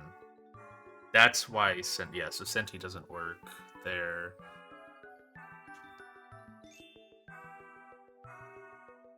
Let's re-explore the Togedemaru angle, I think. So...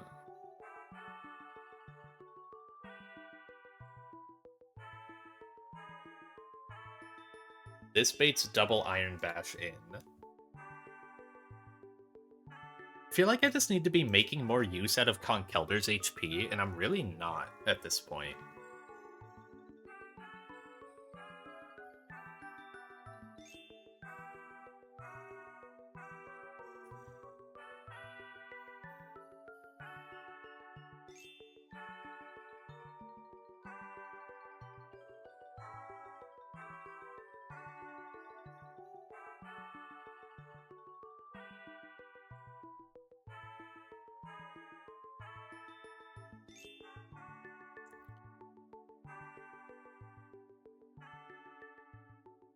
Okay, hold on. But if I speed scale fucking Conk, Man, no, that doesn't work. I can't speed scale Kong. Oh, I can't speed scale Kong, but it would make it so nice. It would be a 2 scale LCR. I have a 1 left for Magma Hideout. That's just not gonna work. Or for Pyre. I guess I don't need any for Pyre, but man, it still doesn't work. It's so many scales.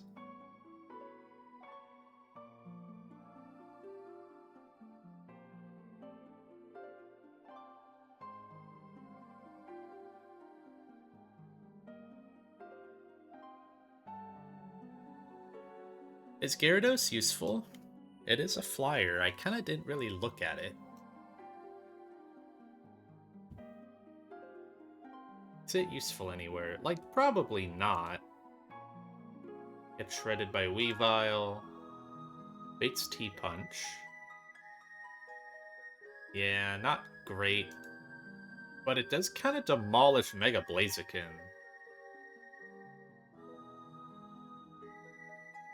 Then you're just lacking a Machamp answer. This is with Intim, so I guess without it, like, you're looking at crits doing a ton, but...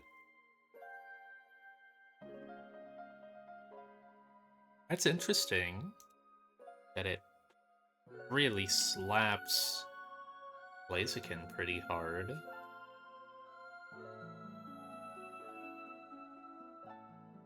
It makes sense.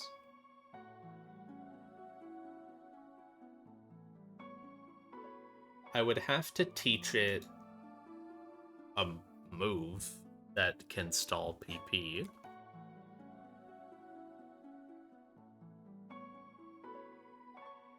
I would have to teach it... Yo, Splash? Splash Tech? No, you probably give this natural gift as well. Is there a tutor that I could give it? The Swagger, that's not good. It's the only status move. Could also teach it Thunder, right? Well, that's not many PP. But that's something I didn't really consider is... You could just give a Mon that's sitting on Garchomp a electric move, and that can stall the turns. Didn't really think about that. But it would work.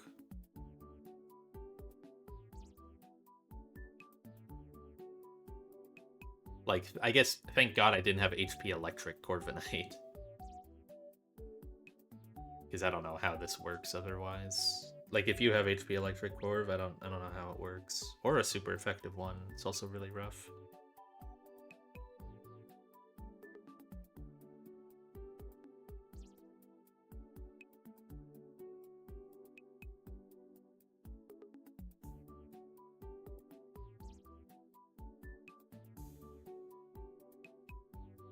So you get Melmetal.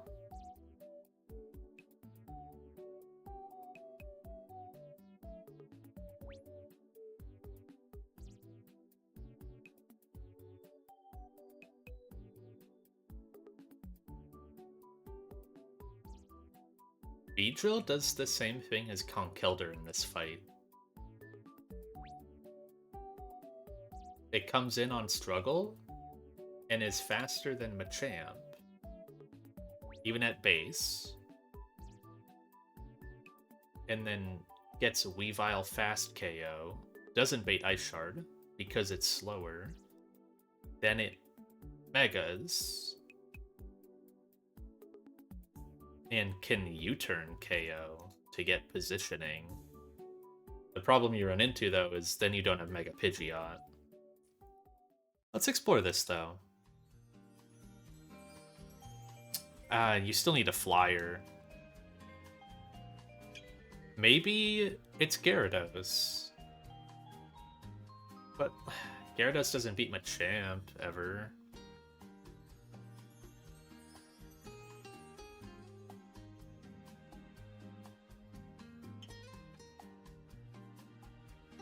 Maybe... Does D-Knight still beat Blaziken? No, the problem is D-Knight needs a boosting item here.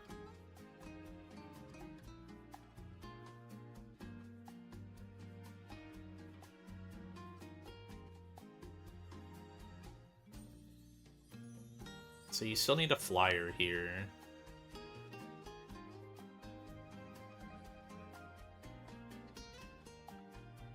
There's no way you use base Pidgeot. There's just no way. Like, how does Beedrill do into the rest of this fight? It's honestly not the worst into Machamp, but it doesn't kill with U-turn plus Poison Jab. It obviously KOs Weavile. It probably takes so much from Struggle. A typeless... Oh my god! Bro... Wait, that can just put it in... Oh, that can just put it in Ice Shard range. That just puts it in Ice Shard range. Doesn't it? It puts it down to like 56. Man. That's crazy. Okay. So, this might be relevant then. Can Struggle crit?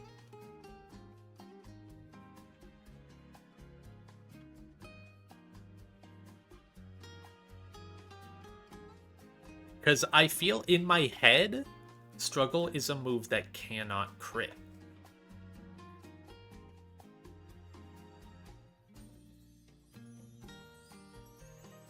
PP1? That's not how that works.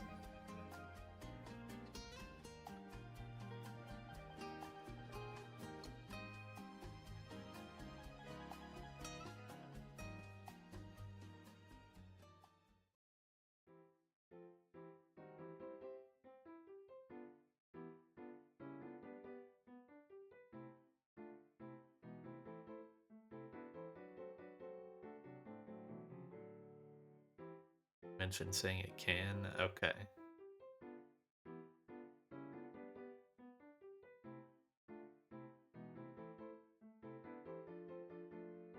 Struggle is unaffected by the normal gem. Yeah, it's typeless.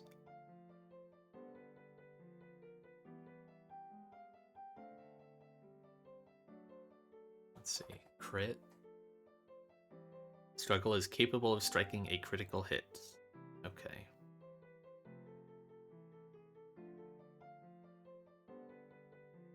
Pokemon Rumble Rush.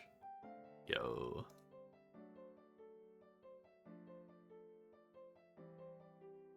Because otherwise, it would be like, hey, I can do the loop with Gyarados to stall the extra turns and use Natural Gift.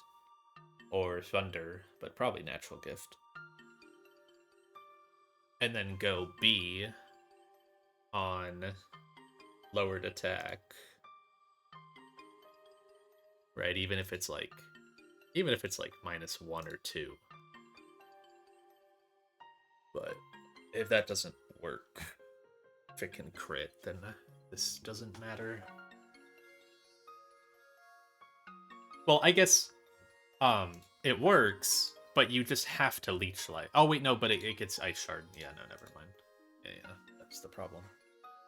That's it, Ice Shard. Just be like raw 1 and 4 to click Ice Shard. Okay, so B doesn't work. There's a fun idea, but it does not work. It's probably fine because I probably really need Mega Pidgeot. I feel like the only way I make this fight work is a Mega Pidgeot chain on Machamp Blaziken. And it needs to be Machamp first, so there's no speed boost on Blaziken.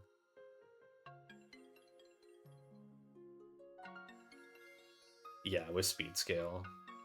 It has to be speed scale if I'm doing that.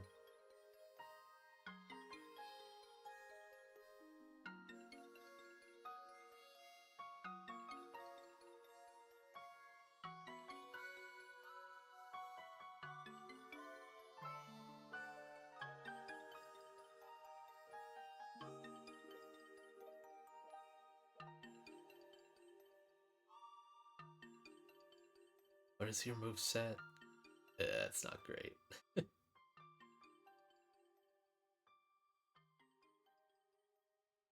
Damn, look at that low kick damage. Crazy. Yo, Custap Kecleon? Low kick?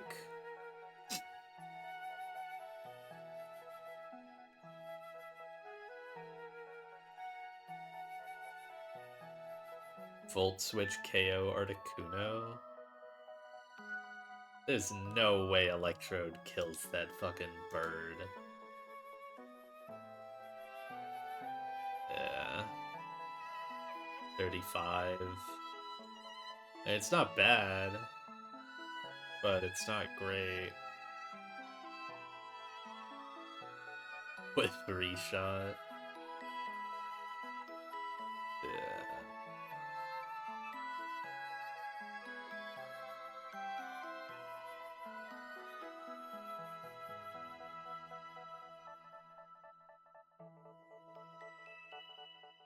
Where did my conch go?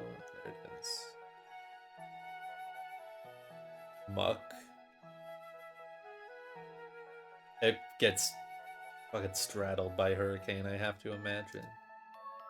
Yeah, 2 taps.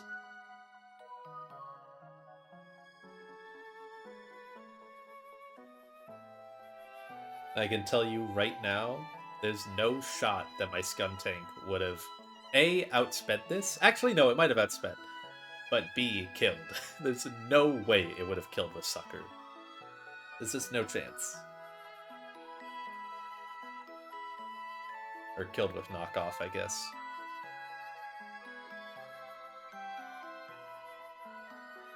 Sucker for 48%. Seriously, man, it would have done nothing.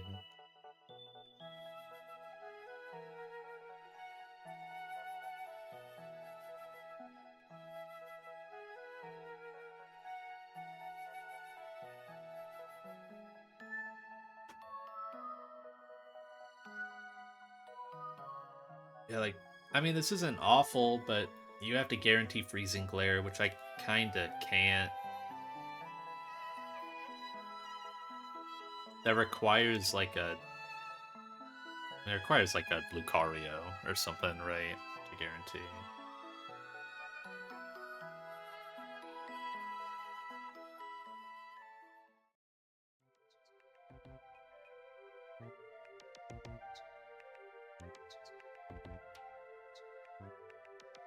Requires a poison only. That too, yeah. Or like, you know, Salazzle kind of mon. I don't have anything like that. Oh, I guess Lucario. Yeah, no, that wouldn't work.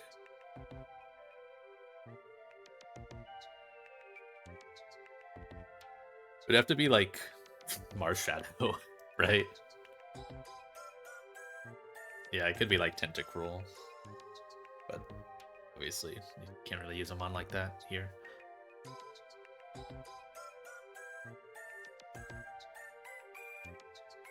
Fighting Rock. Real. Poison Rock?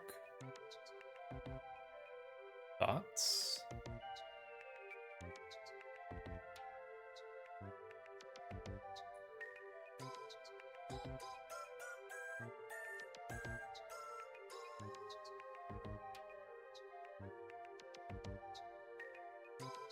I would like Nihiligo. Please give me your Nihiligo. Just do, what is it? Thief block? People do, I think. Take 1 Mon on each route. 1 Trainer Mon. Steal Nihiligo. It's like kind of a fun idea.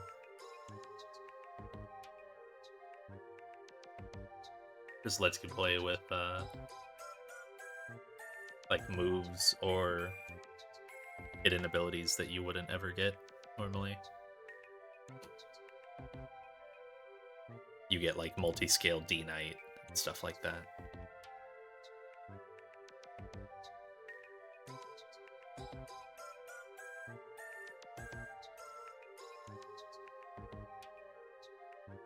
Okay. So you get Melmetal, double Iron Bash, Togue. How do you do, Togue? So you deal 25% on the bash. I guess I should look at the actual percentage. It's 298 divided by 8. God, that's 298 HP? Bro.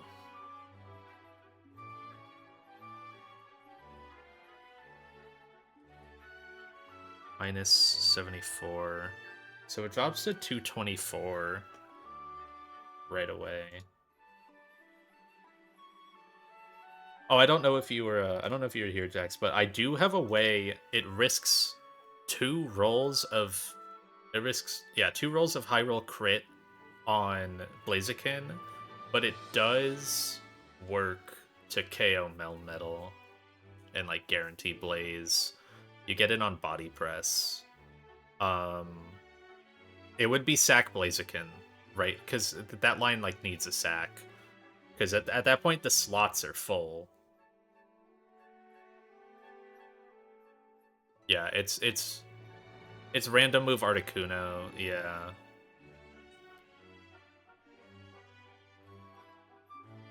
But pre-burned Magnezone pseudo does it, right?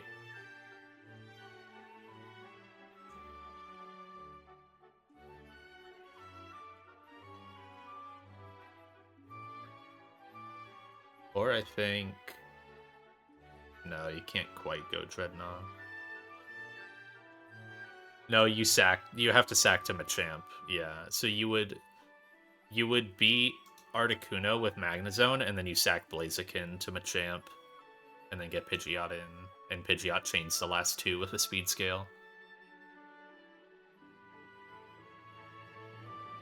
Yeah, so it would be Blaziken sack, which is rough. I really like Blaziken.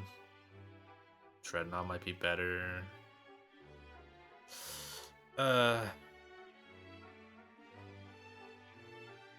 Dude, this Costa is so bad. It's not... Yeah, losing Blaziken would be rough. They're all so unsackable. Like, unless it's just Mag. Unless you just sack Mag. But at that point, you just... That would simplify and remove risk from the Articuno, because you just boom. I really don't want to sack Mag, though. It seems super nice. It's the pivot god. It really is, like, the best pivot Pokemon in the game. It's so insane. Its typing is just so perfect. And it's got good... Like, I mean, Togue has that, but it doesn't have any bulk. Mag has the bulk. And it's still somehow in an okay speed tier.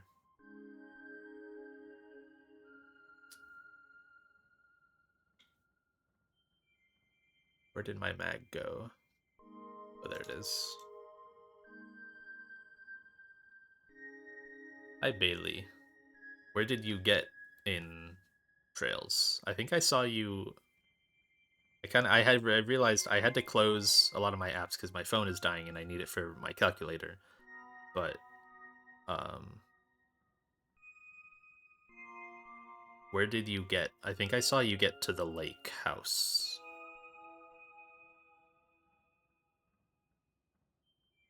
Finish chapter 1, nice.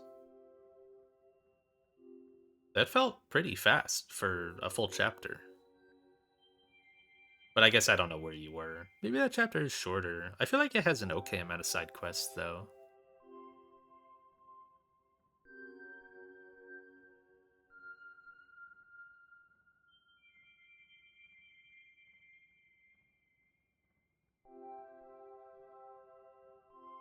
You missed a lot of guild stuff. Yeah, that would explain how you finished an entire chapter in one day, because, yeah.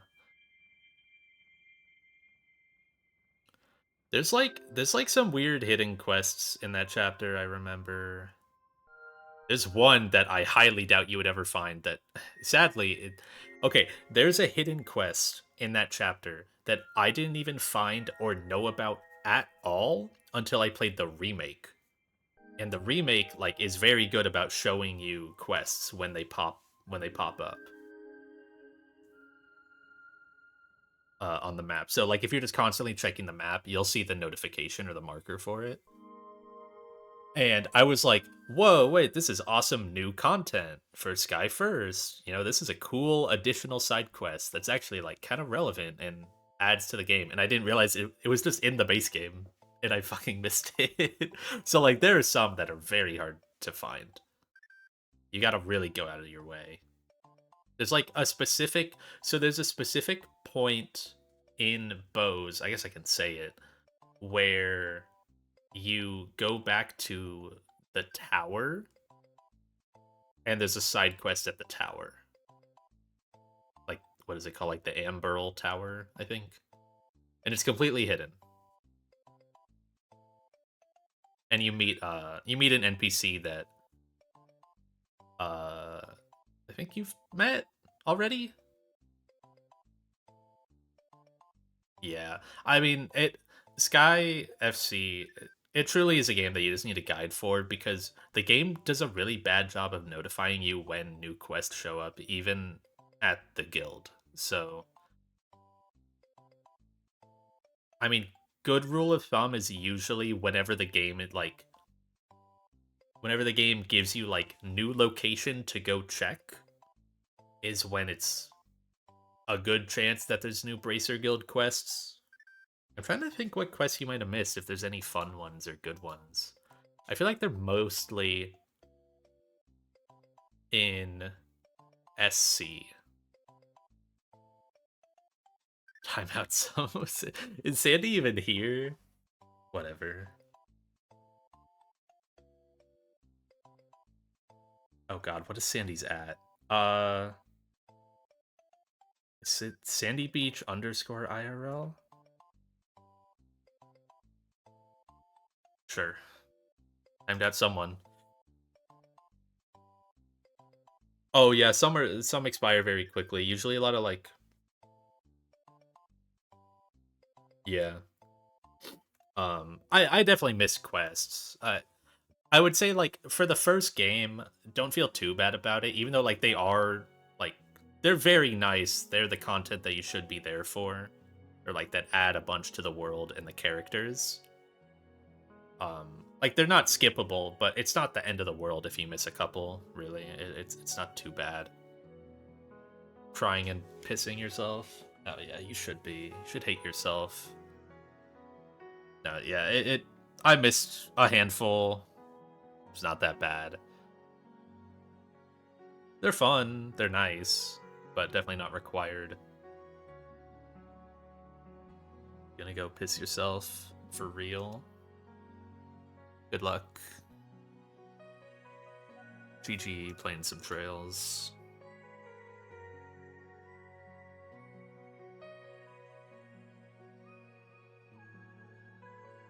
Okay. What are we talking about? Sacking Magnazone? Maybe not for long. This is a really big fight that I'm trying to calc, and yeah. I did say maybe not for long, and it's been what, 4 hours? 4.5 hours. Dude, I swear I just checked and it was at like 2.5 hours. That's crazy. Like, how is it 11 p.m.?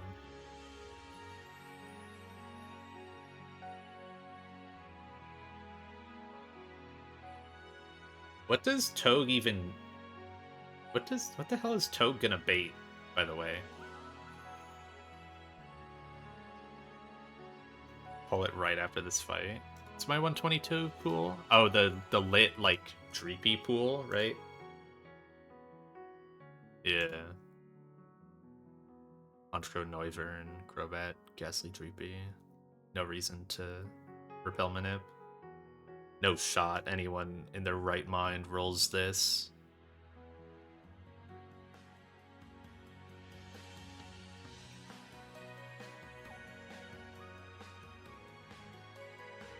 And then you got to do some fights to get 123, but I'll see about holding off for Milo if I need it or not. Then Pyre, I don't know. Oh, I guess you roll exterior, right? That's like the one you always roll. Everything else is kind of bleh, unless you really, really, really want a ghost type and you roll 3F.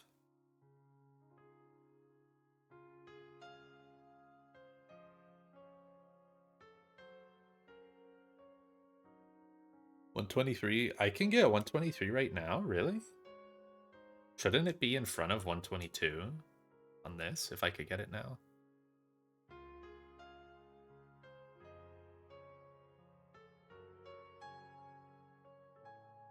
Lampet has Memento. Is it? I assume it's not increased catch odds then. 90. It's pretty close with a quick ball. Still not great. 22 is on the way to 123. What is the map then? Oh, I have all of this loaded. I could refresh.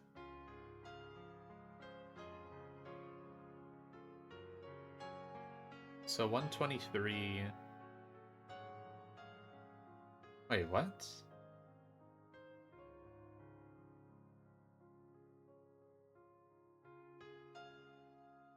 How do you... Wait, what?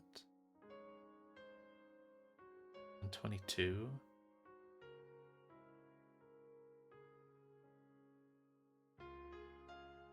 Yeah, the grass requires, well, doesn't the grass... Wait, how do you get there? Didn't really think about that. West Route 118? Well, I've been there. Oh, it's just a little hop off. How do you actually get in there?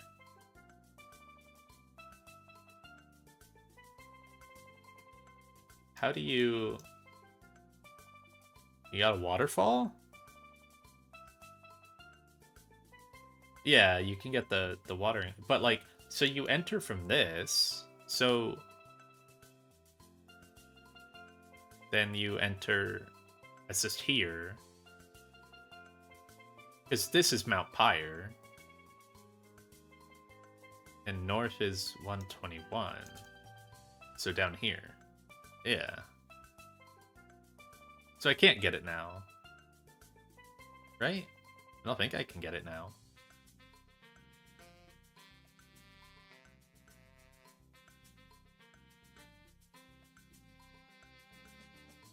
After LCR. Okay, yeah. I saw these guys and thought I could like walk past that little gap, but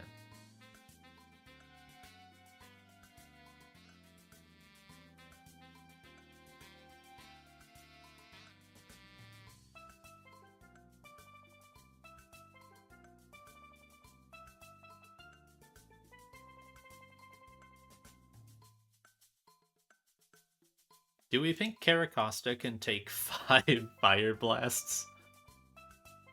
And then I sack it? That would be nice, wouldn't it?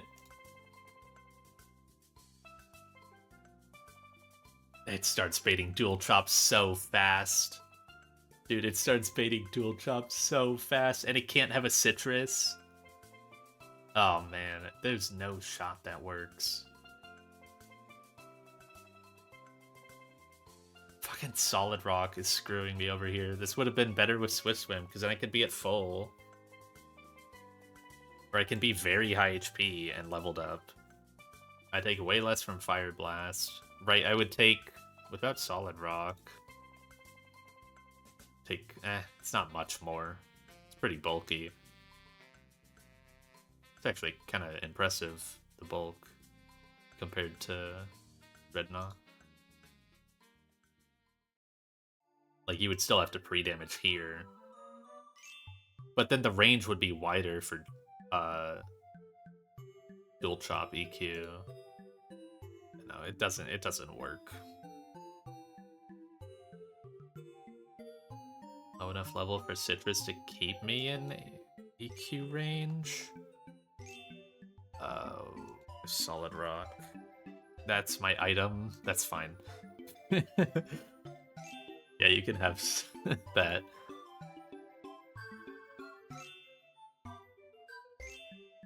Yeah, you could like...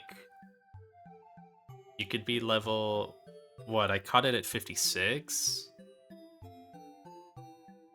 Wait, why did that... Oh, oops. 58. You could be level 59.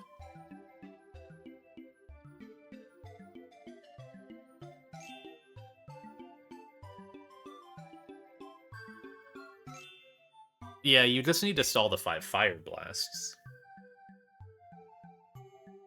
I mean, if this works, I am fucking fine sacking this awful Caracosta, man.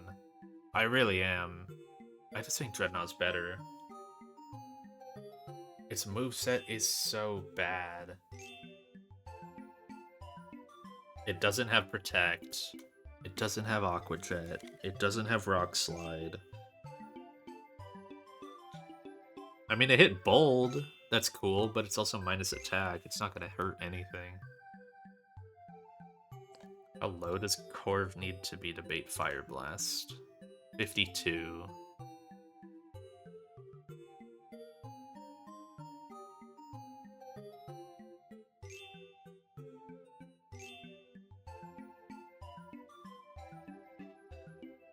Like, it's a little close.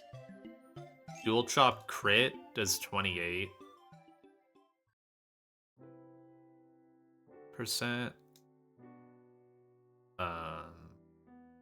Putting you at 24.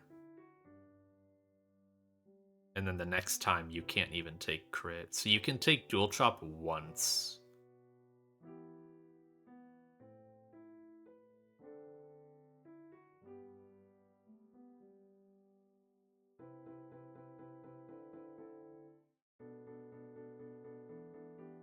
You take 2 Fire Blasts. Right, so it's 5 Fire Blasts that you gotta bait. You take 2. Then you get Citrus.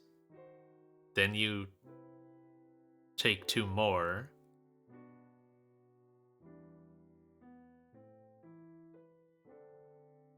Last one gets random-ish move.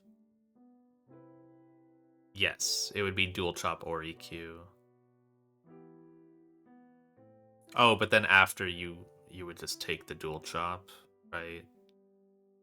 So that's not great. You would potentially just take the Dual Chop. You're opening yourself up to like triple... No, not triple crit. Well, yeah, it would have to be triple crit. Random move plus triple crit, right? But there's also like Fire Blast crits, but they can also miss, so like...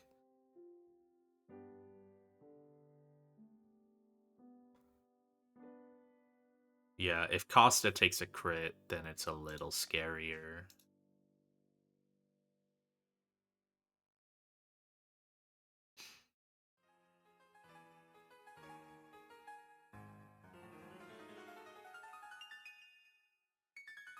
Yeah, Corv just loses.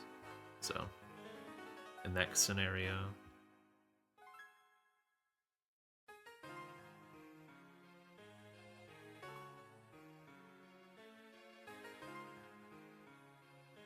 If only I had Protect on my Caracosta. Not that that would help with, like, the damage, but it would help with stalling. But also, this thing needs to be, like, pre-parried anyways, so it doesn't matter.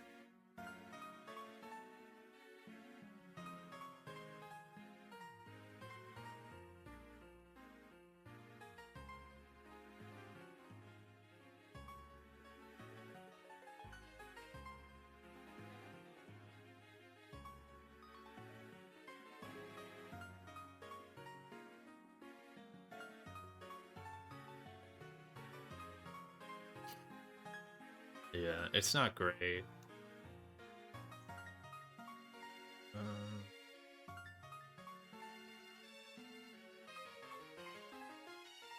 Seismitoad isn't much better at all. It's probably worse. Yeah, it is worse. So it's actually leveled. I think we looked at Turtonator not working. Yeah. Turt can take, like, not even 2 of them. It can take 1 Fire Blast before it starts baiting Dual Chop.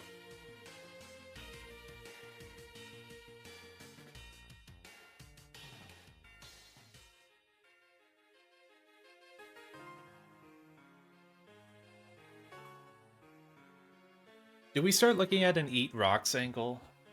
I kind of think we might. Right? Because you could kill Dreadnought off the team. You just eat the 2%. Yeah, I never went too far in it. I think I just got scared by the 2% initially and then looked back at other stuff. So, like, it has to be a Mon that can... I think Mamoswine would be safer.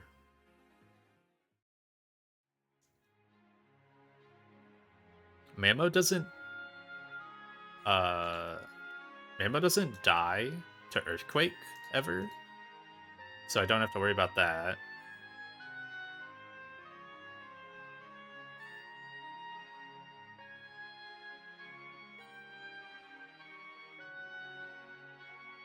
Mamo never dies to EQ. It'll always kill because Yachi Berry, so Icicle Crash plus Ice Shard. Even if you crit Icicle Crash, sure, whatever. If you Ice Shard, well, then you just Ice Shard after. What do you bait? This is slower, so you don't get Machamp. You don't get Weavile. You don't get Melmetal. You don't get Articuno unless you got hit. Otherwise, then you'll get Articuno. So you get Blaziken. That is not very good. Okay. That's not good at all. Blaziken second.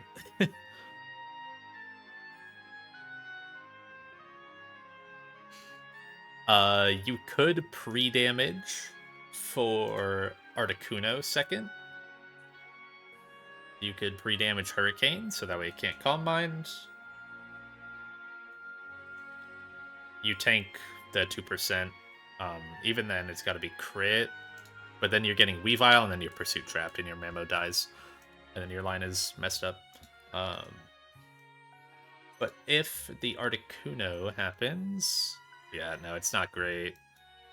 Then you get Hurricane, and Hurricane can miss, and blah. It's not good. You don't like baiting Hurricane. Okay, Mamo's not a great option. What about...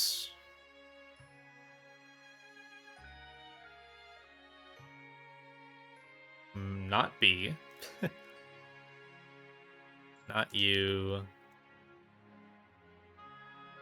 Gyarados is a no-go.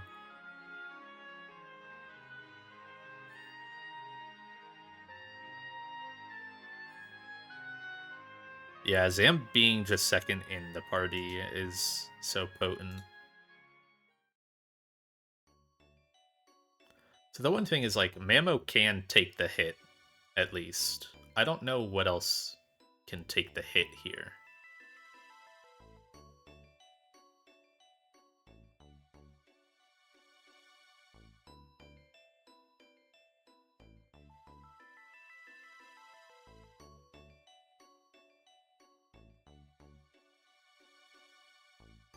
So, man, I really don't like it, but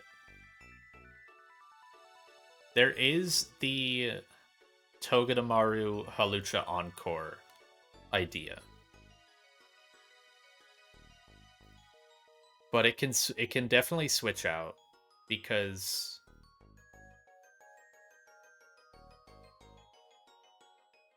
it'll be encored into EQ. And then it's still at full when it's encored like that, so then it can start switching.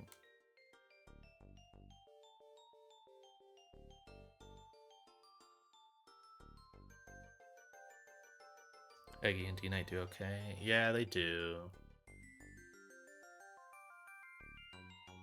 Eggy has to Draco, which is fun.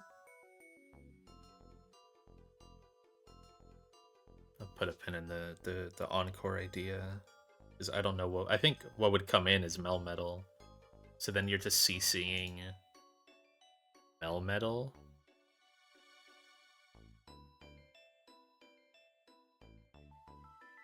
Which, like, is an okay amount of chip, I guess. But it's also triple random move Melmetal. Yeah, it's Melmetal. It's Melmetal or it's Articuno next. So yeah, it would be Melmetal. Yeah, triple random move. Not great. I mean, oddly, Centiskorch can almost kind of pivot on that, but not really. Togue also. Togue can, but you want the reliable Barb's damage. Going to bed, yeah. I'll look at Eggy and D-Knight. You need Citrus, and then you Draco and E-Speed on this guy. What do you get after 135 speed? You get Weavile. It doesn't Pursuit. It's triple axle Ice Shard. Bleh. That's not great. But Nussack is fine.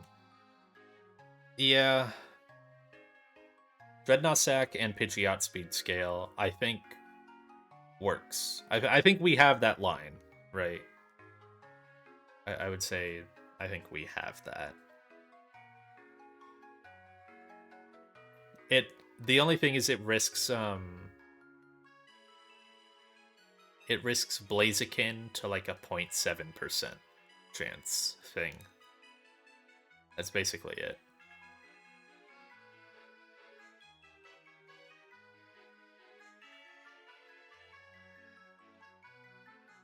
I have other rocks. I guess I just got a new rock type. Yeah, I finally got one other rock type. I got my second of the game. Dude, I've been desperately wanting rocks so bad all game. I wanted Lycanroc so bad back in like Jagged or whatever. Around that stretch. Got, in my opinion, kind of a useless camera up. Mana hasn't done anything since killing like 2 Torkles back on Chimney.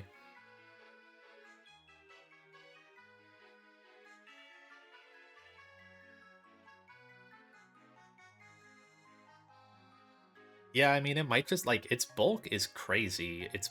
It's a bold Caracosta. Bold 18 defense, 29 HP. Like, maybe its hit-taking ability just outdoes its low damage.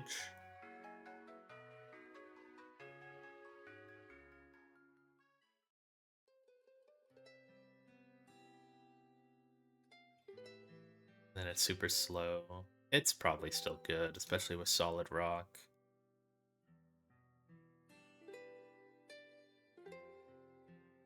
It would just suck to lose Dreadnought.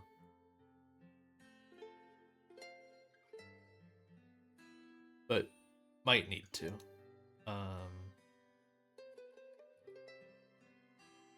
Okay.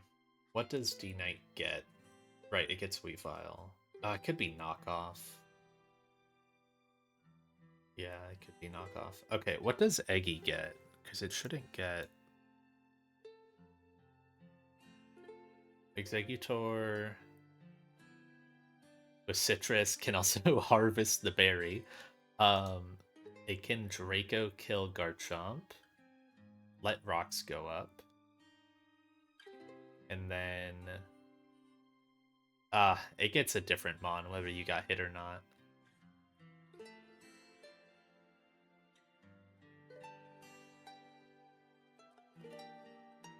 Volley eject into base B. Yeah, I feel like I should look at Golly again, because if it keeps other guys super healthy, it might be worth it. I can I can definitely do Golly, I think, if I'm dropping the but Golly would be taking rocks. You can't do Golly without rocks. Or with rocks.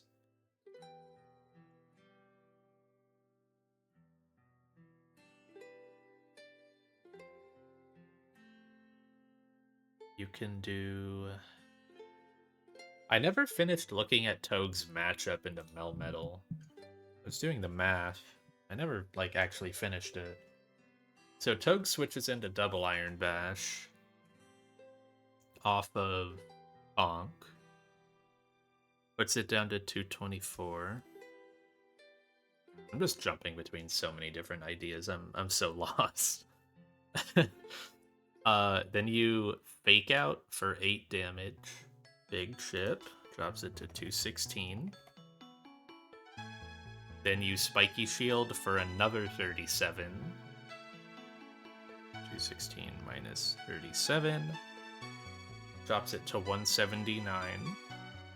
So it's at 60%. That's pretty solid.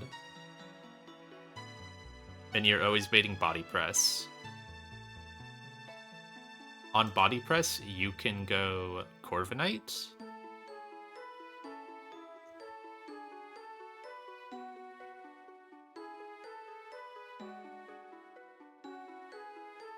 And then on Thunder Punch, because your Corv is full, you go Body Press. Even if you get crit, you always bait T-Punch after.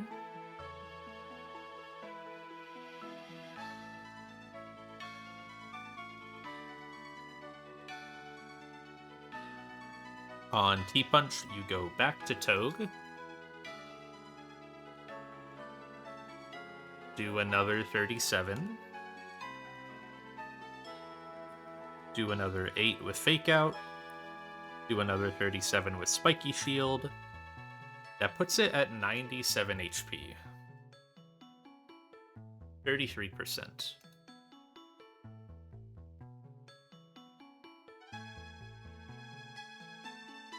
Then you go on that, you go back to Conk on a Body Press.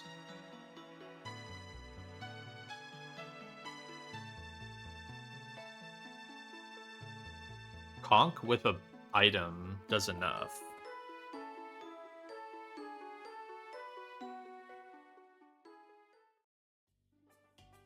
Yeah, Conk with a boosting item does enough damage. So Toge can help. Toge, Corviknight, and Conkeldurr can beat Melmetal.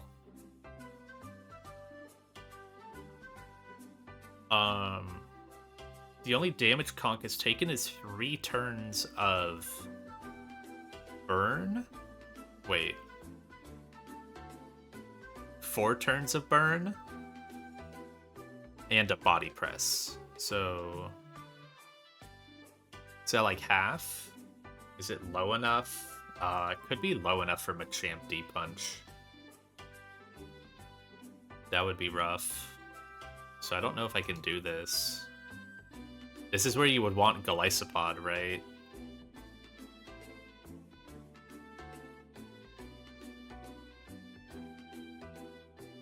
Because you get Golisopod in on the Body Press to preserve Machamp's HP.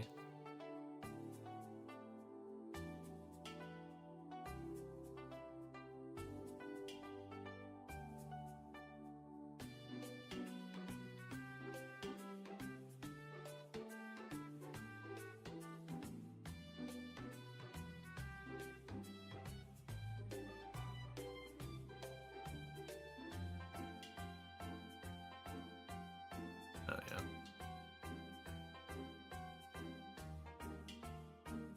Toge doesn't outspeed this.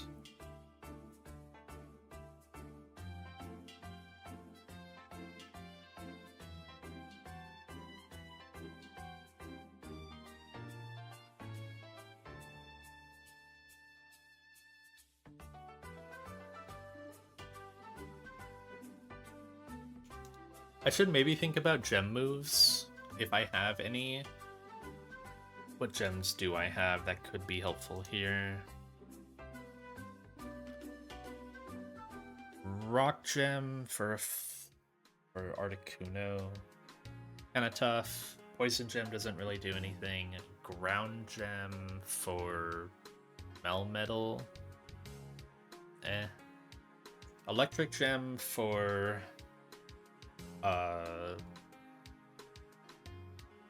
the Articuno. Grass gem, definitely not. Flying gem, only if you're using Halucha. Fire gem? Maybe. Psychic gem. Ooh. I didn't know I had the psychic gem.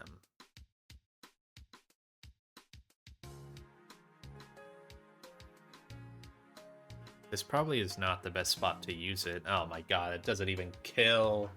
Oh my god.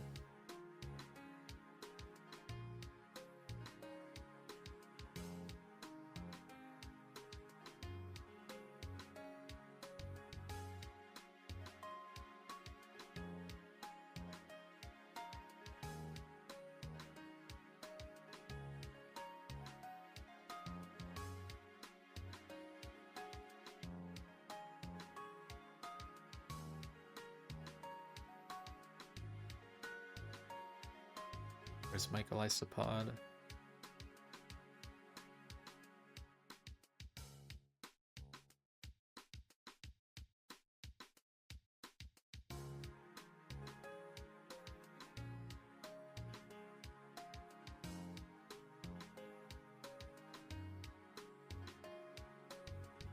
I love how the crits and like the ranges on this, on the calc, just make no sense at all.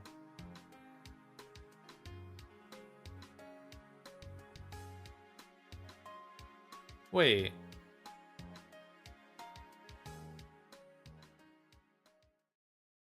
Am I crazy?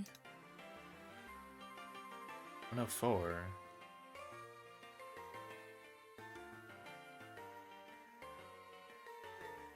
Hold on.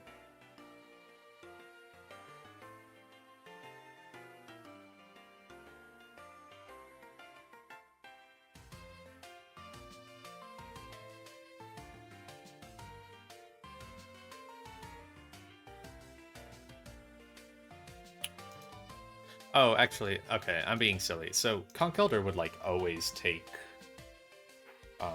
Machamp, or would always bait Machamp D-Punch rate on that other line, because it's also taking Struggle from Garchomp on the turn that it kills itself.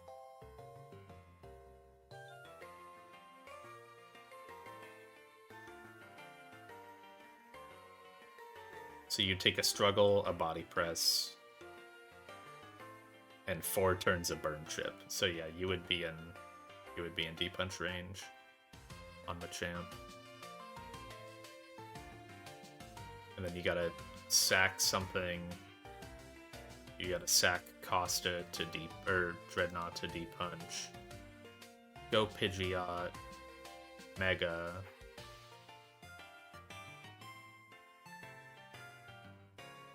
Hurricane. Blaziken won't come in. So you get Hurricane, Freezing Glare, Articuno.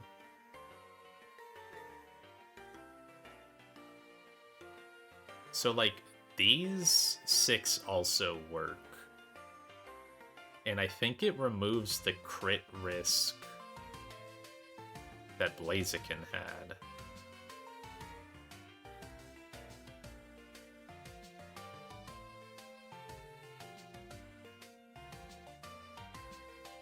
Oh wait, no, these don't work. No, they don't, because no, that doesn't work. Because you don't get the chain.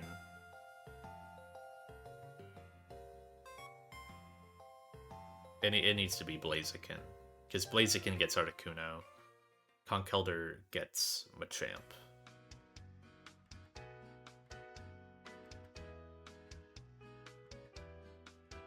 Unless you killed something else, or killed with something else at 97 HP Melmetal.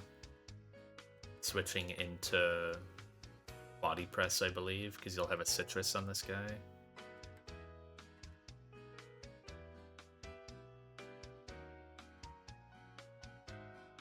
I mean, Pidgeot can kind of switch in, but then obviously it can't really take a hit or do damage. I don't think you can, like, get a Heat Wave. Pretty sure they don't let you get Heat Wave on your Pidgeot. Oh, it's a scale. I wonder if that's a consideration. Because it can't be natural gift.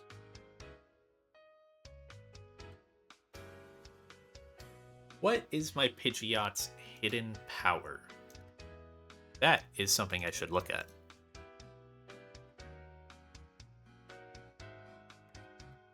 Dark. Okay. Don't believe HP Dark will do more than Stab Hurricane here against Melmetal.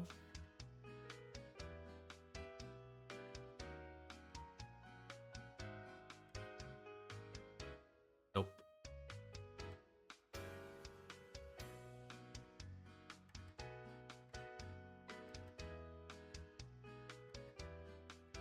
Fun to look at, though.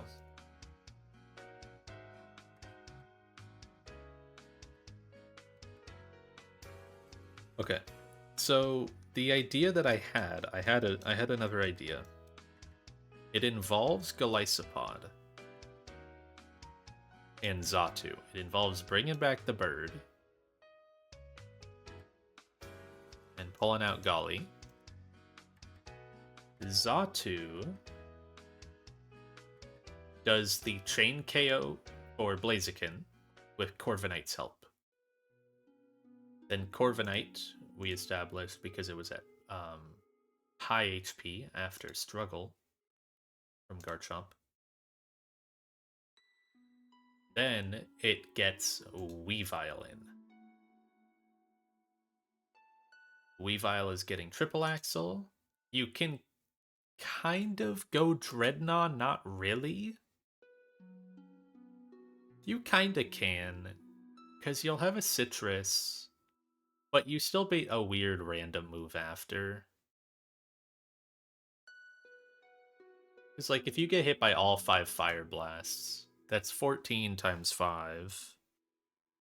That's 70. Off your HP. That puts you at 34 minus 70. 164.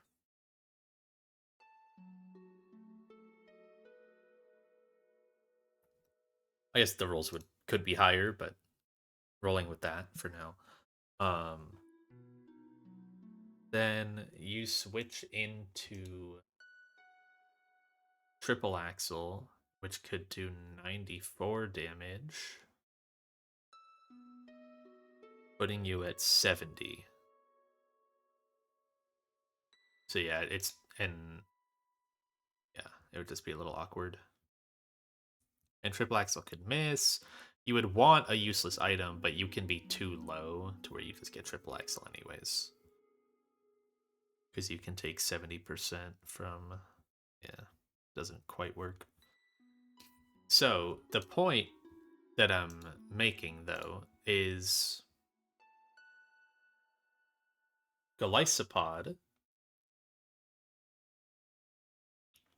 can come in on Triple Axle. According to the rounding of this, which, I mean, in big red text it says Triple Axle's bugged, so you gotta be careful. But, right, even dodging, triple crit, the Lysopod first impression, or it does max 104. I need to get down to 104 myself to emergency exit, so I wouldn't get the exit. Then you can first impression.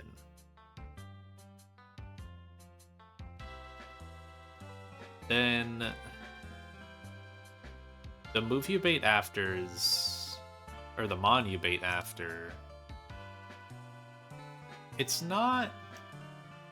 It's likely Articuno.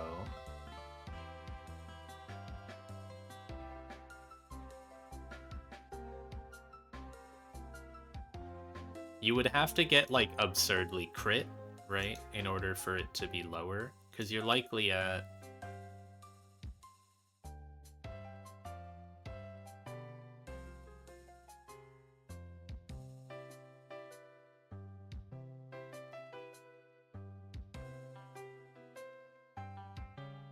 You're likely at a, what, 68%? That's above D-Punch, or it's above Stone Edge Machamp, and it's above T-Punch Melmetal. But I think if you get crit by, like, even one of these, really, or, like, the middle one, then you're opening yourself up, because you only have to get down to 58%. So you need to take an extra 10%. Maybe it's not bad, though? But otherwise, you would get Articuno Hurricane, which is a rough move to plan around, but Magnezone does it. Reburned Mag does it. It's just not ideal.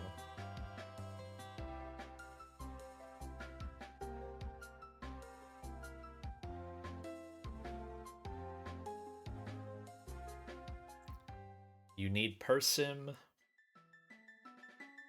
and then you need to be pre-burned. And then you T-Bolt.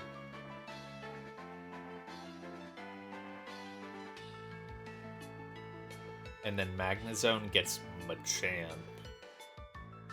It's kind of a weird order. But at that point, it's just Machamp Melmetal left, because Blaziken's already gone.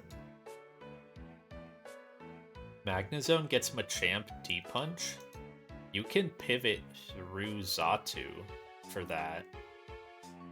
Not to get a KO, but this as an HP sponge.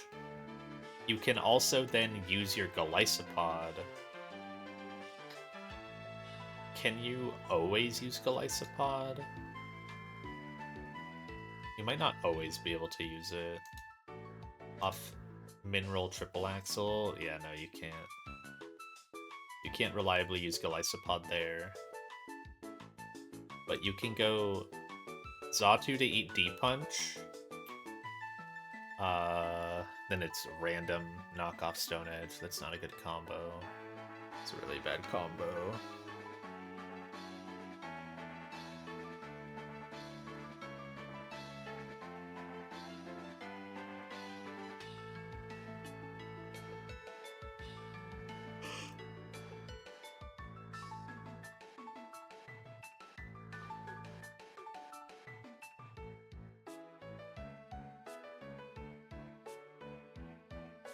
There's like maybe a Slowbro angle.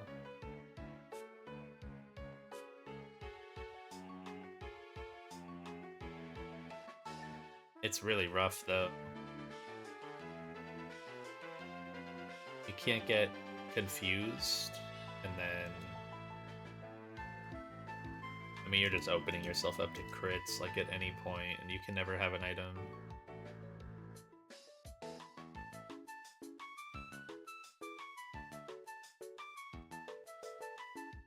You have to turn one slack off, and then you're back at full.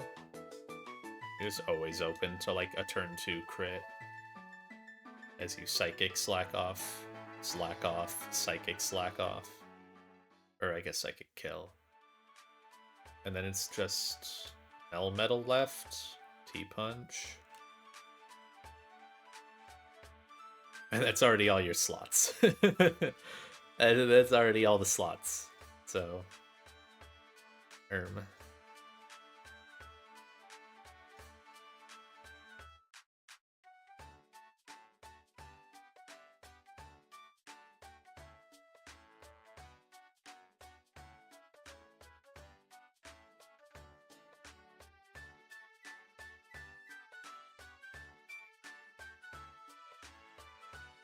You got nothing left for Melmetal?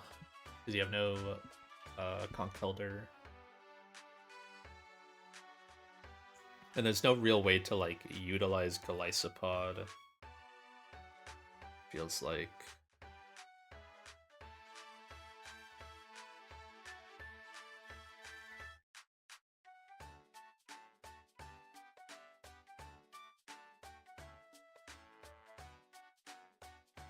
What if I run with that idea that Jax posted? Doing... It's already so many slots. But, putting Golisopod... you can't even guarantee it, though, with Triple Axle. Because Triple Axle could just miss. And you don't want it to knock off. It doesn't work. You can only... No, Golisopod isn't a good eject mon on Weavile. Because Triple Axle can just miss at any moment. It's good on Machamp, and it's good on Melmetal. Those are like the two prime spots that you'd want to use Golisopod. But I don't know that it helps my core right now. Like, I don't know that it helps this core of, like, what was it, Conch, Togue? Like, it doesn't help me then KO Articuno, you know? Compared to just using a 1v1 to KO Articuno.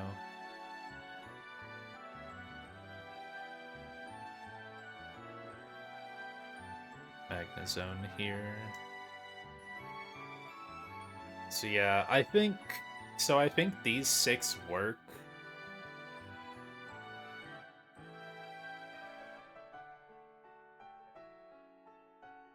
Oh wait, no, no, it doesn't. Right, because Conkeldurr baits Machamp. Conch can't kill.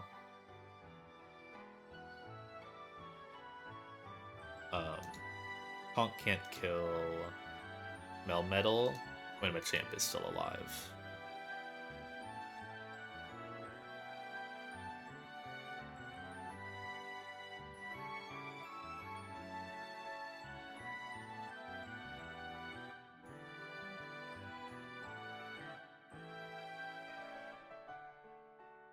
Do I have a Mon that can eat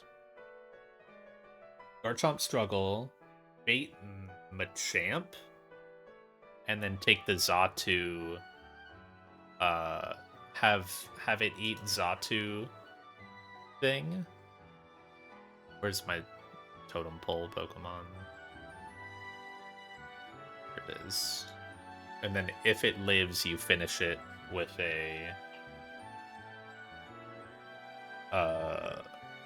Prio move.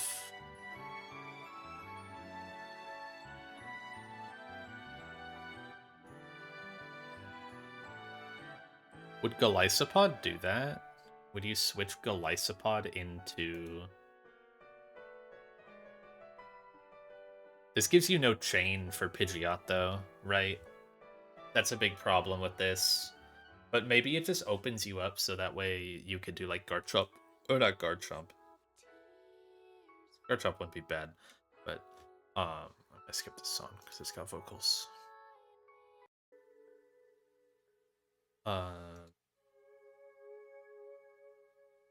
You would be dropping Pidgeot for Gyarados.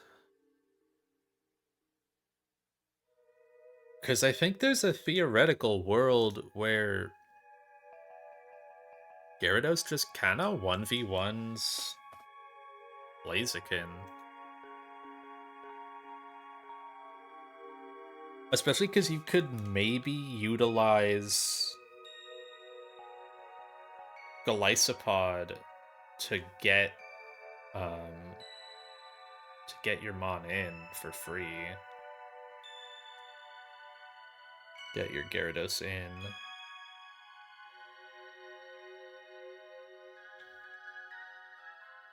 It might work. And then you like... But you can't have a boosting item because you're just gonna bait knockoff, but...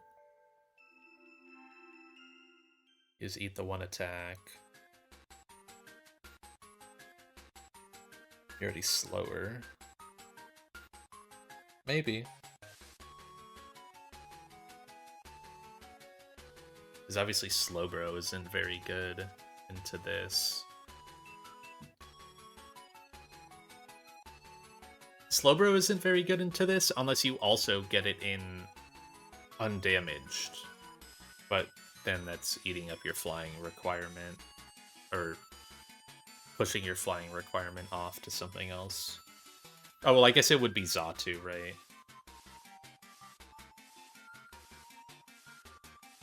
So we're rolling the Xatu idea. So, okay, let's look at Xatu again.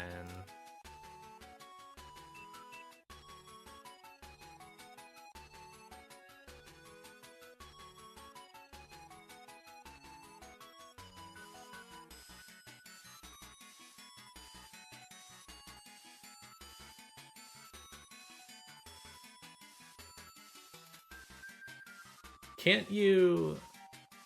Wait. Wait. Hold on.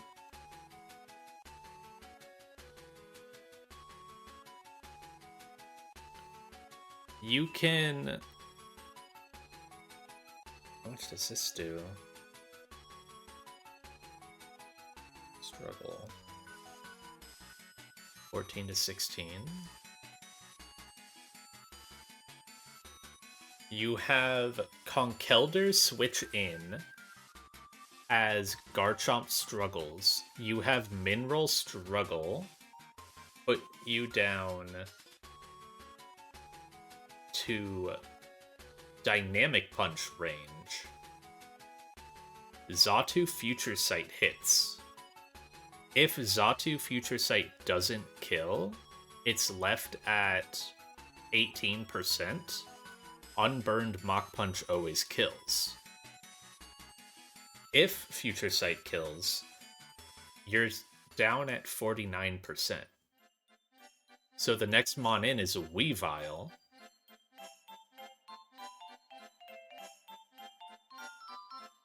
Next mon in is a Weavile, and you chain KO that with Mach Punch because it doesn't see your Prio.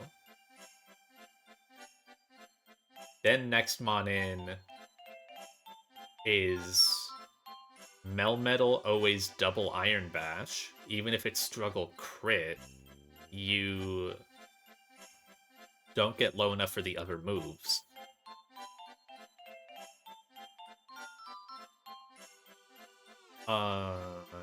Double Iron Bash.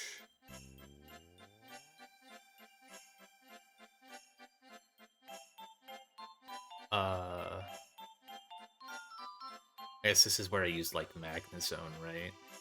Yeah. Can Corviknight not roost on Melmetal? Because it loses its flying type, right? I guess it doesn't really gain HP after the double Iron Bash. And you can be parried from that point. It's not great, yeah. Doesn't really work.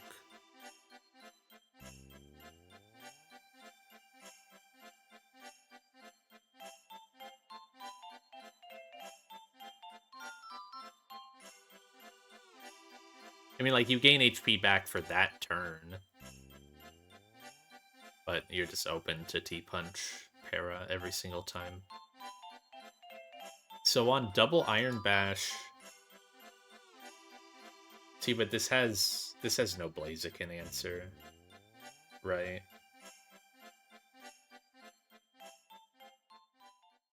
Yeah, this is running into no Blaziken answer issues. Because you do Togue for... Unless you scale Conk speed. Scaling conch speed would get Articuno next, and then you go Magnezone, and then Magnezone.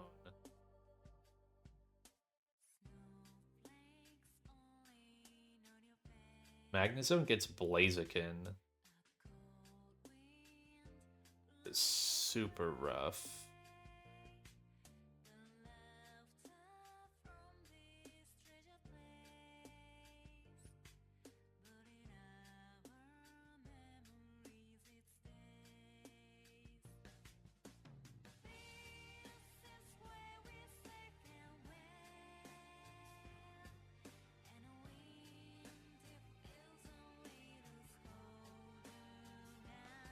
There's an idea here, but maybe you don't do Togue.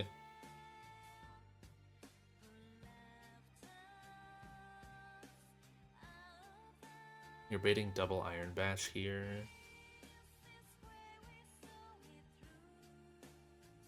You can get T-Punch, but it really can't be T-Punch, because it's even worse than Body Press. You don't have a way to bait Body Press, unless you just go Mag, and then your slots are full, and you have no way to beat Blaziken. Yeah.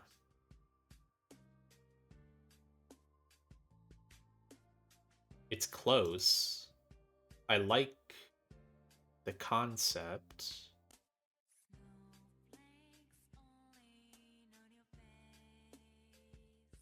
Because you're just looking for one spot to fit in a Gyarados.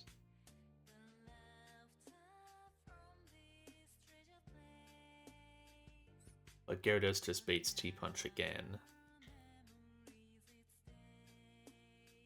I like that idea of that chain KO. Where Xatu plus Conk kills Machamp, and then Conk kills Weavile. I like that. And you don't even need to be burned for it.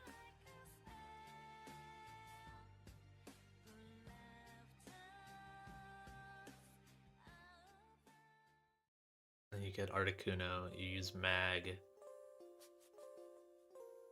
Or no, you get Melmetal.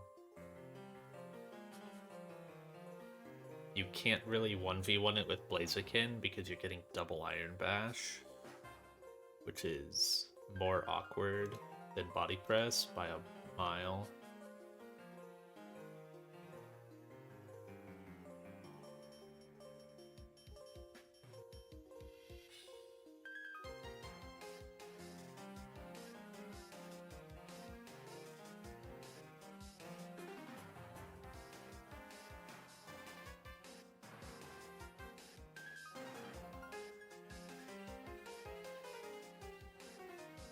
And even if you went Magnezone on double Iron Bash,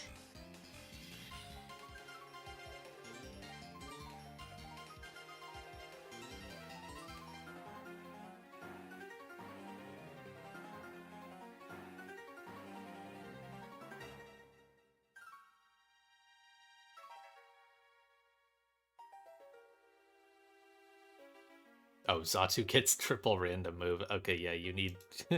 I was like, oh, Xatu can eat Body Press and then bait T-Punch, but I forgot it's just frail and weak to everything. That doesn't work. Or to bait T-Punch, go thinking of Togue here. But then you're out of slots. You need this flyer. This flyer has to be able to kill Machamp and Blaziken.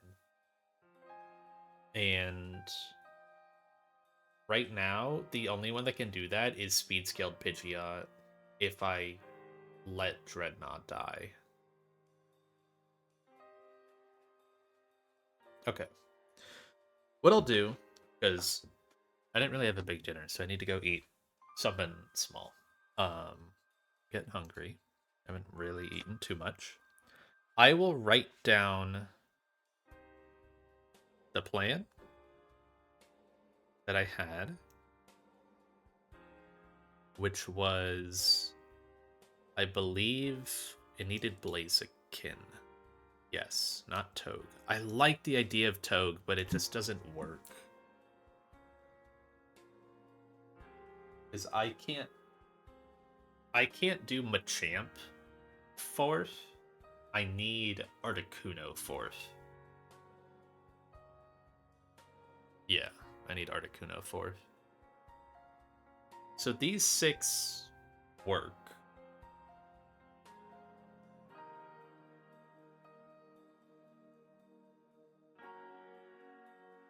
You're risking a tiny thing on Blaziken.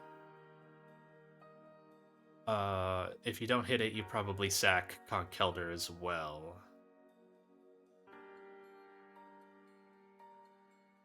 How much am I mentally downplaying the Magnezone Articuno 1v1? Is it bad? Because Mag needs to be pre-burned.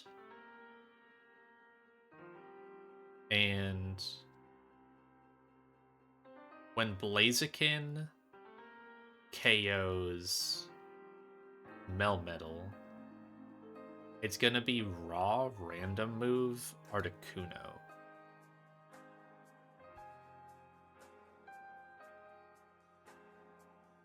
I could try to go to Dreadnought. Maybe. To then bait Freezing Glare. Does that work? Because Corv baits Hurricane, it's not good. We don't want to bait Hurricane. But if we bait Freezing Glare, I'm already pre-burned. It's more damage, but it means I can't be confused. And if I can't be confused, then I can have a damage boosting item, or I can have a Citrus. One of the two. Citrus is maybe... No, damage boosting item's probably better. Yeah.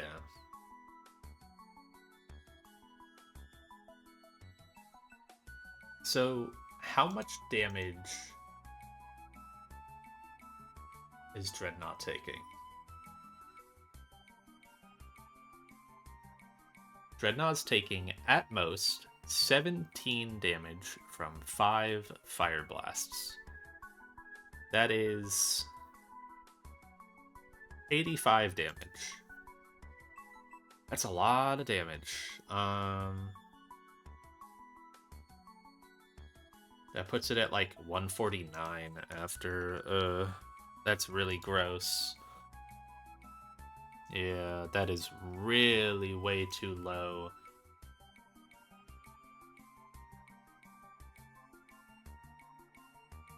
Do I put on like a Pinch Berry on Dreadnought in this attempt?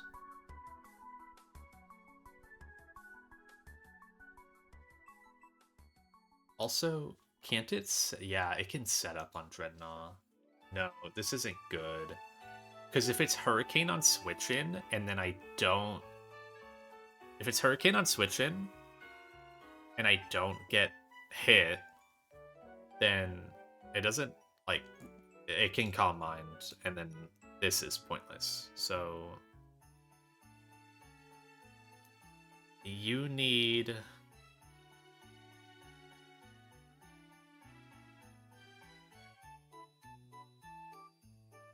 You need T-Bolt. Or, not T-Bolt. You need a person.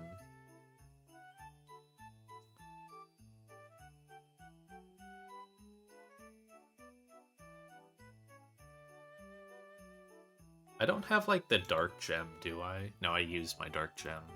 Yeah.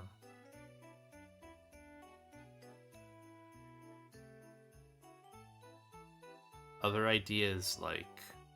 Asculegion.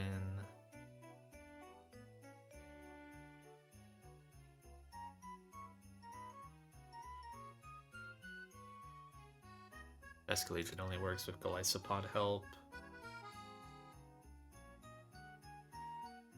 Other idea is Muck, but you can't guarantee Freezing Glare. It's a raw random move.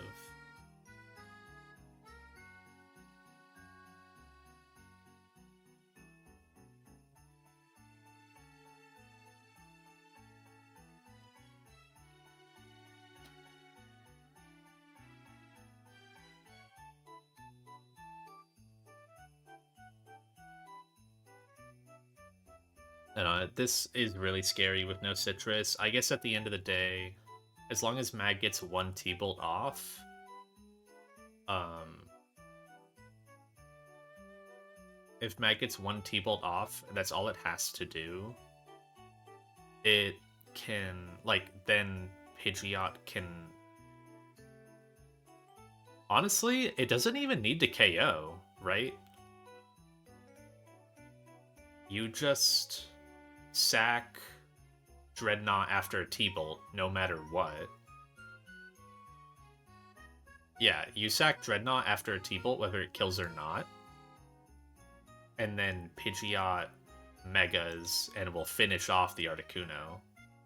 So you can keep your Magnezone safe. It just has to get one hit in. If it KOs, cool.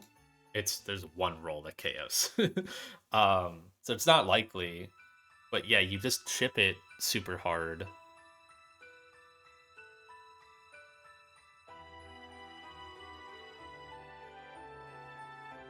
Sack your Dreadnought. Can it recover? So if it lives, I guess that's what I'm scared of.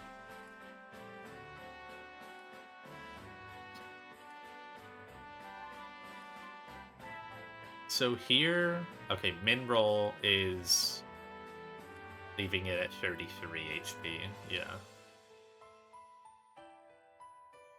Ugh, minus special attack, by the way. But also plus Videf. You're still always getting Freezing Glare.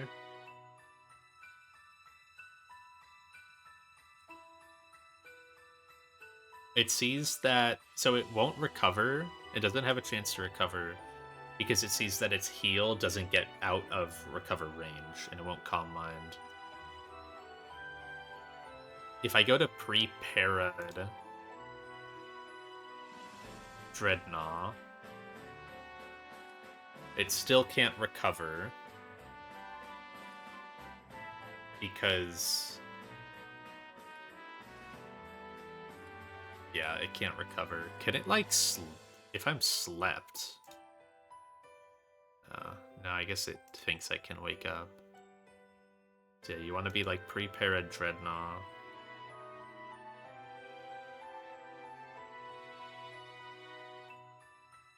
So then you sack Dreadnought, and it never heals up. Then you Mega your Pidgeot with a speed scale on it.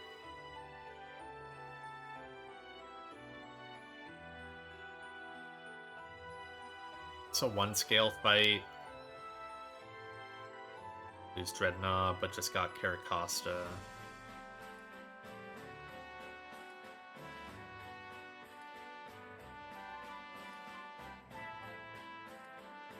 But yeah, this works. Okay, let me write down.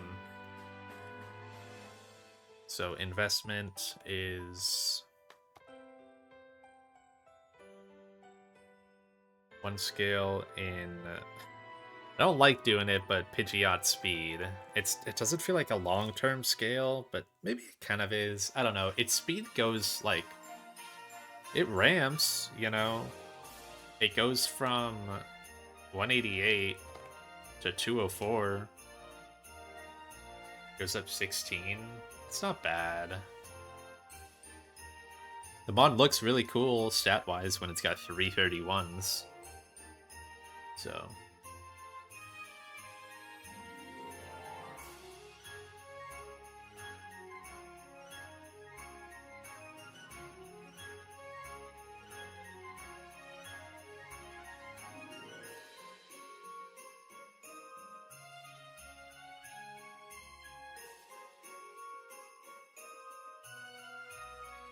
It's unfortunate that I need the speed scale here, right? Because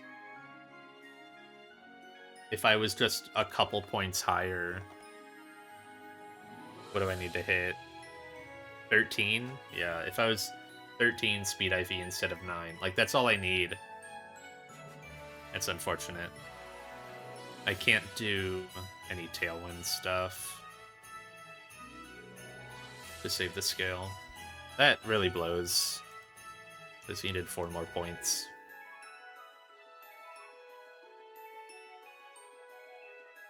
Can I candy? Ah, you can't even candy to get out of this. What if I double candied? Like, how valuable is the scale? You know? Because I have 2 candies.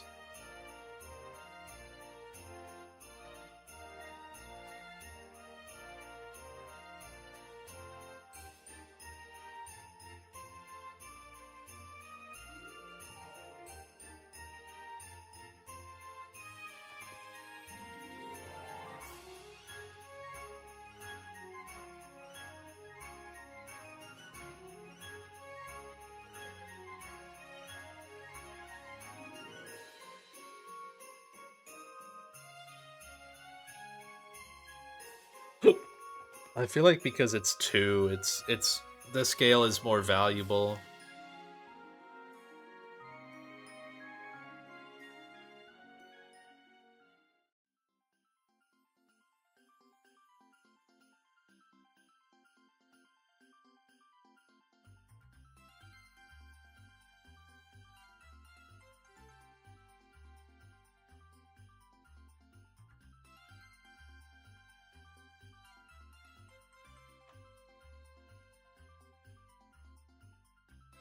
Yeah, 2 candies is just so tough to convince myself to use. So it's probably 1 scale in Pidgeot speed to make it go from 9 to 31. And then the other investment is Dreadnought sack, which really hurts, but I can't sack anything else. Corv, necessary mon. Pidgeot, obviously necessary to win. Conkeldurr, super important. Blaziken feels really, really important. And Magnezone is just a goat. Like, it feels like I kind of don't have sackable mons in this box almost. There's a handful. Like, Kingdra at this point is probably not great. Camerupt, I need for Pyre Tag, and it's going to be a sack there. Torkoal, maybe sackable after Magma Hideout. Obviously, Cast Form, Kecleon, sackable. Kecleon probably dies on, like, Space Tag, hopefully. Seismitoad, sackable, but has been a little more niche lately. Masquerain, sackable.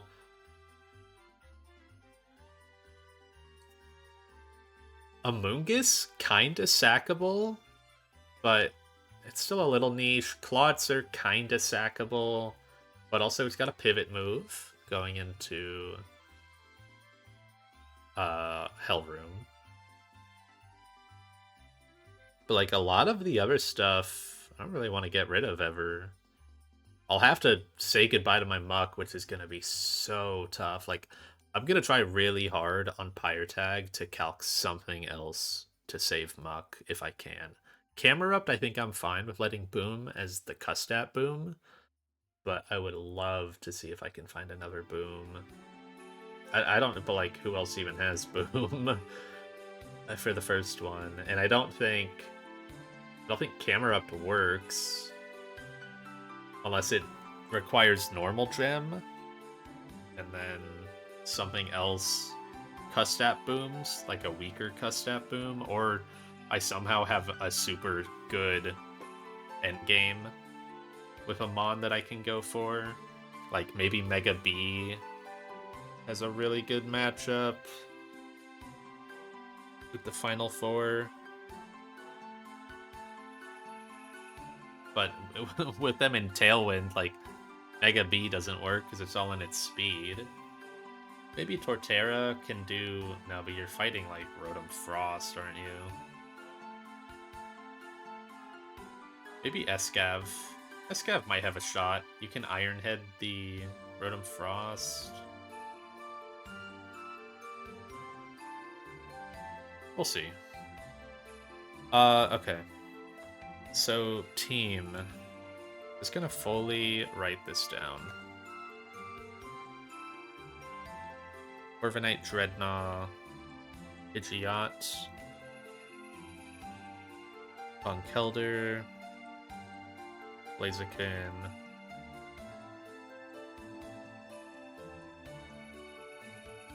and Magnezone.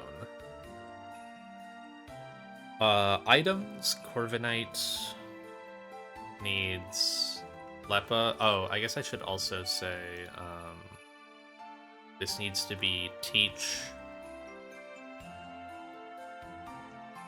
Don't I need to teach Pidgeot, something over Roost. What was it? Natural Gift. Yeah, I need to teach it Natural Gift over Roost. Could also teach it Defog, but I'll hold off on that. I don't need it right away. Teach Pidgeot Defog over... Not Defog, just talking about it. Natural Gift over Roost.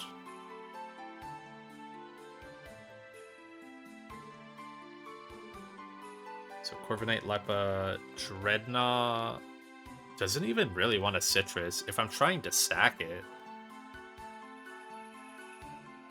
is there any item I could give Dreadnought to, like, save its own life? No, right? There's no gimmick item I can give it.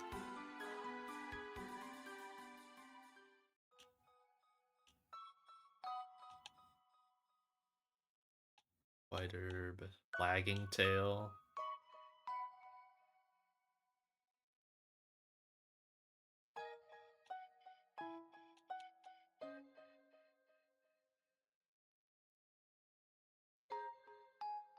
I mean, it's gonna be pre-paralyzed. There's no berry that does like a late thing.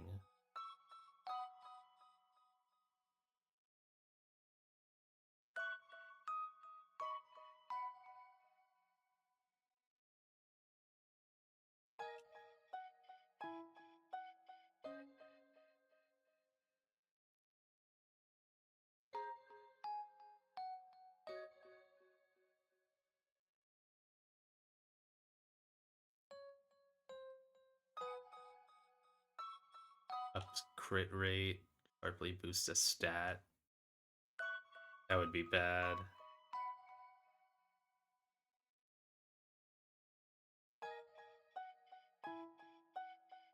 Obviously don't want to use your Custap here. I only got one more Roab, so...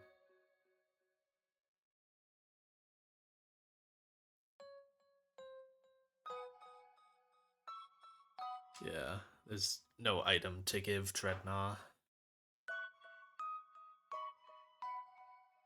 Obviously Pidgeot tight.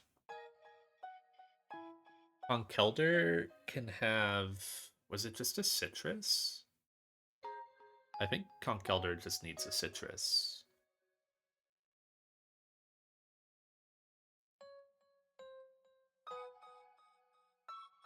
Because it's going to be switching into, what, a Body Press? On... Or is it?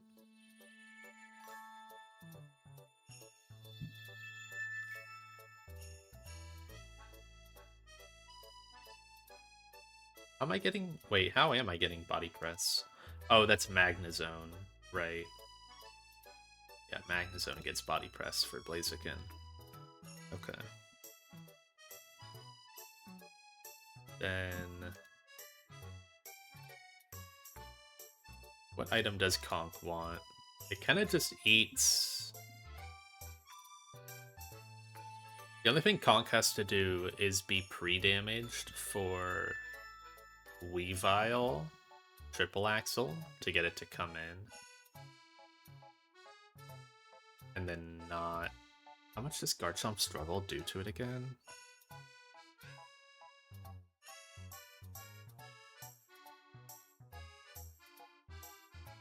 %, min, 35 min,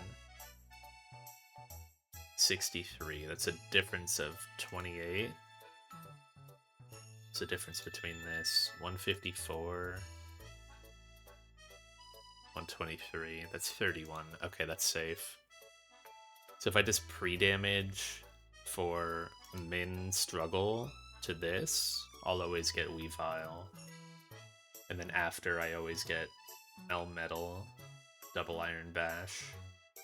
On Double Iron Bash, I go Mag, Bait Body Press, go Blaziken, pre-Tox.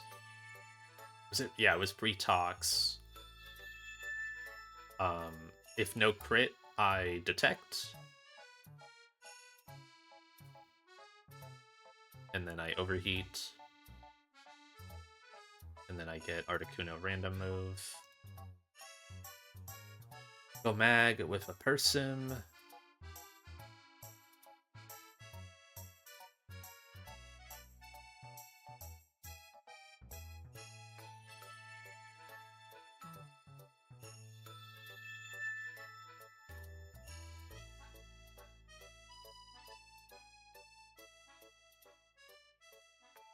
I was really hoping Conk would be able to do something else in this fight, but it kind of doesn't. It just beats Weavile for me.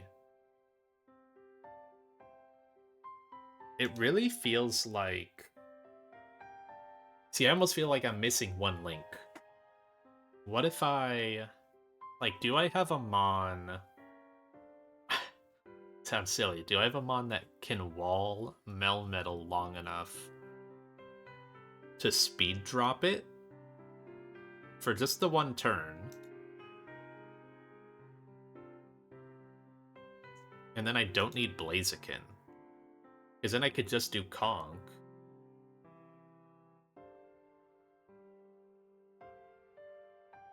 It depends what that Mon would bait, though. What are my speed droppers? It's like...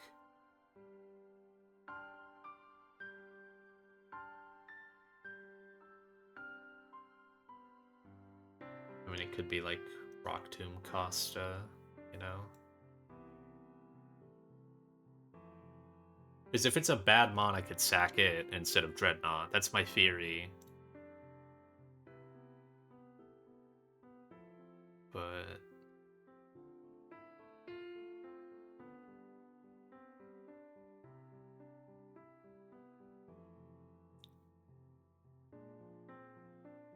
I don't really have anything that does good speed dropping like that. There's Masquerain if it comes in on Body Press.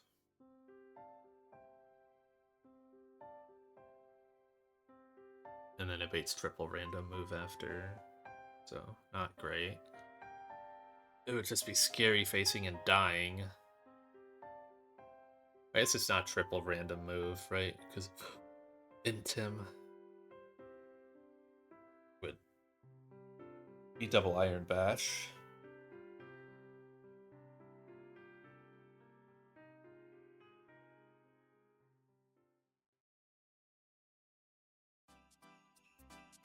Don't love it. What else? There's like Galvantula. Oh wait, Gal doesn't even have speed control anymore. Who are my speed control mons? It's like... I thought I had a bunch of like Bulldozes and Rock Tombs. I mean, I know you do. Obviously you can't get the turn off. I feel like I used to have so many speed control moves, and now I have like none. Got like Bulldoze, Garchomp.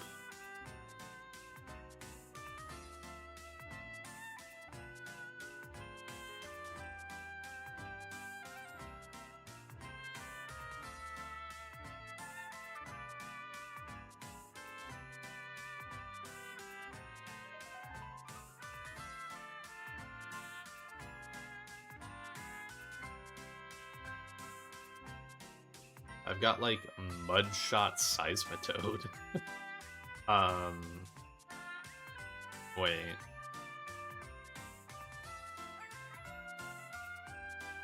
Why is that not a bad idea? No, it is, because you would be finishing with Conk, and Conk gets a champ. I can't let... I need the chain to be proper. So speed dropping for Conk doesn't work. Yeah, okay. Seismitoad almost did something. You could, like, go Corviknight on double Iron Bash, bait T-Punch, go to Seismitoad on T-Punch, actually get a turn off, and Mudshot, and then speed drop with Mudshot. There's almost something there.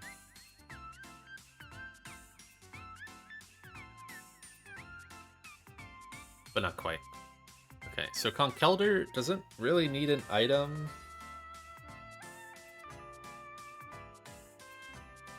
I guess it can just have a Citrus in a pinch. Blaziken needed the Wise Glasses, but I guess I can just give it the Charcoal. It's never risking, like, a knockoff or anything. And then Magnezone, sadly, needs a person. It would be so nice if it could be something else, but it can't. It should be okay, though. So, extra. There's a lot. Corviknight needs to lead in Fire Blast range, which is 120 HP. Then Dreadnought needs to also be pre-damaged. In case of Fire Blast miss, it needs to be at 216. And paralyzed. Then Pidgeot doesn't need any pre-damage. No. No.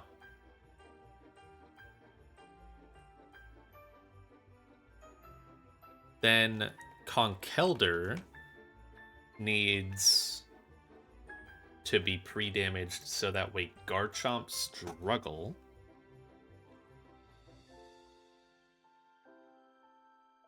which does 35, puts it in triple axle range. So 189 on Conkeldurr. It does not need to be burned. I guess as backup I could burn it, but I don't need to.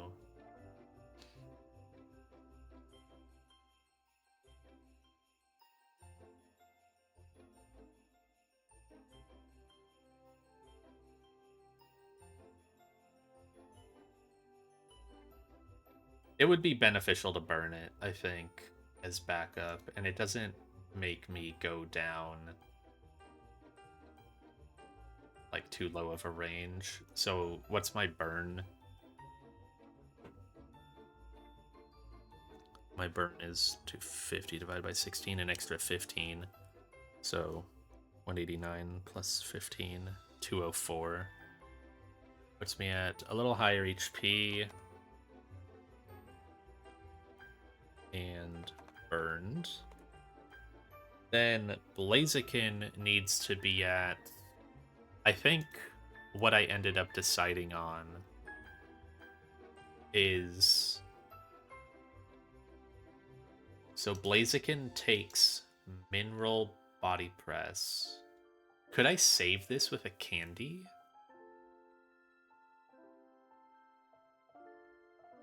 I probably could. I don't know if it's worth it, though. I don't think it's worth it. This is like, it's less than 1%. And I can adapt as I see it. Or I can see it coming, and then I have a couple turns to decide what to do. And Blaziken always gets the Melmetal kill, but it would just die in the process.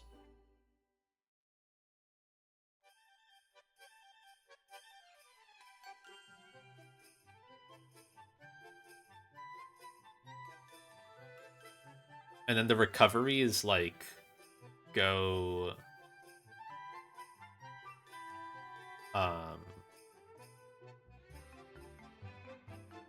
The recovery is go Conkeldurr after Blaziken KOs Melmetal and like dies to Poison Tick after.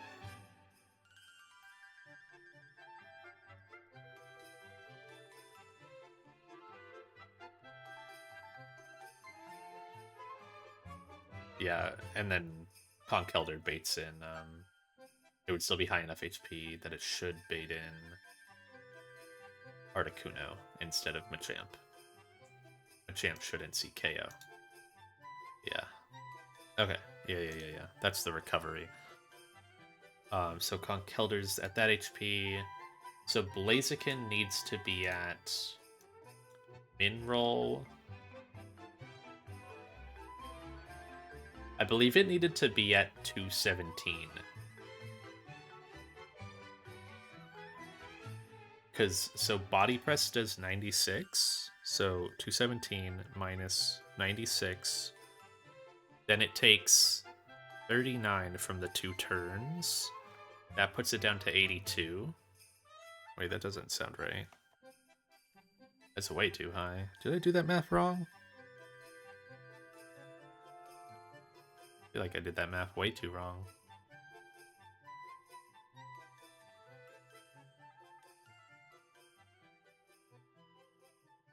It needs to be like way lower than that. Because my threshold is 73. Wait, how did I get this number?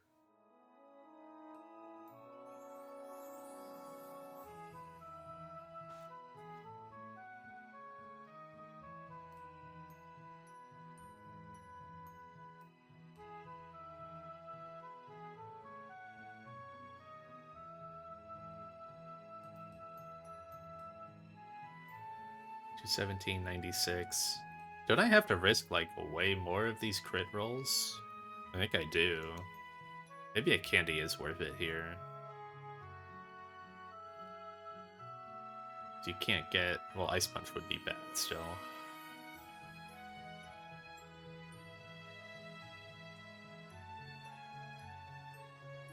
Was I looking at crit rolls? 171 plus 39 does 210, so you need to be at 211. Oh, no, yeah, so you need to be at 211 max. 211 is the max HP you can be at. So you need to be... You need to hit 73. So 73 plus 96 plus 13 plus 26. 208. So you need to put yourself at 208. Because 73 is the overheat threshold. And you're opening yourself up to 2 rolls of crit, making you die. After getting the overheat off.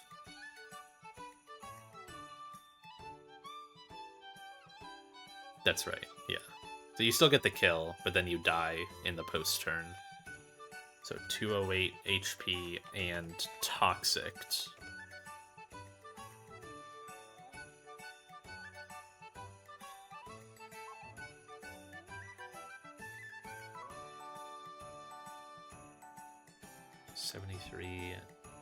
An additional 39. And you never die. You never die to non-crit when you have to detect for that extra turn.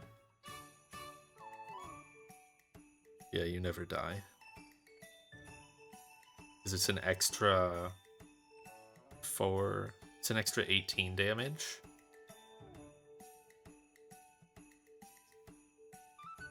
Plus, it's an extra 18 damage, plus the extra 39 from the extra Toxic turn. If it's a min roll crit, that's 145.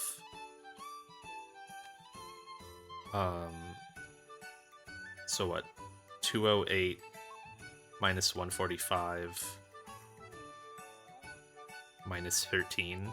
That's enough to just rip it right there, and you don't die to you don't die to the toxic afterwards.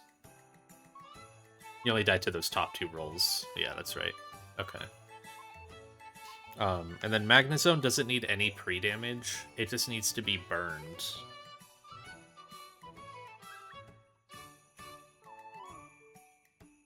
Yeah, it needs to be burned in case it's coming in on Freezing Glare. Okay, so this is big PP counting stall.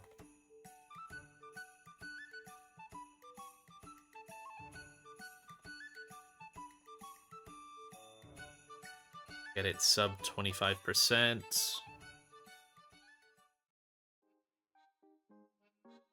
Go conk on struggle. And you get Weavile.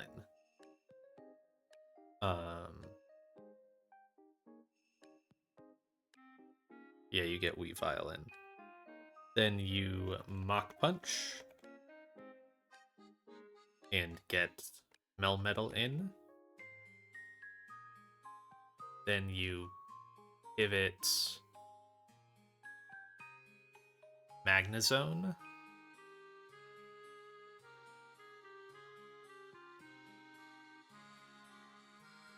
On double Iron Bash. Is double Iron Bash or T-Punch better for... T-Punch is better for Magnezone. Especially with the burn chip you're taking. I kind of like that.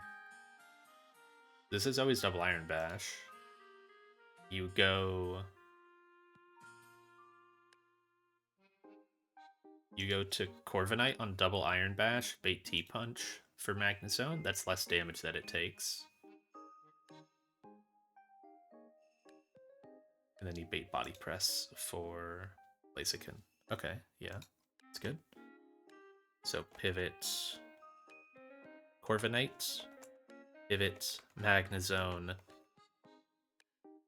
Oh, oops. Get rid of this part.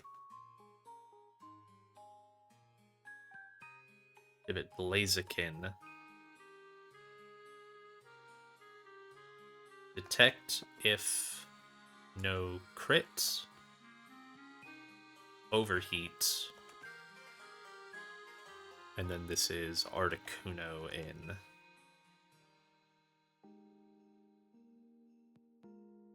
Then it's pivot Magnezone.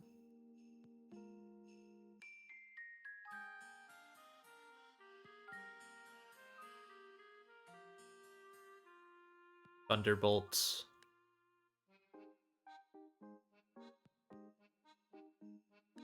Sack Dreadnought if lived.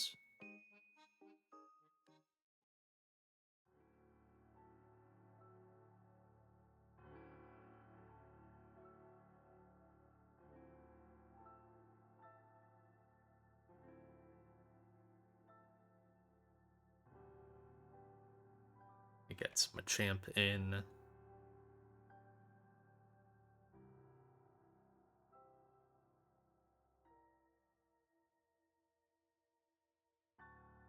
This is pivot Dreadnought.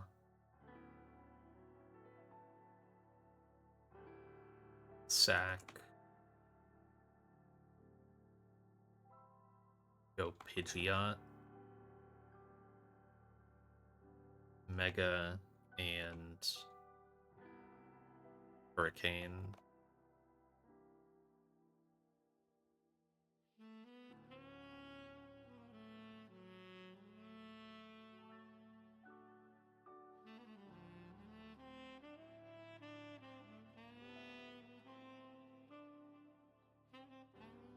Is there ever a world where Magnezone kills, gets Machamp? Can it ever substitute? I think the answer is no. No, it can't. Because the turn you go to Dreadnought, it'll die.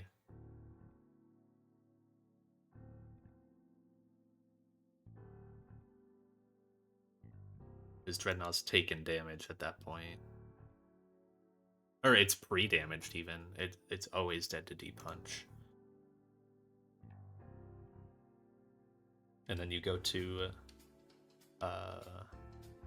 this guy. There's no shenanigans with like move baiting or anything. I mean, it doesn't matter, you're gonna outspeed.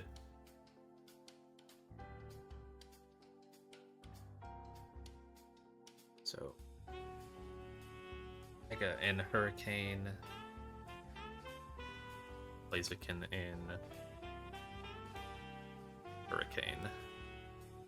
Okay, so that works. I will look at other ideas. I'll look back at D-Knight. I'll look at like some...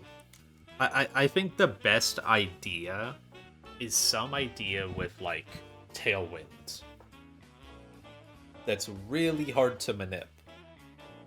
But maybe doable. Where you like, you future sight, you Tailwind, you pivot as... And like that's with Zatu. You future sight, you... Or maybe it's not with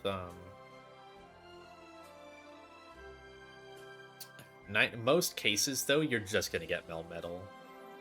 Right? But maybe Conk can fast KO Melmetal in Tailwind, right?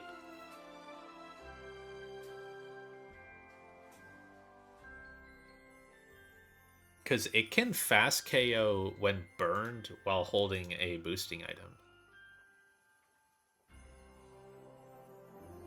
Like Black Belt. It can fast KO Melmetal, but it needs Tailwind to do it.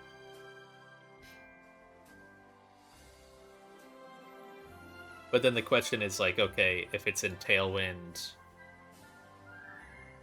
Like, Conk in Tailwind just baits Articuno. So, you don't get very far with that idea.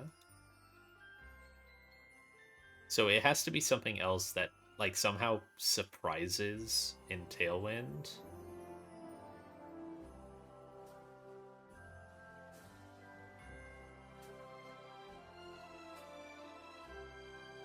Or has the Future Sight do, like, a ton of damage? I don't know. Like, there cannot be a Pokemon that I have that comes in on Garchomp Struggle and shows KO to everything and then just goes down the line. What about...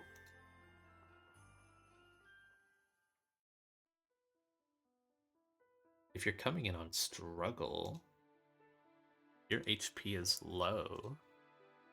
You're in Blaze and you've got, like, Sharkle or something. In Tailwind, Blaziken shows KO to... Oh, it probably doesn't show KO to, yeah, Mega Blaziken. Maybe with Life Orb it would.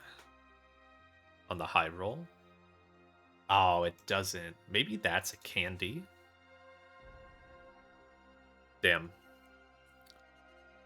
It's not really a worthwhile attack scale. You could show, like... Because you outspeed everything. You would outspeed Oko. You're showing outspeed Oko to this. You're showing outspeed Oko to this. You're showing outspeed Oko to this. And to this. The only one is Mega Blaziken that you're not showing, or like base Blaziken.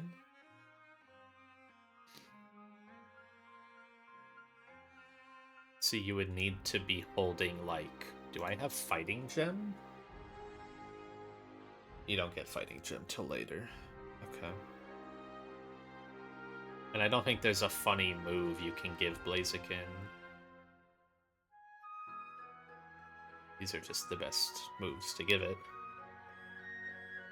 That's unfortunate that it doesn't read... So it would get base Blaziken in, and then you don't kill upgraded Blaziken. About, like, Fire Gem, just to show the KO. No, not even. It's not much of an upgrade. Yeah. It's a fun idea. I think there is stuff to work with Zatu, Future Sight, Tailwind. Oh well, wait. Wouldn't wait? No, wouldn't this work? Because you switch in. Okay, I have an idea to work with. This is an idea to work with tomorrow. It is too late for me to do this. How do I want to word this? Look at Garchomp stall with Zatu. Future Sight plus Tailwind.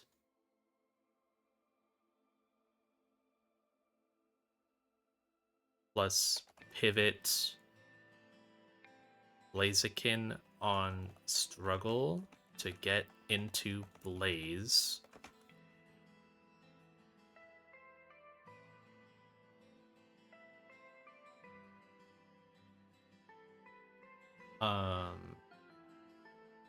If Blaziken is itemless, what does it bait? If it's just in Blaze. Yeah, okay, it needs at least Charcoal to show KO to Machamp.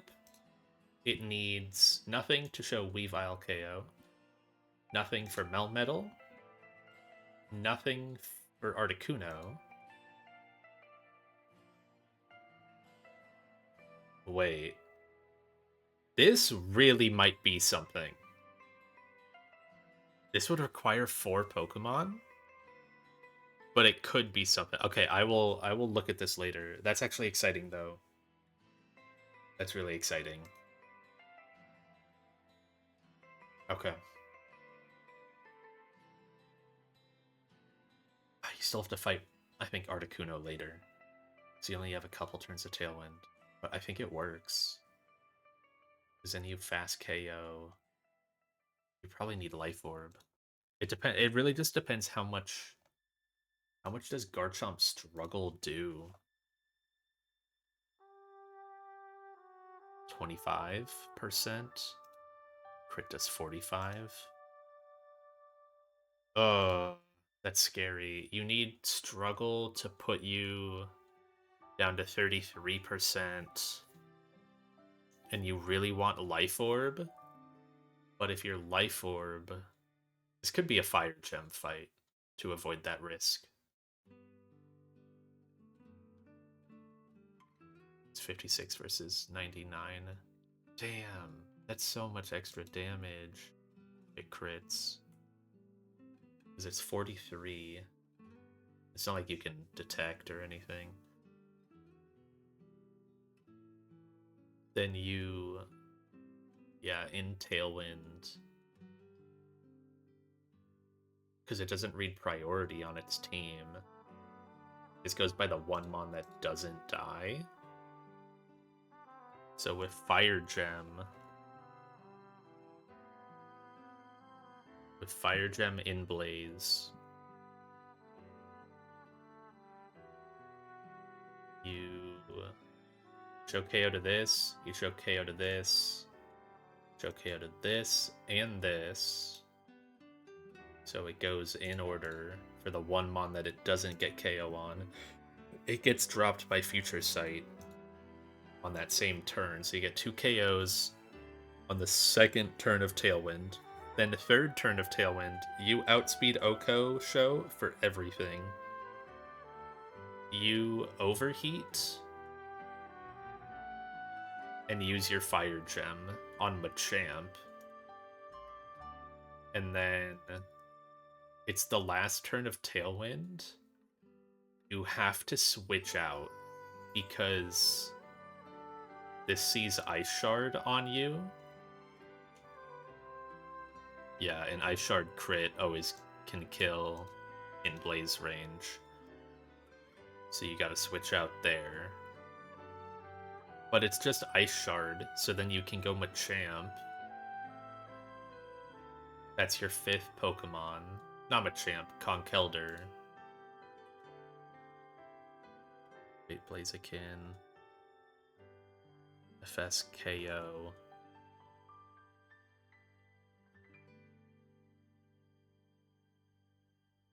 If it Fire Gem Blaziken. On struggle to get into Blaze, Bait Blaziken. Future Sight KO. Get Machamp. Overheat KO. Get Weavile. Ice Shard. Give it Conk. Mock. Get Melmetal. You can't really go back to Blaziken unless you sack a Scrub. But that's too many Mon slots, right? Then you're looking at, like, that would be Saxaw too. So that's the one thing with this, is you kind of are using too many slots unless you're KOing.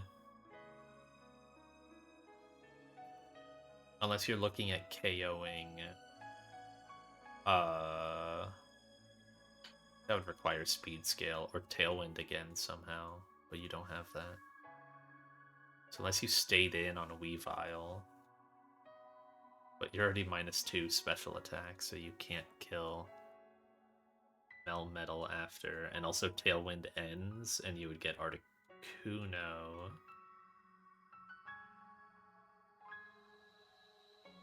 It's not awful.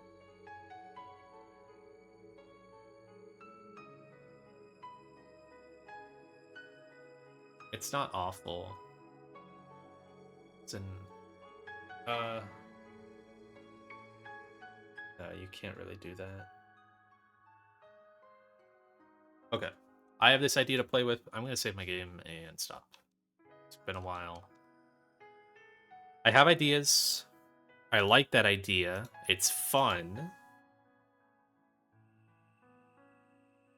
It's crazy that Blaziken just shows KO to everyone. But, like, maybe I can do that with something else. Not super likely, because it's got to be something that shows KO to Melmetal, you know? But maybe it's possible. In Tailwind, anything is possible. Maybe I have, like, Ground Gem Garchomp doing things, right? Anyways. Goodbye. It's been 6 hours. I said I wouldn't play that long. I told myself I would play Trails today. I didn't touch it for a second. I basically calced fights, did fights, sat here for 4 hours and calced LCR. So yeah. Anyways, goodbye.